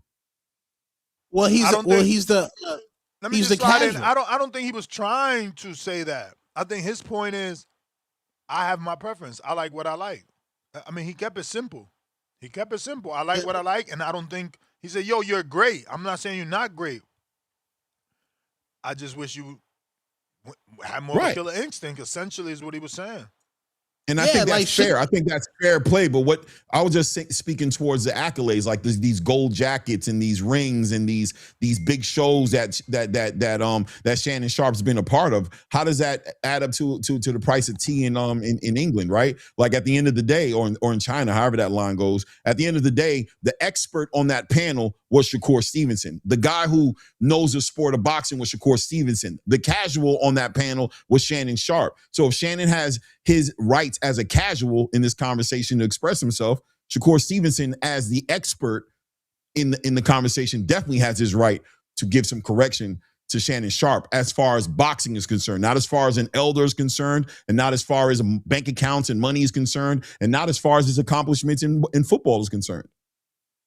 But I think Shannon, that's why I said it was bad podcasting, because Shannon got into a debate of styles when Shannon Sharpe cannot explain the style. You have to speak from a casual standpoint, and his co-host, Ocho Cinco, another bad podcaster, you didn't come in as the guy who claims to be the hardcore on the show to help out your fellow co-hosts, to not leave him out there to dry. That interview reminded me of when I went to sit down with Ness and Danny in Las Vegas, when I thought I knew everything about boxing, and them two niggas went to destroying me. And I said, God, I had to come back to Phoenix to get my shit right. I thought my Margarito, Floyd Mayweather duck and Margarito argument was lit until Ness told me, like, nah, Floyd had this, he could have did this. And I was like, God damn, Shannon just didn't have the information, bro. He didn't have the information, but he started trying to talk technical. No, speak from a casual. No, as a casual who buy this shit, that shit was boring, gang. I watched Sugar Ray Leonard when niggas is squabbling. Like, Boots Ennis, bro. Like, I don't understand how Boots Ennis get slandered. This man is a slick boxer who was fighting like a Mexican, walking forward, chunking punches. I'm here to squabble. He deserves your $80. Bam Rodriguez, even though I hate those fucking glasses that he wears, he deserves your money. Gervonta Tank Davis deserves your fucking money, man. Bud Crawford, even though he wears the full outfit and he's a horrible commentator, he deserves your money. Clarissa Shields don't deserve your money. She's fighting a 42-year-old OnlyFans model. These is facts. I ain't gonna push back on none of that. Next. Let me get to I'm gonna leave that with that. But also, Dana White, you fake mad, bro. Stop at Dana White crashed out on the production. Absolutely not. Fake mad, bro. You ever went out with your girl? No, hold on, gang. You ever went out with your girl at a restaurant? You ever went out with your girl in a restaurant and you know your girl on some bullshit? You know she on some bullshit, but you still got to defend your girl. You got to defend her because you getting that pussy later that night. Dana White, like, God damn, I got to defend this nigga, but we don't know. We really don't know who the fuck this nigga is. Go ahead, Mike. Boxing boys. Hey, Tuto, you came on this Just help. motherfucking cooking Nah, today, you dog. gotta be coming my way. Two-tone Help is on the cooking way for today. me, right? Come on, man. No, two-tone cooking today. Hey, two-tone, you cooking. I'm gonna start off my car right where you was at, bro. I promise you, when they put that Jalen Williams shit up there, it's proven that they doing that shit on purpose, bro. They doing that shit on purpose, bro. They trying to embarrass boxers, or I don't know what they trying to do, but they doing that shit on purpose, bro. Why they only do it to the fighters, and then they do it to the motherfuckers? You know what I'm saying? They did Kendrick Lamar, and then they did Jalen Williams. Come on, man. We already know what the fuck going on. That shit bullshit. And hey, let me put you on game, Clay. That nigga was talking Yes, sir. about Danny when he hopped on there with that subliminal. You know what I'm saying? He'll talk about Danny. Oh, I already not know. That Danny. nigga. Yeah, you know they beefing right now. It's a silent beef, but they beefing though. Oh, I why know you what always the gotta fuck have going history on. with somebody? Damn. Cause you know I got this shit with Two Tone be nobody. talking this shit. Two Tone be talking hella shit. That's why I be talking shit to Two Tone. Not He don't Danny, get. man. I'm disappointed, Hey man. man. Hey Clay, I done came on here and then I done said apologize to this nigga Two Tone, and this nigga still subliminal. This shit gonna last forever. I know what the fuck going on. Well, let's get this shit popping though, man. Man, boxing is the only sport, motherfucker. If you don't box, you can't talk about it. You can't have no opinion. You can't say nothing bad about a motherfucker or nothing. You just gotta sit there and then watch this shit as a boxing fan. You can't talk about this shit. It's bullshit. That's bullshit. I'm talking, I got my opinions and I'm gonna spit it. I ain't no boxer, but I ain't no fucking dummy either. That shit ain't what Shannon Sharpe say. You're a great fighter. The shit just not entertaining. And I gotta agree, that shit ain't entertaining. My nigga, let them hands go. Hey, fans complain about LeBron James all the time. That's Two-Tone and Clay. What they say? He ain't no killer like Kobe and Jordan. He ain't no killer. You know what I'm saying? He too passive. He too nice. We go as fans, you got an opinion, bro. And that's what we here for, to give our opinion. It is what it is. We don't want it. We ain't gotta pay for it. That's why we got the option to use Fire Stick. You know what I'm saying? Nobody gonna pay for that shit. If you're not entertained, you're not gonna pay for it. That's what it is, man. I'm not. No, I can't do it. And Dana White was on that bullshit, bro. That whole interview he was doing, that's just all part of the game. I feel like honestly, I'm fucking with the Zuffa shit. But what if this motherfucker just trying to fuck up boxing even more, bro? What if, because you know he really with UFC. That's his thing. That's his first love type shit. What if he really just on some bullshit? We about to take a year off of this shit. We about to fuck boxing up. You know what I'm saying? What if he on some shit like that, though, for real? Because that ain't no coincidence, bro. And another thing, it could have been Shannon Sharpe. I think him and Dana White is pretty cool, too. That could be all play some Shannon, too, though, bro. Like, we going to get him back, Shannon. Don't trip. Let her that the next day, what happened? The shit, hey, bro, that shit ain't no coincidence, bro. I don't care what nobody fucking said. It's not. And then he go with that big rant. Oh, there ain't no motherfucking media. Man, only one person made that mistake. Only one fucking person clicked that button and said Jalen Williams, bro. It ain't the whole media. One person got that. And y'all already know what the fuck going on, man. Dana White on that bullshit. He do what he supposed to do. Let's get this interview. I'm about to talk my shit. He do that all the time. That's nothing, bro. That boxing shit, man. I like boxing. This shit weird, dog. This shit weird, bro. This shit weird. Hey, y'all, play. Two-tone, Ness. I told y'all. I'm going to say it again. When Shakur and fucking Shannon Sharpe was her interview, that was the most entertaining fight Shakur ever been in. And it got some replay for me. Great replay value. I went back and watched it a couple times. I ain't never went back and watched none of Shakur fights, though. I promise you I haven't. I haven't, bro. I'm sorry, I just had it. Shout out to the motherfucking squad, though, man. You know we had to come in this motherfucker. One more time. Hey, Ness, that was a great. Hey, Amari Jones. That one right there. That's the dude with the tail in the back of his head. Yeah. Yep. Yeah. He got the tail. Yeah. Hey, that's an entertaining fighter right there. That's an entertaining. He coming to fight. He ain't coming just to look pretty. He coming to fight. That's the kind of fighters we like. Shakur is cool, but you're not Floyd, bro. He not Floyd, man. He trying to be like Floyd. I seen that interview with Shannon. He up there pointing in the, you know how he was pointing the camera? You don't know, you don't do know that, all that shit. That's all Floyd shit. The mannerism, that's all Floyd shit, bro. Fake teeth. Ever since he done fixed them teeth, Shakur done changed the fuck up, y'all.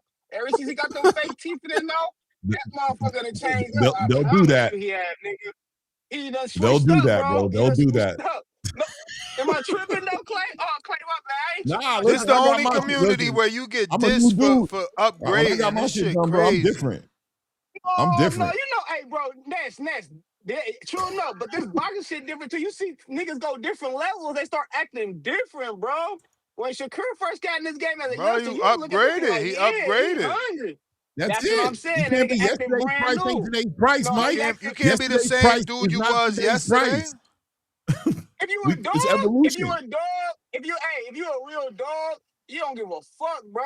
I ain't no nigga. If I'm that nigga, I know I'm whooping everybody. I'm gonna move like it. I'm not gonna move like I'm too good. Like I just need a silver spoon every time. When you a rough, what they Because call him, a Mike, junkyard sometimes you dog? just better. Mike, sometimes you just better than the circumstances. Sometimes you grow and you're above the Oh conversation. no, You know you hell, are. You've true been enough. there. But You've that's been in not some secure though. conversations that That's were not cool one hey day, and the Clay, next day you were like, you know Clay, what? I'm too grown for this. Clay, This is different. Clay, that's not Shakur though. Have you listened to this nigga interviews? Every interview, nigga, bitch, nigga, shit, fuck. No, that's not him Damn. though. He want to be a tough little nigga. You hear that nigga talk every time he talk, it could be a big platform. This nigga say nigga, all kind of shit. He Yeah, ain't got you're right. he You're want to right. be a I tough want him to little stop nigga, doing bro. that. He want to be a I tough want them little all to nigga. You stop can doing that. tell. They all doing that. Hey, not all of them. They all don't do that, bro. We got to A no. lot of them Some of them though. niggas I respect. Devin Haney don't do that shit. Devin Haney No, he property the don't. motherfucker. He get on there and talk. He get on there and do an interview great. Even Boots Ennis, them niggas do great. Even Bud, them niggas do great interviews, bro. But no, Shakira, you can tell another thing. You can tell he moving around with a lot of gangsters, bro. You can just tell he moving like that, bro. You can just see it. He got protection with him, and I don't like it. You can tell, bro. Even with the Shocky when he got in that Ringo Shocky, you can just tell he was moving with a lot of niggas with him, bro. You can see it, bro. I promise you. Real recognize real, and you can see that shit. You know niggas that's moving, oh, I got protection. I can talk big today. Yeah, no, nigga. We can see right through that shit. But shout out to the fucking boxing boys. We gonna get to these next callers, man. Y'all keep doing your thing. Hey, Price, man, come on here, pop some shit. I know you gonna send some subliminals. It's all good. Pop your shit, my G. Shout out to the Nesta Kid. Shout out to that boy Two-Tone, the fucking superstar. And shout out to Yeah, that boy Claymore. And y'all keep doing y'all fucking thing, fellas. Salute, family. yeah, and my thing is, now Shakur Stevenson in every interview he is mentioning Dev Dollars, Devin the Dream, Debo Haney, and the Javante Yank Davis. Um, I think he has to get to for Dana White to justify that boatload of money that he got. He has to get those fights now. Like you're not going to get boatloads of money for Gary Antoine Russell. You're not going to get boatloads of money for Lamont Sanat Road 700 gifted. So he has to somehow get a Tank Davis fight or a Devin Haney fight to justify that NFL contract that he just got. In my opinion, what y'all think? Tone. I think somebody needs to get those fights, but it ain't on Shakur. Shakur got the money already. The contract's done. You know who got to go get them fights? Dana. Dana got to go get them fights. He got to go and deliver on the promise. This is the test for Zuffa. Shakur put the bet on you guys and said, all right, you guys sold me. You sat me down. You said you're going to do this. You're going to do that. You said the machine is there. Shakur's job is done. Shakur's next job is inside the ring. Dana's the one who got to get them fights across the table. He's the one who's got to figure it out, and he's got a lot of wrinkles to iron out as far as his relationship is concerned with all the other promoters and even the sanctioning bodies when it comes to these conversations. Because yeah, you're signing these big fighters, and listen. Yeah, I am in support of Zuffa, but I'm not somebody who's delusional. I know a lot of people like to think that I'm just here to defend him at all times. No, you put yourself underneath the magnifying glass. You sign big fighters who have already told the world what they want to do with their careers. Richardson Hitchens says he wants to become a champion again. Jal Patai said he wants to become undisputed and unify the belts. Shakur Stevenson hasn't said he wants to unify and do things of that nature, but he tells you what fights he wants. The Tank Davises, the Devin Haney's, et cetera, Gary Antoine Russells, all these fights. So Dana's the one who's got the pressure on him. So we got to see, sit back and watch him, Nick Khan, and that whole entire Zuffa collaboration and Turkey Alashi come together and show and prove that they can make these things happen. Yeah, because I mean, respectfully, I don't know how right now. I don't know how you could justify the Richardson Hitchens signing and the Edgar Berlanga signing. I'm not a guy that takes screenshots of seats like that nigga UK Rob or a PBC guy that screenshots seating charts and shit like that to keep it in their iPhone. But that Edgar Berlanga and Richardson Hitchens fight, that shit's not selling. And them niggas got a boatload of money. So Richardson Hitchens, you on Twitter, my guy. You're using Tank Davis's name to try to sell tickets. I get it. Edgar Berlanga, I don't know where his promotion has went at all. He didn't stop promoting altogether. Y'all gonna have to fight some killers, man. Y'all gonna have to fight some killers, man. Cause y'all got a boatload of money, and it wasn't for cherry picks, man. What you think, bro? So no, I agree, man. Listen, I think that the biggest fights need to be made. That's what Zuffa's stood on. That's what Dana stood on. The best fight and the best, and that's what he has to. That's what he's going to be judged on that scale. I think that at the end of the day, though, if the offers are going out right for good money, and these fighters aren't taking these fights, and that gets out into the space and circulates, and it becomes the zone just doesn't want to cooperate, or promoters don't want to cooperate, and they want to starve Zuffa out. I also think that that's going to have to be acknowledged as well, because if there's an offer on the table and it's for good money, and you're just choosing not to make the fight because he's not on your side of the street, I think that goes back to another conversation to a certain degree. Don't you agree? Yeah, I agree 100%. Like in regards to Yank Davis, I think they're gonna have to offer Tank that Canelo bag, because to justify Bud Crawford getting that big ass bag, you had to get a name like Canelo. So for Shakur, that y'all gonna have to open up the Brinks truck for my man G Money. But man. you don't think that they learned from that, because that was a bad investment? I gave you $50 million. I gave the other guy $150 million. I gave you what you wanted, what you bragged for, what you yearned for, and then you left. Right. Yeah, he did. Yeah, he got up out the game. That's true. I don't know. Yeah, you definitely got to protect your bottom line a little bit better. And the next time you give a bag of money that big out, you got to protect your bottom line a little bit better. You got to hedge. You got to hedge the bet a little bit better. I think they did kind of leave it in the wind, and Crawford did walk off a little bit into the sunset, like, yeah, no, I'm good, which I think left them look kind of. That was crazy. It did kind of leave Turkey feeling some kind of way. Yeah, it was. Because, like, honestly, I could see, because Tank. Callers.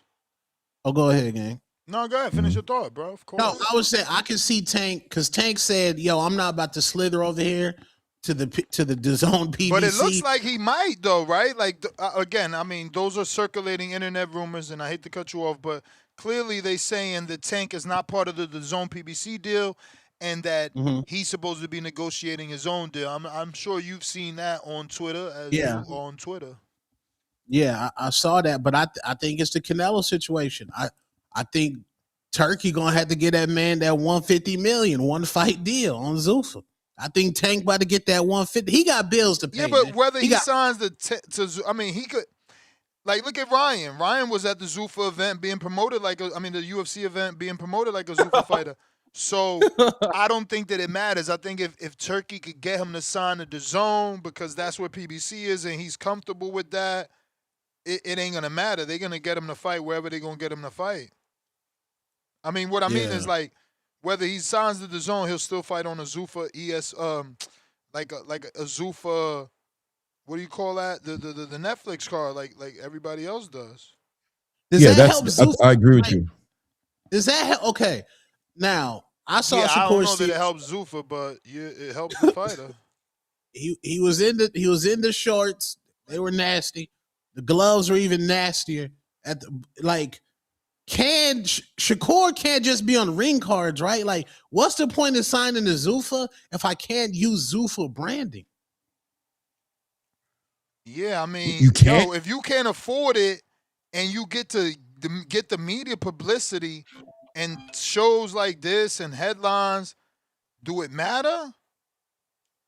People still think he's over there. You still gonna get all the credit, so it's still selling, no?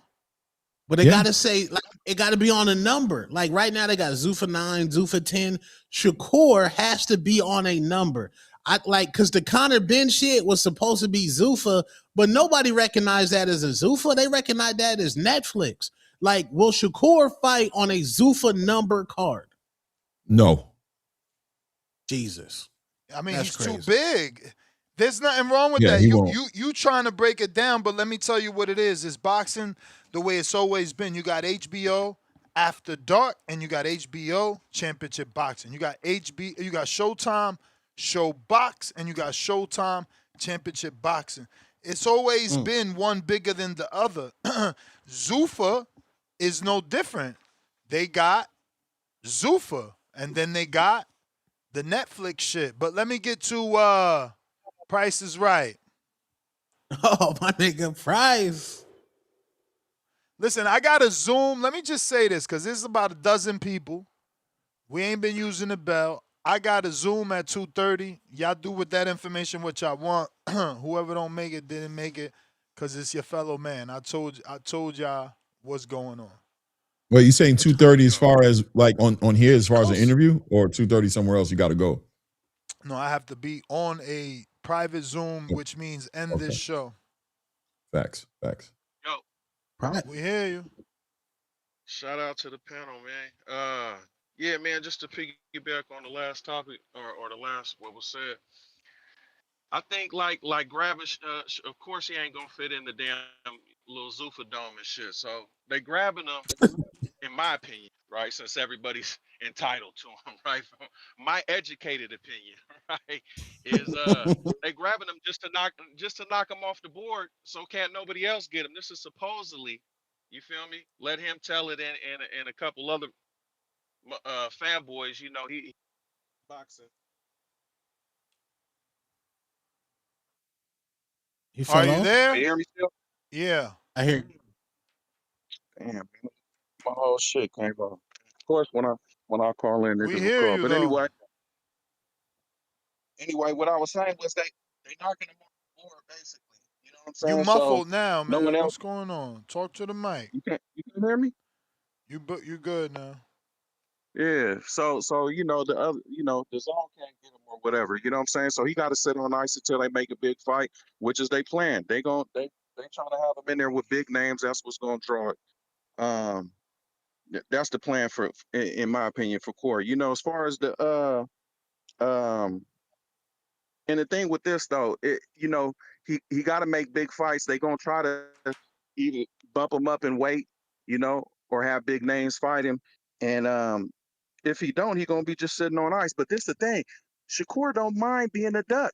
You feel me? He don't mind talking all that shit and then sitting out and people having these rumors. He ain't trying to clear it up. He ain't trying to make it better. He just coming up with more excuses. And then it's funny that the whole topic was around his style, which they claim is boring, right? Instead of what's been laid in the news about him ducking. You feel me? He got the couple fights. You feel me? Not just Haney, but the 130 pounder, you know what I'm saying? That he ducking his shit. You know what I'm saying? That he claimed he was gonna jump in with next that he didn't. None of that got brought up. But I think Cora's, and I'm trying to just push everything in quick. I think Cora's that interview was basically Shakur showing his defense, right? He was defensive in the argument, in the interview. You know what I'm saying? Just like he defensive in the ring. And he against somebody who ain't got no damn talk back. You feel me? Yeah, you got a podcast and all the shit, but his shit talking ain't up there. And Core was right. He didn't do his homework. He didn't do his homework as far as not knowing that he got brittle hands, not watching his fights, but claiming that he born and then can't speak on it. Wasn't articulating himself like he's supposed to. You know what I'm saying? Didn't come like Tone said. You didn't come with your shit talking shit. You sat there stuttering and looking funny and over there putting on boxing gloves and shit, talking about you want to spar him and all that type of shit. Man, where the shit talk at? You feel me? He Yeah. wasn't doing that, and it's because Shakur is cold with the defense, and whenever he's got to talk about his feelings and stuff, and of course he in his feelings when you talking about his style. But like everybody was saying, Brandon had a good call, man. This shit is about um, this shit is about what you call it Bro, it's about the um, consumer. Like at the end of the day, you gotta sell that shit. Like he it's don't about care it's about because they giving him a check, but at the end of the day, they gotta sell that shit. yeah, but the thing is, it's everybody entitled to their opinion. Of course, he a casual, unk, you know what I'm saying? But at the same time, it's like just like Tone was saying with the steak, right? It's motherfuckers that like they steak medium. I mean, fucking well done. And somebody will tell you, man, you're not eating that shit right. You're not. I Yeah. mean, they like, I wouldn't touch a bloody steak. You feel me? Like Word. hell no. But you're not a. Of course, you're not. They say that you don't know steak if you don't do, but you're still entitled to it. You body, you eating it. That's what it is. You should have talked shit like, bruh, you say that was an exciting fight. How many knockdowns did you get in that fight? How many knockouts have you been? What's your knockout rating as far as late? You know what I'm saying? He wasn't saying shit like that because he wasn't educated on that part. Now you entitled to your opinion. You ain't got to be educated. You explained what you're looking for, but you're not showing. You didn't articulate how core is not that. You just kept on saying that he's not interesting or whatever. But you got to say why. You got to make him tell on himself. Oh, that's an exciting fight. Why? This dude's small. You know what I'm saying? Like he ain't really a no like that. Okay, he's a pressure fighter, but does he got power like that? Like okay, you fought a different style. You actually got hit more in that fight as well. You know what I'm saying? But we still didn't see it from you as far as what we're looking for someone claiming that they the best. You didn't even put him on his ass cheeks. You didn't even put Tio on his ass cheeks. But other people who you claim to be better than put him on his ass cheeks, knocked him down. What? You know what I'm saying? Look what Cambosos did. Like, come on. So it's like that's what we like. Everybody was kicking over popcorn and Coca-Colas. Shout out to Brandon when Cambosos laid out Teofimo. You know what I'm saying? So it's like that's what you got to say. You're a casual. That's what you're looking for. That's your preference. And Corey, you're not that. He kept on giving him his credit, but the facts are, nigga, you not. Motherfuckers is looking for you to get beat. And then people keep on saying this. Well, why is I'll go again real quick. And then they like, why is people buying Corey's fight? If he's so boring or whatever. You may feel like it's your Motherfuckers turn, but it's not your Motherfuckers turn. don't mention it's a such thing as an undercard, and when you got a big name on undercards, motherfuckers just that don't mean that you buying the card or going to the fight to watch the main nigga. I mean, you hoping something go. You know what I'm saying? But they also got an opponent too, and you hoping that you they got fans as well. And sometimes it just ain't shit else on to watch.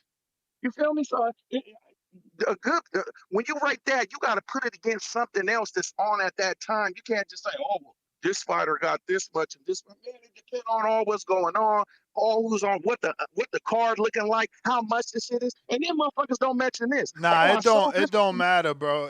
Like that's a weak argument when we talking about Shakur because he always do numbers, and it ain't.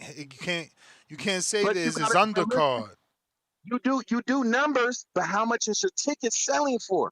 See, it's a lot of moving parts to the shit that Yeah, people yeah, ain't for saying. sure, for Like, sure, oh, for sure. You talking about gate.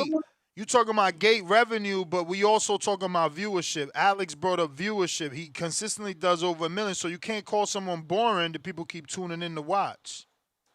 okay, well, listen, I'm not up because And then he also mentioned ticket sales, which, yeah, you talking about how much is he selling? My man, they broke records. They sold fucking Madison Square. And in North, yeah, the tickets ain't gonna be the same price as New York. That's obvious. You can't charge the same price in New Jersey for New York. It's two different yeah, locations, two different man, attractions. understood, but you got to mix that in. Keyshawn was fighting, motherfucking Tia female with all the fucking Puerto Ricans and shit up over there. It's Bro, it come don't on, man. matter. You can't. You trying to water it down. We always give credit to the main event and the winner. Main Credit. event and the winner. If T.O. would have won, he would have got credit. That's just how it go, bro. You can't talk about undercard. It wouldn't be no Let, undercard without the main event. Who they going? Where they gonna fight? yeah, let me just say this too. Like, and you were saying the Super Bowl. I think that shit. The Olympics is more like the Pro Bowl, man, of amateurs. You feel me? Like that shit ain't no damn Super Bowl. You know what I'm saying? That shit is. Come on, man. Bro, you These niggas crazy, Like the bro. Olympics, like the Bro, Pro bro, Bowl. bro. I bet you. McDonald's I high bet school you if you game. Google, listen to me. It's 1% of boxers become world champions. I bet you the percentage is smaller who fucking have gold medals or silver. Like you dudes that never did shit quickly to put somebody down. Like you know how hard it is to medal. To Bro, medal. how is that Look, you somebody sucking your down teeth. Like telling what the you it ain't fuck are you Super doing? Bowl? Y'all That's a weird as world hell. stage. The Super Bowl is a United States thing. You The defending Olympics the is a world country. stage. You're It's not defending your pro. That shit is country. still college. It's like the time you go to Bro, Rose it's Bowl. pros fighting in the College. fucking Olympics. Jalalov was fighting in the Olympics with 12 fucking fights. You don't even know what you're talking about. You may Whole feel like different it's your style turn, and everything. Them niggas ain't but it's knocking not your shit out turn. like that. All One right, one man. point. That's the bell. You going again? Have you heard of One Hobby more Horse? time. Hell yeah. You Well, know they got good. hobby. You going I don't know again? what hobby Good. horse. I don't know what the fuck you talking about. A different style. They ain't got no goddamn headgear on. Fuck is you talking about? Look, Real at the shit. end of the day, I think fans have a right to like what they like.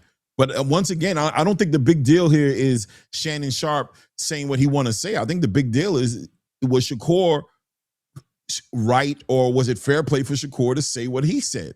And of course he was. Man, listen, You know what I'm saying? Of course listen, he was allowed to say that. let me get my thoughts right, because you be long winded. But yes, he was talking shit too. He has an opinion as well. The thing is this though, he switched it up, basically trying to say that he telling Shannon he can't tell that nigga that's not what he's basically not smart. You got an F because you don't like my style. You know, nah, nigga, I like No, because you knockouts and can't put motherfuckers explain. on the F. Huh? He got an F What because you he say? couldn't explain. He couldn't explain. Nah, That's why he got an F for. He's saying you couldn't you articulate listen. what it was. Understood, but that's I just came in there saying that shit. But he told him no, you not. He could have did it better of talking shit, but he told him, bro, you not over here putting shit. You're not making the crowd cheer like that, motherfuckers. You're not letting him hands go. You're not punching hard. You're not doing that. He did it in every way that he could. There wasn't really shit talking jabbing, which is cool. He won the sport, the tongue battle. You feel me? It's good. But the thing is this though, man. Uh, it everybody listen. That motherfuckers like watching the Spurs play when they had Duncan and shit. Like hell, the niggas shooting a little short jumper that's gonna go in every time. Niggas not dunking hella hard on motherfuckers. It ain't, you know what I'm saying? It's like damn. But guess what? They was in the playoffs all the time though. You had to watch the motherfuckers, but that shit was boring as fuck. You feel me? Unless they shooting the three from Robert Ory shooting the three, killing the Kings type shit. You know what I'm saying? Like other than that, man, it's just like music, right? Everybody like different type of music and shit. But some motherfuckers say, "Oh, that's not music unless you're playing an instrument and doing all. You got the live band and the orchestra and all that type of shit." Some motherfuckers like to hear lyrics. Some motherfuckers like shit that makes you dance. You feel me? As long as you got 808s pounding and shit, my truck is rattling. That's what I like to listen to. Whatever the bitches like, I like. Some motherfuckers really like to hear triple, quadruple entendres and battle rap and shit. Everybody different. It's good. That nigga got. The nigga got the orchestra music. That nigga got the Spurs type game, which he's elite at. But the nigga, man, it's a lot of more exciting people. That's it. Yeah, I'm grown. I got you next. you know they're adding sex to the Olympics. You may feel like it's your turn. You know that Now they're he's adding. discrediting the Olympics. He's discrediting the Olympics. It's Hobby Horse, man. Look, it's Hobby Horse, but this shit about hit records, man. If you ain't got no hits, you ain't got no hits. Canelo Alvarez. No, hold on. Canelo, several hits. Triple G, that's 3 fucking hits. Danny Jacob was a hit. Motherfucking James Kirkland hit. Floyd Mayweather, Diego Corrales hit. Arturo Gotti hit. Him versus Canelo hit records. Shakur got 1 hit record. He got 1 hit, gang. He got 1 hit. 1 hit. Stop. He got 1 hit. And Shannon, if he had more hit records, Shannon Sharpe couldn't say that. To the casuals, Shakur has 1 hit. And that might be I don't even know if that break the top 10 as far as hit records. That he didn't put T.O. on his ass, bro. Cambosis put T.O. got hits, gang. Teofimo Lopez got hits, bro. You gotta get your hits up, nigga. Get them up, Core. Get them up. No, I think he good. I think he just gotta keep doing what he's doing. C-Dub. Tank Davis hits, nigga. We not even gonna go there. Lord, hot audio. Straight. You in there? You good? Straight. That's what's up. That's what's up. Shout out TBV. Smash that like button. It's free. Do something with yourself. Salute the Nest. Claymore. I thought round one was here, but I think he gone now. We got Two Tone. Salute the TBV community. We here. Yeah, I'm on the side of Shannon, man. But for some points, not all. The key point to me is, can you say a boxer is boring if you haven't boxed? And I would ask, can you say a person basketball style of play is boring and never shot a ball? Can you say a UFC fighter style is boring and never been in a cage? Can you say a football team is boring and how they win games and you never played football? You never coached? Yes, that's rhetorical. The rhetorical questions, yes, you can. The jab and grab or minimal engagement would be considered in UFC crotch sniffers. They are frowned upon by some fighters and fans for not being exciting. Hard styles to beat as well. But fighters and fans say they're not exciting. Khabib won a lot of fights before he got the Conor fight. He was not known as an exciting fighter until he started adding more ground and pound when he was on the ground. The fan can Who have an Khabib? opinion on the sport that is, yeah, Khabib. Khabib. Man, Khabib If you was go much into the watched. ground just getting submissions, if you go into the ground and you just locking up legs, they're not considering that excitement. No matter He was it a don't matter finisher how though. effective you are. Yeah, he started to do that later on. I mean, like even the Later finishing people on, don't still they don't consider. I mean, no. Let me change. They don't consider that exciting. He started finishing with exciting finishes towards later on. It still wasn't. That's why it took him so long to get to the title fight, bro. You know how many fights he took, but then a striker could come in and get a title fight in 10 fights or 8 fights. There's a reason. There's a reason. nah. The I fan mean, can have an okay, all right. opinion. Okay, the fan can have an opinion on the sport that is considered entertainment. It's open to the opinions of fans. I believe boxers think since they're risking their lives, the dynamic's supposed to change. No, it doesn't. I just explained a UFC fighter that's laying and praying on someone on the ground will be called boring. To the fact that UFC started standing people up. If the crowd start booing enough or the ref thinking ain't enough action going on, stand them up. That's just what it is. No matter how effective it is.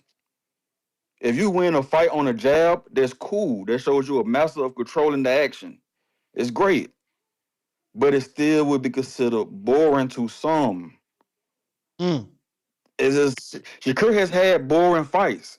But I can also say, which was Shannon, and which we all can see, I mean, some can see now that if you follow the beef, they kind of went into it with like a motive, something to say to knock the other person down because they both done took personal shots at each other. But I can also say 4 fights that Shakur been exciting in. This Mm. ain't nothing new with Shakur. Acting like this ain't nothing new with Shakur. Shakur had this same boring conversation with Cameron, right? After Cameron went to sleep. Yeah. When Yeah. Cameron and Mace was asleep. This ain't Yeah. it's just now it ain't got the pop because Shannon is bigger than Cameron. So now it finally hit the way it's supposed to hit. This is nothing new though. What I don't disagree with Shannon is saying that Shakur don't take risks. Shannon just was being kind of vicious there. He could have said, I prefer fighters that take more risk, or I prefer fighters that leave themselves open to damage, or they just take more risk, leaving themselves open to and being like in the fire where they can get hit. And then Shakur would have responded, well, yeah, I don't want to be stuttering. I don't want to be having a lisp. I don't want to be can't talk after boxing. So if you're going to have that style, that's cool. Longevity. You want to still have all your faculties when you get through boxing. That's cool. But when the fans say that's a style that I think is boring, it ain't no attacking them. You would say what Floyd said, and he maybe was saying that like you don't know shit about boxing, but he started saying, okay, beat me or you going to pay. Beat that boring style. Shut me up. Franco Harris, all sports this is done. Franco Harris was a running back in the NFL that risked their lives, is dangerous, they could have brain damage. He used to step out of bounds as a running back, Hall of Fame running back. And people criticized him because they were like, okay, you could have got a yard or two more. You could have took another hit and got 3 more yards or try to break a tackle. he would step out of bounds and say, "Okay, I'm gonna live to fight another day. I'm gonna get the ball and I'm gonna try to score next time. And if I can't score, I'm gonna go out of bounds." Some people frown at Tim Duncan, one of the greatest power forwards it is in the game. They said his style was boring. That don't mean he's not effective. Don't mean he ain't Hall of Fame. Kevin Garnett's style was a little more exciting. He dunked a little more. Amara Stoudemire dunked. Was he as good as Tim Duncan? No. It's just the opinion, what you subject yourself to in the sport of entertainment to the opinion of the fan. Just because you're risking your life, don't change that dynamic. Shout out TBV, smash that like button, it's free. Do something with yourself. Yeah. I think at the end of the day, you know, there's multiple different ways, styles in boxing, bro. I don't know, man. I just think Shannon don't like the way Shakur fight. People didn't like the way Floyd fought, bro. They cried about the way he fought for a lion's share of his career. I mean, at least the Money Mayweather part of his career, bro. I don't know, man. I think the money's there, obviously. The viewership is there for him. And I think at the end of the day, your favorite fighter has an opportunity to beat him. So that should be the most important thing, is make the biggest fights. And we'll see what happens on the back end of that. Yeah, and let's be clear. To me, Shakur Stevenson, he's I got him number 2 on the only pound for pound list that actually matters in the sport of boxing, which is my version. That Ring Magazine one don't matter at all. Only my version matters. And I got Shakur Stevenson number 2 on my list. So I respect Shakur Stevenson's craft. I'm just saying, to the casual, if you don't have memorable nights, because the average casual fan gang, they don't know what was on the line for Sugar Ray Leonard and Marvin Hagler. They don't know what was on the line for most of those Duran fights. They just remember those nights. Memorable nights, aka hit records. Bud Crawford, he has hit records. He has a hit against Earl Smith. That's a hit. Against Canelo, that's a hit. Shakur, he got a hit with Tio. Ryan Garcia got a hit against Devin Haney. Like, hit records. That's what this game is about. And Floyd Mayweather, yeah, his style was born. But you know what? Floyd Mayweather has self-awareness. So Floyd Mayweather turned himself into one of the most polarizing people outside of the ring. Floyd Mayweather was on Dancing with the Stars. He was on fucking wrestling WWE, and it didn't seem fake, bro. Floyd has a personality which you liked him outside the ring because he was really talking shit. Also, why is niggas skipping over the Pretty Boy stage? Like, Facts. Floyd. That's why I said Floyd, the Money Mayweather say, not the Pretty Boy. Pretty Boy was going crazy. Yeah, like, y'all young fighters, I mean, y'all Shakur gotta is different though. Like, it ain't like champions was lining up to fight him, bro. He didn't get those opportunities. Look how hard it was for him to get the Valdez fight. The Heron fight, he had the force. The Devin fight, it didn't work out. You know, the Tank fight, it never materialized. The Loma fight, Top Rank never gave it to him. Like, bro, I mean, the Gary Russell fight, he never asked for. The Cordina fight never materialized. That fell apart. The Warrington fight, like, you know, champions didn't want to fight him. They knew he was tough.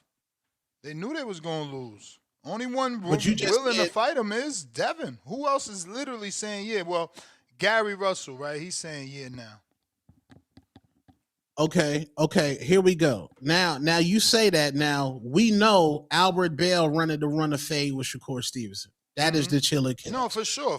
But just like we know, Margarita wanted to run the fade with Floyd, right? Like, and for Floyd, he like, yo, the Baldomir fight is bigger and he got more belts. I'm doing that. So it's just like, you know, if you Yo Nelly, but there's a Laura who's more decorated and older, ready to be whooped, they gonna take the Laura, bro. This boxing. I know, but like, like Abdullah had a hit record his last fight. That's what we call it. But by accident, though. But by accident, think about it. Even Top Rank said they went to 3 people, bro. Bell was the last option, and he got paid more money because it was like save the show. So they didn't want that Abdullah just passed that shit with flying colors on some championship shit. Yeah, Mary J. Blige turned down the Rihanna Jay-Z collab. Mary J. Blige had that song first, and What, she New said, York? "I didn't." No, I forgot the other one. It's the Jay-Z verse. It's on a Rihanna song, and Jay-Z got Oh a damn! feature on it. You said Rihanna. I said fucking Alicia Keys. Yeah, that was supposed to be Mary J. Blige on that song, but they passed on that and they gave it to Rihanna, and Rihanna made that a fucking hit record. So Abdullah made that a hit record. Was that a What Pet is that? Bowl? Rice cake and apples and peaches? Nah, this Apple, nigga cheating on the Pet Bowl, gang. That's a apple, Pet Bowl. the yellow kiwis, a little banana sliced up, and 2 rice cakes with some drizzles of honey. You feel me? And that's it for today? Because you already ate before, or you about to get it in some more? What? I don't know. I'm asking. I don't know. Don't you eat in windows or something like that? Let's put honey on the Peps. This is just a snack. Oh, okay. Oh. I don't know if you ate in windows or whatever. I don't know how that worked. But I wanted I'm about Shakur to after jump on that too. I'm about to hit you on that app because I'm on that app. I'm about to send you some. We're about to communicate via that. Wait, listen, let me man, I think it's fair play, Tone. You talking some real shit. Like, I can't lie, bro. Like, you know what I'm saying? You talking some real shit. But I just would emphasize that Shakur has a career in front of him still. He's over there, and maybe that's what he's gonna go get from Zuffa. Maybe he's gonna get that WWE spotlight. Maybe he's gonna get the promotion, the marketing. Maybe he's gonna get an opportunity to get that level up in competition that's gonna test him in the way to be able to have those moments, those hit records that you're talking about, which I agree with. I think it is about the hit records, but once again, he's not retiring tomorrow. He seems like he has a career ahead of him, so he has to see. We got to see what he does in the future. You know what I'm saying? That's all I can say to that, because I can't argue those points. What you said, it's real. He hasn't had those hit records yet. I can't. What do you want me to say to that? You know what I mean? It is what it is. But tomorrow, the sun will come out. Maybe we'll see. Yeah. And after the Abdullah fight, I would want Shakur to be on Twitter like, yo, I want that dude next. I like that type of energy. Yo, I want that dude next. That y'all say he hot, I want him next. Instead of Shakur saying, oh, he's a great champion. Ready. He's not ready. That's what he's saying. Yeah, I don't like that. I want to say that's the guy. Also, what's wrong with fighting the killers? And the killers in boxing, they're in the ranges, in the rankings of the 6 through 8. Those are what do you call it? Low risk? No, high risk, low reward. The Rohan Polancos of the world. The killers down there. Now your Rohan Polanco is low risk? No, high risk. My bad. High risk. High risk. No, those are the killers. Like those dudes. But they don't want to fight him. You know that. We got to be fair and to say that Shakur's always wanted to fight the best fights. But they fight want to fight him. for what? What is a Shakur gonna get from fighting Polanco? He's not gonna get no money unless Zuffa gonna pay you to fight anybody. I thought you just talking about metaphorically. You literally mean fight Polanco? Yeah, he got no, they can't fight. But I'm just saying, like, there's killers down there, bro. There's killers down there, bro. You talking about Shakur fighting Polanco? That's what he was saying. I don't know why he's going quiet. Nah, hell no. Why would he do that? Why would he go do that? Why go fight Devin at 147? Why would I fight? I don't know. We're gonna find out. I gotta go though. I can't lie, man. I'm hungry. He done put that thing on the screen. I gotta get ready to go to work later. Hey, Tone, it was great building with you. Ness, I appreciate you, man. Shout out to everybody in the chat, man. Until the next one, man. Salute. Claymore Reigns. Salute. You gotta get I mean, there's smoke down there, bro. Like, what's wrong with running a fade down there with the smoke, gang? There's nothing wrong with that. Get you a hit record. That's where the smoke at. Get you a hit. Bandalorian.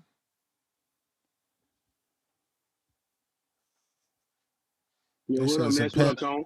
What up? What up, gang? Y'all talking about this in particular, this situation, and even what y'all were just saying.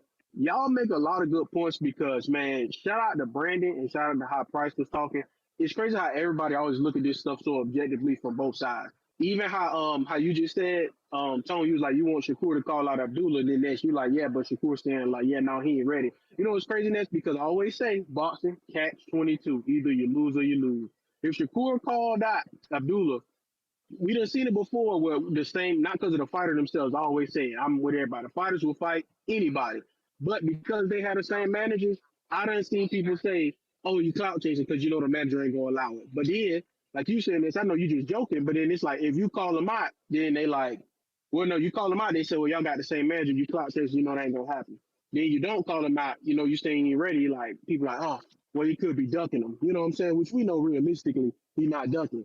But I do like how Tone said too. I'm not mad at it. Like if like you want the people to take the risk or whatever it is, you want the people to take the risk. It is what it is because yeah, they'll live to fight another day. You know, so that's why I say it is. It's real push and pull when it comes to boxing. Unfortunate, but that is just boxing. So I don't Yeah. be paying too much, looking too much into it like that. But yeah, so I'm not. And then you was telling, see, I ain't even hear Vega. Heard you telling Price next. And you remember you and Tone, y'all had y'all debate. I mean, you made that debate for Shakur on Tone's behalf because Shakur, he one of the only, I think you named like 5 or 6 boxers that's active right now that did multiple $1 million gates in multiple regions. Remember, he did like 2. He did one with Tio. I think he did one. I think he was close with Yoshino. I don't think he fully did it. And then I think Robson again he was close. And then he did I think 1.5 or somewhere around there when he did Valdez when he fought Valdez. So you like you said, I can't keep saying it can't be too boring if the people still coming out to see you and then viewership like Vegas said they watching. So I don't, it's tough when you look at it like that.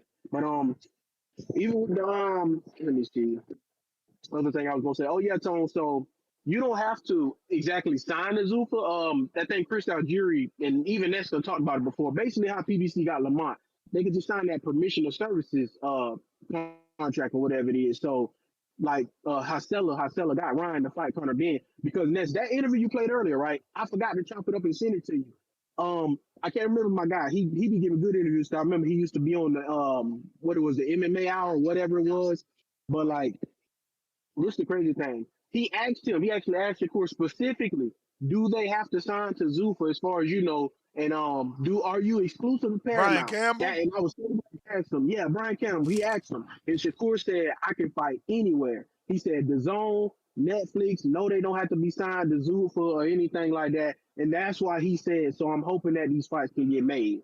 So I was like, damn, I meant to because when you played that clip, I know that was just that farm. He had clipped it up, but I said, damn. I said I was hoping he had that part when he asked him because I was like, that's the most important thing everybody kept saying. The Zuffa, Netflix, Paramount, even how Tone, I heard Tone ask it. And yeah, no, because they can't afford it, Tone. I think not Netflix, Paramount, they got 100 mil per year on the Zuffa shows, and they get 10 mil, I think 10 mil per like per event or whatever it is. So yeah, like Ness said, they literally can't afford to put Shakur on like a numbered card.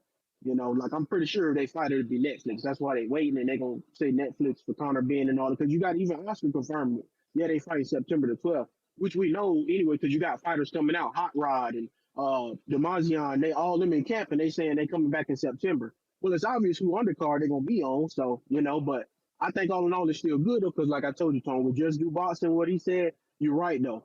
There's no way you paying Shakur these high ass amounts of money and you not aiming to get to these other fighters, especially because you got like Keyshawn been quiet, Devin been quiet, and Bill been super super quiet. Even with what you were saying earlier too, Ness. You were saying this hypocrisy thing. I don't think it's hypocrisy. I think you said it too. This is exposure and it's smarts. I think that too. I think it's a bit of a mental warfare thing because yeah, if Shakur do beat Devin, a lot of people they expect him to. Some expect him not to, but it is like, yeah, he was 20 plus or whatever pounds heavier than you. But he's saying it to Devin because it's messing with him. He like, damn, I can't jump on the scale because damn, he is bigger than me. He thinking about that. But at the same time, it's like it don't matter because if y'all decide, we just want to see the fights happen. It's not oh damn, they saying this, they saying that, but then I do got Keyshawn. I can step on his toes because even with Shakur saying, yeah, I can fight him at 47, but he'll have to do the claws. Same with Ryan, same with Conor Ben. But then if not, everybody at 44 come into whatever you want. Like you saying, that to do make you like, well, damn, which is it? But that's why I said, me personally, I think it's a mental thing. It's just I don't know, but it could lean into even the villain part. We'll see. But hoping we just get some big news here soon. 'Cause like I'm saying, Keyshawn quiet, Devin quiet, and Bill quiet gotta tell me there's something else coming, especially if Shakur himself saying, yeah, I think I'm fighting Devin next, which means it look like Devin might be about to choose him. So let's hope we see. I'm holla at y'all, man. Salute. Yeah, and also all these fighters are liars. I don't believe no boxer from this point forward. I'm never going to believe none of you niggas do interviews. I think you're all lying. Because Shakur Stevenson lied to us for months. Like completely lied to us. Like lie. I don't believe these niggas, man. You can't believe shit until that motherfucking promoter post that announcement. Well, that shit's announced, bro. All this shit is lies, gang. Niggas said they wasn't signing. Nigga called Eddie. He said, I don't know what Eddie Hearn talking about. Whole time nigga negotiating with Zuffa, bro. These niggas lying. All they do is lie, gang. Everybody's lying. Everyone. I mean, is he within his right to keep it on the hush till he lock in the money?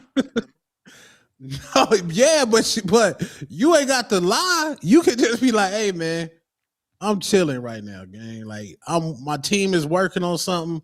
Like maybe it's just a lack of media training. I don't know. Maybe it's just nasty because like and that's what makes the fan because the fan bases them like fan bases like diehard Devin Haney fans. Lord child, they hang on Bill Haney's every word. Every word in Bill and them is lying. The Shakur fans, they hang on Shakur every word and Shakur lying. That goes for every fighter. Yank Davis, but I don't know. Yank Davis, he's sending offers for real. He might not be lying.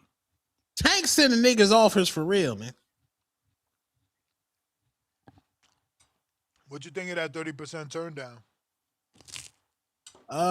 From Devin, I thought that I think there's 3 fights you never turned down, and I think you said this before.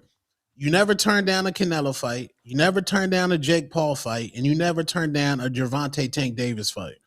And for Devin Haney, you turned down the 70-30, which still would have been your biggest payday. Now you have the opportunity to really become the face of boxing. So the same way you bet on yourself with George Kambosos going to Australia without Bill is the same way you should have fought Tank Davis. The man's been out the ring for 2 years. I mean, yeah, damn near a year. This was your perfect time to go ahead and run that fade with Tank Davis, and the man wanted to fight you. You don't turn down no Tank Davis fight. Everybody's life changes when you fight Tank. Everybody's life changes. Frank Martin, this nigga, yeah, he was fighting in a dirty wife beater, but he had jewelry on.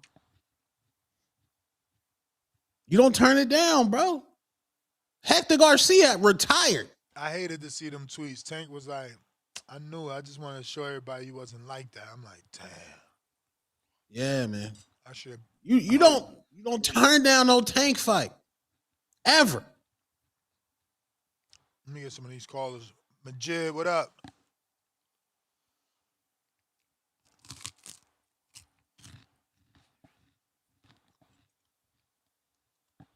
Yeah, man. Yo. I don't know What if my up? service or needs Blacky's good, but everybody need to like the video, subscribe to the channel, join YouTube member and Patreon for something. I guess I must start by saying I'm on that Shakur side of things, so I don't know what the fuck. Like everybody want people to speak the way they want them to speak, talk the way that they want to talk. One thing that you know in your boxing lifetime is that him and Clarissa ain't gonna never shut the fuck up. They probably never get beaten either. If you don't like the food, don't eat it. You know, but if you come tell me my food nasty, I'll tell you fuck you. You know what I'm saying? Like these fans, they just trying to find the next thing to go on, you know, and I just feel like what happened. It ain't gonna be the first and it ain't gonna be the last. But people like you, Ness, you Two Tone, these gonna just be y'all free money shows because everybody love to hate, you know what I'm saying? And they want people to respond back that they want them to respond. No matter if you like the fight or not, you could bet on that man, go to sleep and know your money gonna be there. So all of this, these people like Mike from Omaha that be glazing Bud 24/7, still got the shit on his lips. One caller of the year. That's who the fans, these hardcores, that's who they chose the caller of the year. These hardcores don't know shit. They don't know what it take to get in the ring. and they talking about all these views and everything. How is it that they say he boring, but then the networks give him more money? He gets more opportunities every time he fights. They said he should have took that Bob Arum or that Top Rank deal for the 5 or whatever the fuck, because it was the most he ever made. They favorite fucking line, the most you ever made. And then you go and you read the media and you see that he got a bigger deal damn near every time. But my whole thing is that instead of people trying to rationalize why they want to hate him, just say you don't fuck with him and you want him to lose and start betting on him to lose. Cause trying to make ways to make it make sense for the masses to hate, it's dumb because we are hardcore. We the hardcores. I don't care, hardcore, casual, whatever y'all want to call them. But when y'all outside of this boxing circle, these YouTube channels and everything, and you talk to the Joe Schmo that really don't know shit, all as they know is Tank, and they want Tank to fuck Shakur up. They not running around talking about no Lord Devin Haney or Debo, all that weird shit that people do in these communities. They still asking about damn Tank, and he been inactive this whole time. So nah, basically all I gotta say is keep hating and just say fuck the nigga. Like he say fuck the fans, just say fuck him too. But all of this rationalized bullshit, ash the fuck out. He got a bigger check and y'all mad. Watch what's happening next. We don't know, but y'all gonna watch it and cry. So get y'all tissue ready. But that's all I got. Salute, salute. Yeah, man. Yeah, man. Shakur Stevenson. He's gonna be on Inside the Ring today. I'm expecting an announcement. Devin Haney, something got to give. Also, Ness, one of the biggest fights in boxing right now is Ryan Garcia versus Adrian Broner, man, at 154. What do you think, man? Adrian Broner called him out, man. What you think, man? You know I don't want to see AB box. That's a big fight. Yeah, I mean, if you're trying to get a bag for AB. Well, he already got a bag. Them niggas getting paid. Well, he's not. See, right now he in camp. Remember, I had that idea, Ness, that 24/7 training camp stream. We got it finally.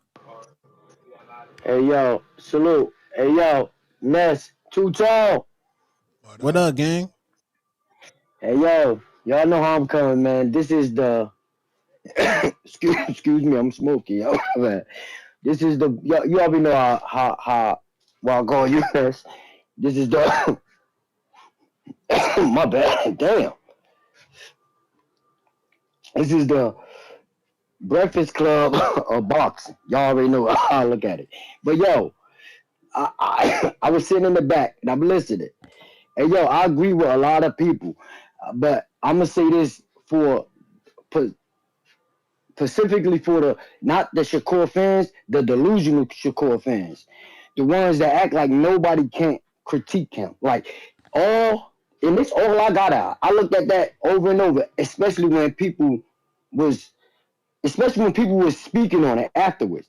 I didn't see where did everybody else added some extra shit to it. I didn't see where Shannon Sharpe said anything wrong. From the rip, this man, check this out though, and this gonna kill everybody's shit. Shannon Sharpe said he don't like Shakur Stevenson's style. Everybody saying Shakur was already hovering on 10 on that alone. But everybody was cool with Ocho saying that he do like his style. And Ocho didn't go in as far as Sharpe did. Ocho didn't say just as much as Sharpe did. He said he liked it, but he didn't get no pushback. He said he don't like it, he get all the pushback in the world. My whole thing was, Two Tone, you made something, you was on something. But I do agree with y'all too about Sharpe should have balled his ass up when he had a chance, right there with words. Sharpe could have did his thing at Shakur. But it ain't no hate for Shakur. But everybody got to take this in consideration too. Shakur talking don't match up with the way he fight.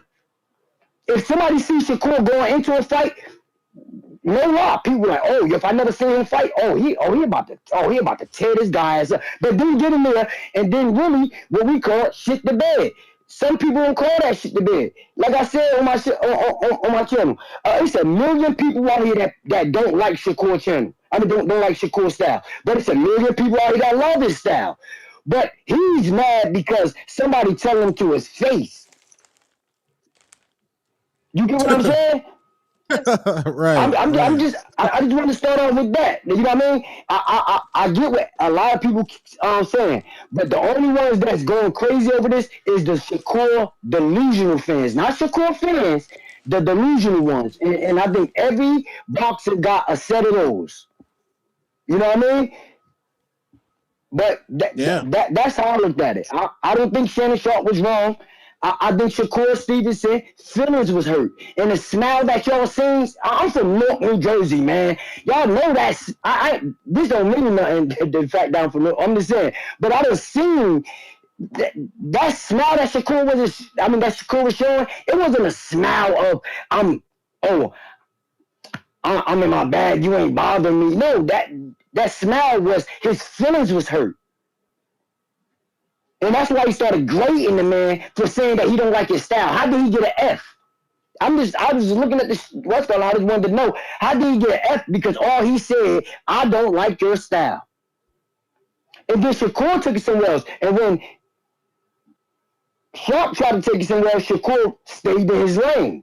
And he said, you don't want to go there. So if anybody going to talk about the show, just talk about how the whole show went. Don't pick parts of pieces of the show and try to make it to something and add something to it. That's why I've seen a lot of people do. They add an extra to it when they were just saying it plain and simple. He don't like his style. He mad that he don't like his style. He said he going to put money up on the line. Now that's putting up or shutting up. He said it when they bet, he gonna put money on the line. How much y'all want to bet? Anybody want to bet that if that fight ever get made and that build up happening, Shakur ain't betting that, man. Not because he's scared, but that's his nigga mind gonna be somewhere totally different, locked in for a Gervonta Tank Davis fight. The walk to the ring, he gonna be honest, cause he know he can't make no mistakes. Y'all got to think about that. So, but I know I went somewhere else with it, but all I'm saying is that I just thought it was just something as simple as that. I don't even think it's that big. It's just, like I said, it's just a man that don't like his style. It wasn't that big. He didn't try to school him on boxing. I don't know what everybody say he got an F. All he said, he don't like his style, and then he said They he know repeating what what style he Shakur like. said. Shakur said he got an F. I know. But, yo, salute to y'all, man. Keep doing what y'all doing. Hey, Two Tails, like it's your time, Yeah. but it's not your time. you my nigga. What up? My You nigga. my nigga, Salute. bro. For real. All day. All right. My nigga. Salute my nigga, man. We got Yes. Dom. I'm sorry, go Let's ahead. go, Don. No, I'm just saying Shannon could have cooked Shakur. Shakur he out petted Shannon Sharpe. It could have been a whole different conversation. It could have been a way different conversation. He was trolling. That's why it was better for him. He laughed and he got up under Shannon's skin. He got the Mm-hmm. better of the champ or the Yeah. Hall of Famer. Dom, what up? TBV, what's up? What's good? All right. So what I didn't like about the Shakur and Shannon exchange, it was less about Shannon looking silly, because that's sort of what he does on that show. He's an entertainer. We don't really see him have serious debates. But what I didn't like was Shakur. He at one point he made a point to shit on belts. By calling Devin's undisputed versus Cambosos overrated. He said something like, anybody could have got those belts. And this is the same interview that he bigged up his win against Tiafimo, you know, the guy that lost to Camboso. So it's the contradiction he just put on a platter, and the fact Shannon couldn't even capitalize on that, it's really not worth giving Shakur any credit for making Shannon look silly, I guess. Anybody could have did that. Um but Shannon wasn't wrong in what he's saying, and the history of the sport and the fans alike, all support what he's saying. Shakur Stevenson style has never been the most marketable. We're just in a time where he's one of the most skilled, and skills pay the bills. We hear it all the time. So yeah, he's a leader at what he does. But I just think that if the nightcap show wants to keep having boxers on, that they should create a boxing division or do what the Breakfast Club does, and they could get one of you guys, Ness or Two Tone, on the program to help them in Facts. these conversations. Because like on that show, Charlemagne's the one sort of leading the conversations, but I think they got Ak and Barack on there to sort of Yep. chime in and help. So I mean that's a no-brainer for them. They see the numbers it did, but it's also a catch-22 because it went viral because they didn't have one of you guys. But I think if one of you guys were on there to, point out the contradiction or the fallacy that Shakur was bringing up, that would have went equally viral or viral for different reasons. So, I just wish that the conversation had went a different way, but that's it for me. Hey, Ness, or anybody, if you go to the movies, go check out that Evil Dead Burn. That movie is phenomenal. Absolutely phenomenal. My All favorite of right. the reboots that they've done. They've had 3 reboots, so that's the best one. But I'm out. Peace. All right. All right. Salute. Big Kenzo. Kenzo. Nobody want to watch that nut ass movie, bro. That shit sound ass. Damn. But yo, first we gonna start out. All shout out to all my Shakur fans. My man tweeted the other day, said he don't get caught up in all the hyper clout. Real businessman at all times. Appreciate the ones who support me. I love y'all and I got y'all. It's us against them. He putting that pressure on Devin Haney, telling him to meet up with him in Vegas to do a weight check since Devin Haney wanted to put a comment under it. But yeah, let me stop trolling though. But yo, Shannon Sharpe is the same boy that said after the Boots fight, Boots get hit too much. He get hit too much. I don't know. That was Bud. Damn. That was somebody else. They gonna stop him. So which one is it, bro? You like them to bang it out, or you want them to be defensive first, bro? Like you make no sense, gang. All right. That's that casual shit. Like y'all got to put context where it matter, bro. If he just said Boots get hit too much, so I would assume he prefers Shakur style, right? No, he don't prefer Shakur style. So what kind of fucking style is it? There's no perfect type of style of boxer. Either you're gonna get hit too much, or you're not gonna get hit at all. So like I don't understand. Y'all tell me, am I tripping? Nah, I didn't even know the nigga said that about Boots. Lord child. Yeah, after just watch the post fight. You know how they Yeah, do the I ain't post know that fight at the either. booth. Yeah, that's what I'm saying. Y'all, everybody calling in. Y'all, I know y'all all watch Shannon Sharp. So he literally said that shit. Oh, Woods get hit too much. Everybody on the panel said he get hit too much. I think except for Ocho. He's like, oh, if that was Bud though, I'm telling you now, that's night But night, that nigga. is that Bro, is so what? something people say though. About So what? the Boots get hit too much. So you probably Yeah, heard it somewhere. because everybody got this narrative that he's a slick boxer, slick black boxer, so they expect him to do that. No, Boots want to bang it out. He can be a slick black boxer, but he want to bang it out, get that shit over with, in and out like a Fact. robbery. Like Yep. you feel me? But that's what sell tickets. Cause I don't hear people say Tank get hit too much when he giving up six round to Frank Martin. Yeah, like, I Damn. don't hear people say he get like, come on, bro, we Cook. gotta keep it a bean. He give up Cook. rounds to everybody. He getting hit a lot. But when he knock it out, everybody love it. That's what I'm saying. Y'all just pick and choose, bro. That's why my man Shakur, he'll fuck Tank up. I'm tired. Man, fuck Tank. Y'all keep calling my Tank. Fuck Tank, bro. And and Mike, keep Boo's name out your mouth. Why you bringing him up again today, bro? I heard you, bro. Like you really a fan of him, low key. You keep fucking mentioning him, but bro, like, yeah, you said you're not a fan of Boo. You grown into it, no, nigga. You a fan. Dead homies. What is you talking about, bro? But nah, man, I just had to cook up real quick, man. I'm tired of all these. Y'all gotta start doing your fucking research, bro. YouTube is free, bro. Internet is free, bro. Like, come on, man. Shout out TVB. Hey, everybody, stop being selfish. Like my man, that shit, dog. I like that shit on YouTube, and I liked it on my YouTube on TV, like on 2 different accounts. Come on, man. Let's Shout go. out TVB. Yeah, Chin. man. You the Salute man. Philly, man. Yeah, I can't Word. wait. Yeah, I'm a Philly nigga, man. Big tone, big Philly, man. Yeah. Yo. Who else we got? Damn, Shannon got cooked. Yeah, man. Get Shannon out of boxing, man. Trees. What up? Wait, nobody banned this nigga? Oh, that's the For what? community used to be a prop. Albert Bell got lost. Damn, you get banned for riding with your dude? Yes. Lord. Damn, my nigga, you ain't get banned when at least get popped hot, my nigga. Let me breathe. Or when Ryan was crying in the back of the bus.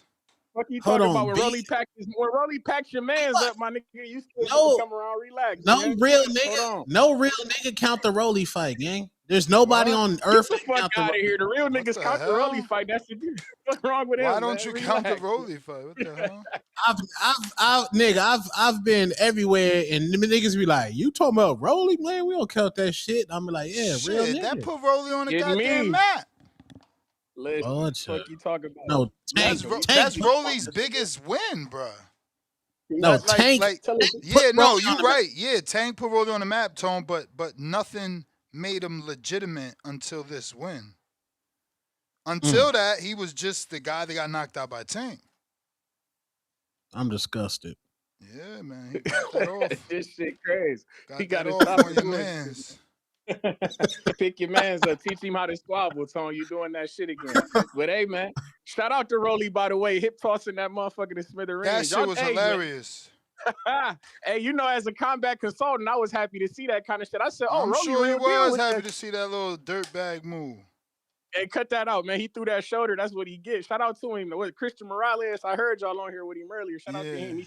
He's a good sport, though. He's a good sport. He got hip tossed to the smithereens, though. My We love man to see got that cut, shit. man. He got cut from Zufi. Hey, you funny than to talk about. He got fired on his day off, Clay. You a funny. Hey, he was home resting up, and they like, yo, they revoked his pass, bruh. Hey, they man. revoked his pass, bro. That shit You're not nasty. with gang no more. You can't come on premises because you got fired. He's not in the gang. You cook, man. That's how it be. Get off the block, cuz we got to take your word. That's how it be. But shit, man, no. But shout out to Rolly though. I ain't gonna lie, that shit warmed my heart. I said, oh, he legit with that shit. Okay, I thought he was bullshitting when I heard that judo, but that was crystal clear. Yeah, now that was a real judo toss. No, word. That was shout out to Rolly. He got that shit off. He need to sign with Zoo for fuck around, get that UFC crossover fight. It's time. Fuck it. But hey, man, Shakur. Yeah, man, he just fuck it, man. We don't take Shakur serious. I ain't gonna bullshit. Ever since he closed up the gap when my nigga said I never fix my teeth, he pulled a Cardi B, got a bag and fixed his teeth. What's wrong with that though? Why is only this community that shit on people for doing upgrades to their life? No. I see. I'm shitting on him because he said that he wasn't gonna do this shit. Yeah, I mean, but motherfuckers change their mind. It's my signature. Nah, fuck that, cuz. He said that's his signature, cuz. And then every time I hear him talk, it sounds like he got a little whistle with that shit. He got a lisp now with that shit. But it is, but it is what it is, man. Shout out to Shakur, man. But I wanted to talk to my guy Two Tone, man, about this. You already know what I'm calling about, the Queen of the Midwest Mafia, man. This Clarissa Shields shit. Tone, we going to Atlanta, man? We pulling up? Hell we no. Taking the fight out? What? We gotta check the fight out, man. Absolutely That's a not. unified champion, man.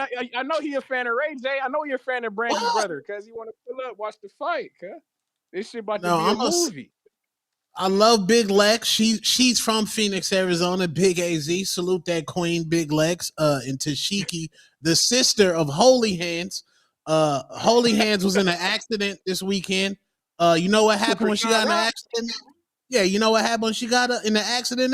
She got the fuck up and said, "Give me the bike." That's who Clarissa Shields is ducking. She's ducking Krishan. She's ducking Holy Hands. Stop, Trees. Ducking. Fuck out of here.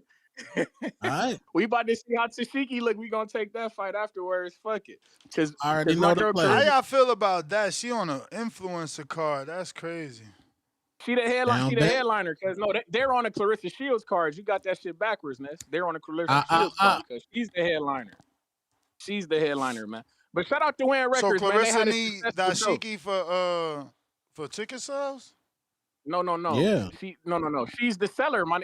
People gonna pull up for Clarissa anyway. But it's in Atlanta because it's the Stop. home of Black Hollywood. We gotta bring the stars out. Fuck you, mean. That's why we got Hey, Orlando Brown and Ray did you J see on the that press bitch. conference? Did you see the press Hey, conference, I bro? did That see the shit press was conference. horrible. Horrible. Shout out to K Scott, man. That motherfucker look like a glamazon up there, man. She look on some powerful shit, man. That's a unified champ, man. We about to go snatch them belts off of her. Even though we already undisputed the division, it is what it is. We right back, no cheating. But hey, man, like I say, it's gonna be a movie in there. Two-Tone, you need to pull up, man. That's Black Hollywood shit in there, man. I could imagine you with the press pass. I can only imagine you with the credentials backstage. I know you'll act ass, man. That's your type of scenery anyway, man. You need to pull up. But no, man. I don't know. You ain't fucking with it? No, I love Atlanta. First of all, I love it. That's just an amazing place. But that fight with the Guad, K Scott is a 42-year-old OnlyFans model. I'm not paying a subscription. I'm not doing it. I'm not doing it. That's a beautiful MILF, man. Don't do that, man. Shout out to all the MILFs out there, man. You need to relax, man. But she, like I say, she looked powerful, man. She got the. I know you've seen that motherfucking arm shell. Alicia Bumgarner said, "I wonder what her workout plan is, man. Relax, man." But like I say, about to go get the straps off for her, man.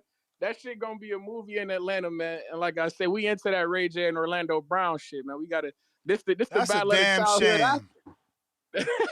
It's the battle of the childhood actors, my nigga. How they get Orlando to pass the test? Whoa. See, allegedly that man be on drugs. I've never seen him snort anything. I've never seen him shoot anything. Bro, I'm talking about just a common physical. Have you seen any of his interviews? Oh, a common physical. Oh shit, man. See, hey man, you know you can go to your neighborhood doctor and get the physical. Hey, you know how it be, man. You can find anybody to sign off on. Shit, if some of these niggas be coming to your border wars that I didn't see, my nigga. Nah, we got a legit doctor there, bro. And shout out to Raquel. He gonna be the doctor the next time. Nah, you crazy. Hold on, man. I heard Rich O blew weight about 40 pounds and packed up my man Old Wiz. Packed him up. I ain't gonna lie, that shit look bad for Wiz disappeared after that one, man. That's why I be hating these fights. These motherfuckers packed up, they get packed up and then they just disappear.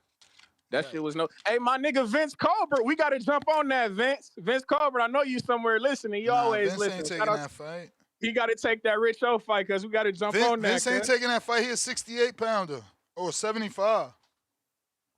What was that he fought over? Rich O a cruiserweight, man. He blew weight. He came in at 184, 187.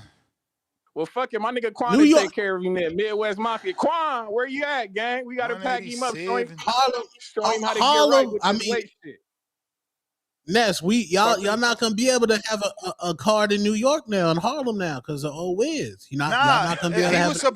He was supposed to be fucking Arizona. He ain't even hitting me up. No, that wasn't Arizona. Oh, he was Arizona. He kicked him out the whip. No, he kicked him out the whip. Can't be losing. No, we undefeated. Hold on. He put him back in Harlem. You ain't see? He put him back in Harlem. He said you can't have a fight in Harlem. No. Lobo is terrible. Wait. Lobo is undefeated in Border Wars. Big AZ undefeated in Border Wars. Lobo undefeated. Look at him. Not Team Lobo. Look at him. Team Lobo. I love to see it, man. Town business. Get back down, man. That's how it go.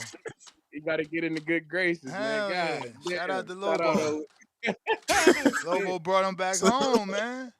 That's how it Salute be, Lobo, man. For real. Two-Tone, it's all on you now. You got to find us a gym, man.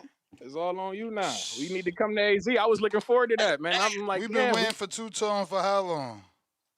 Bro, I got one, bro. Send me everything that I can put in Chat GPT. He keeps saying send him everything. This motherfucker gonna have a file on TPV by the time he's done. This nigga waiting for me to send my social next. Like, what the fuck? What else he need, Trees? What else that man? Let me get to these other callers, man. Sure, man. Y'all be cool, man. Shout out TBV. That motherfucker said, send me everything. Yo. What up, Khaled? What up, man? Hey, Tone, salute, Tone. You been good, bro?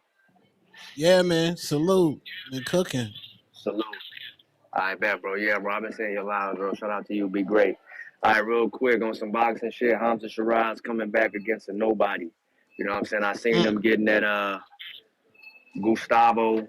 You know, he trying to justify whatever the fuck he said, but they said Buddy lost a 6-round fight on some club show, and now he getting the title shot. Hey, man. Saudi money pays well. We move how we want to move when you got the money in the back and it's pay to play. It's sick shit out here. Josh Kelly coming back also on that Anthony Joshua card. Looking forward to see what Anthony Joshua gonna be looking like. I just thought about it. Like my man really lost his homeboys in a car crash and now he's still coming back to boxing. I thought he was gonna say fuck it. You know what I'm saying? I just want to see how my man looking. You know what I'm saying? See where he at mentally. I'm going to be listening to his interviews to see where that man headspace is during fight week. You know what I'm saying? Because he really took after the Jake Paul fight, my sister who doesn't know shit about boxing, my sister who, when I was visiting her out at AZ, shout out to Two-Tone, I was visiting her, I got boxing on the TV. She's like, Colin, we not about to be watching boxing. We not about to. But she took the time out to say, Colin, can you tell me about Anthony Joshua and just tell me what's going on with boxing? Because the man is attractive. It's like she was just, a lot of women was like that about AJ, man. So, you know what I'm saying? Shout out to him, bro. Like, you know, he definitely kind of took the USA by storm with Jake Paul and that shit. Josh Kelly coming back too. We got to see what's up with that. There's going to be some decent boxing this upcoming weekend. We got my man Chaco. Not my man Chaco. Albert Gonzalez. That's some prospects. That's some hardest of the hard. He be on like the top ranked undercards, but he with Robert Garcia and shit like that. I've been fucking with him. Chop. You know what I'm saying? Chop. I've been fucking with him. I'm just trying to see what he looking like. Andy Cruz not fighting nobody. He kind of got out of a tough ass fight with Albert Bell. That was gonna be a tough ass fight for him. And then Diego Pacheco was chips. He is food. I don't know if he's gonna be able to win this fight. Diego Pacheco is not Word? nice. Hey, You yo, think he losing to Eileen? You wildin'. I don't I think wish he gonna. Eileen could get the win, but I don't know. Yeah, I don't know. Like it's not really set up for him to win. You know what I'm saying? Especially coming off like the Leicester fight, but Diego is just not like that, bro. I'm looking at him. He just not it, bro. I mean, I But he know could he box with Buddy. though. He know how to win a fight boxing. That's the thing. I gotta see if he getting better. I gotta see if I don't Buddy know if gonna have that Eileen got jab. enough. Like if he got enough pressure, man. Nah, that's fair, bro. You know what I'm saying? So sometimes time and it's just like not your time to beat the young guys. You're not really on the card to beat the guy. You kind of got to be up and just have a certain type of thing going.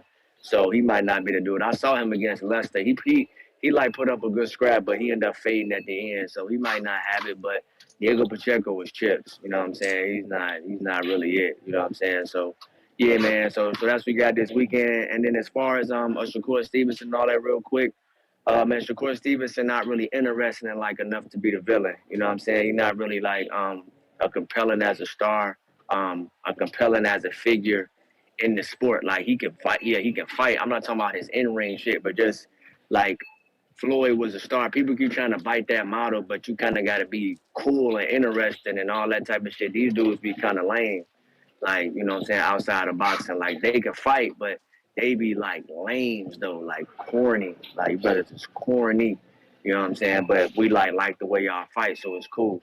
I don't know how they finna make all these fights over there, like, especially with PBC going to the zone. And I heard Tone talking about they got to get Tank $150 million, and I know the Tank is like, probably gonna have a separate deal from that. But Devin Haney might drop the belt, so that fight might get made, but other than that, bro, I don't really see it. You know what I'm saying? When you say that there's no reasons why the big fight should be made, that's the same thing Eddie Hearn said when he got you, and you fought Patty Donovan and William Cepeda, I believe, over there with fucking Matchroom.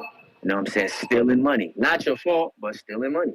Now you back over here with Zuffa, and more than likely, you know what I'm saying, unless you get the Devin Haney fight, it's going to be Rayo Venezuela, which is cool, good little scrap. Might run it back with the other dude who just got knocked out to maybe try to build up a star. You know what I'm saying? Because, look, think about it. It's like this. if we gonna do some cross network shit, then it gotta be like a lot of money. Like, you know, if we gonna do the Paramount and the Zone pay-per-view and all that, like once we got to doing that, the fights was so mega that it kind of made sense. I don't know if Shakur Stevenson mega like that. I don't know if the Rayo fight gets him to it. Maybe that's why he needed Devin Haney, and then like whoever win that can get a Tank. But I don't know if Tank gonna want to go over there, bro. I kind of gotta see it, bro. Niggas keep telling me these fights gonna happen, but I'm looking at everybody go under one umbrella to try to get up under try to like take on Zuffa and shit like that. So I don't really see nothing happening like that. So we just kind of got to see, bro. But hey, bro. Yeah. So we just kind of got to see, brother. So yeah, man. But nonetheless, shout out to boxing. Shout out to you, Ness. Shout out to Tone. Make sure there ain't nothing else I want to say. Or hop up off here, you know what I'm saying? Yeah, I think that's about it, man. You know what I'm saying? Shout out to boxing. Ness, that's my call. Appreciate you, black guy. Salud. Appreciate you, champ. RJ, what up? My nigga RJ. Yo, Caught that nigga What Shakur Chamberlain Williams, nigga. That's crazy, dude. bro, that shit was hella funny, Tom. I can't lie. No, but you know what's funnier, Tom? Is nigga you on motherfucking the Hatrix laughing uncontrollably for fucking nigga 10 minutes straight about that shit. This nigga Tone is stupid, bro.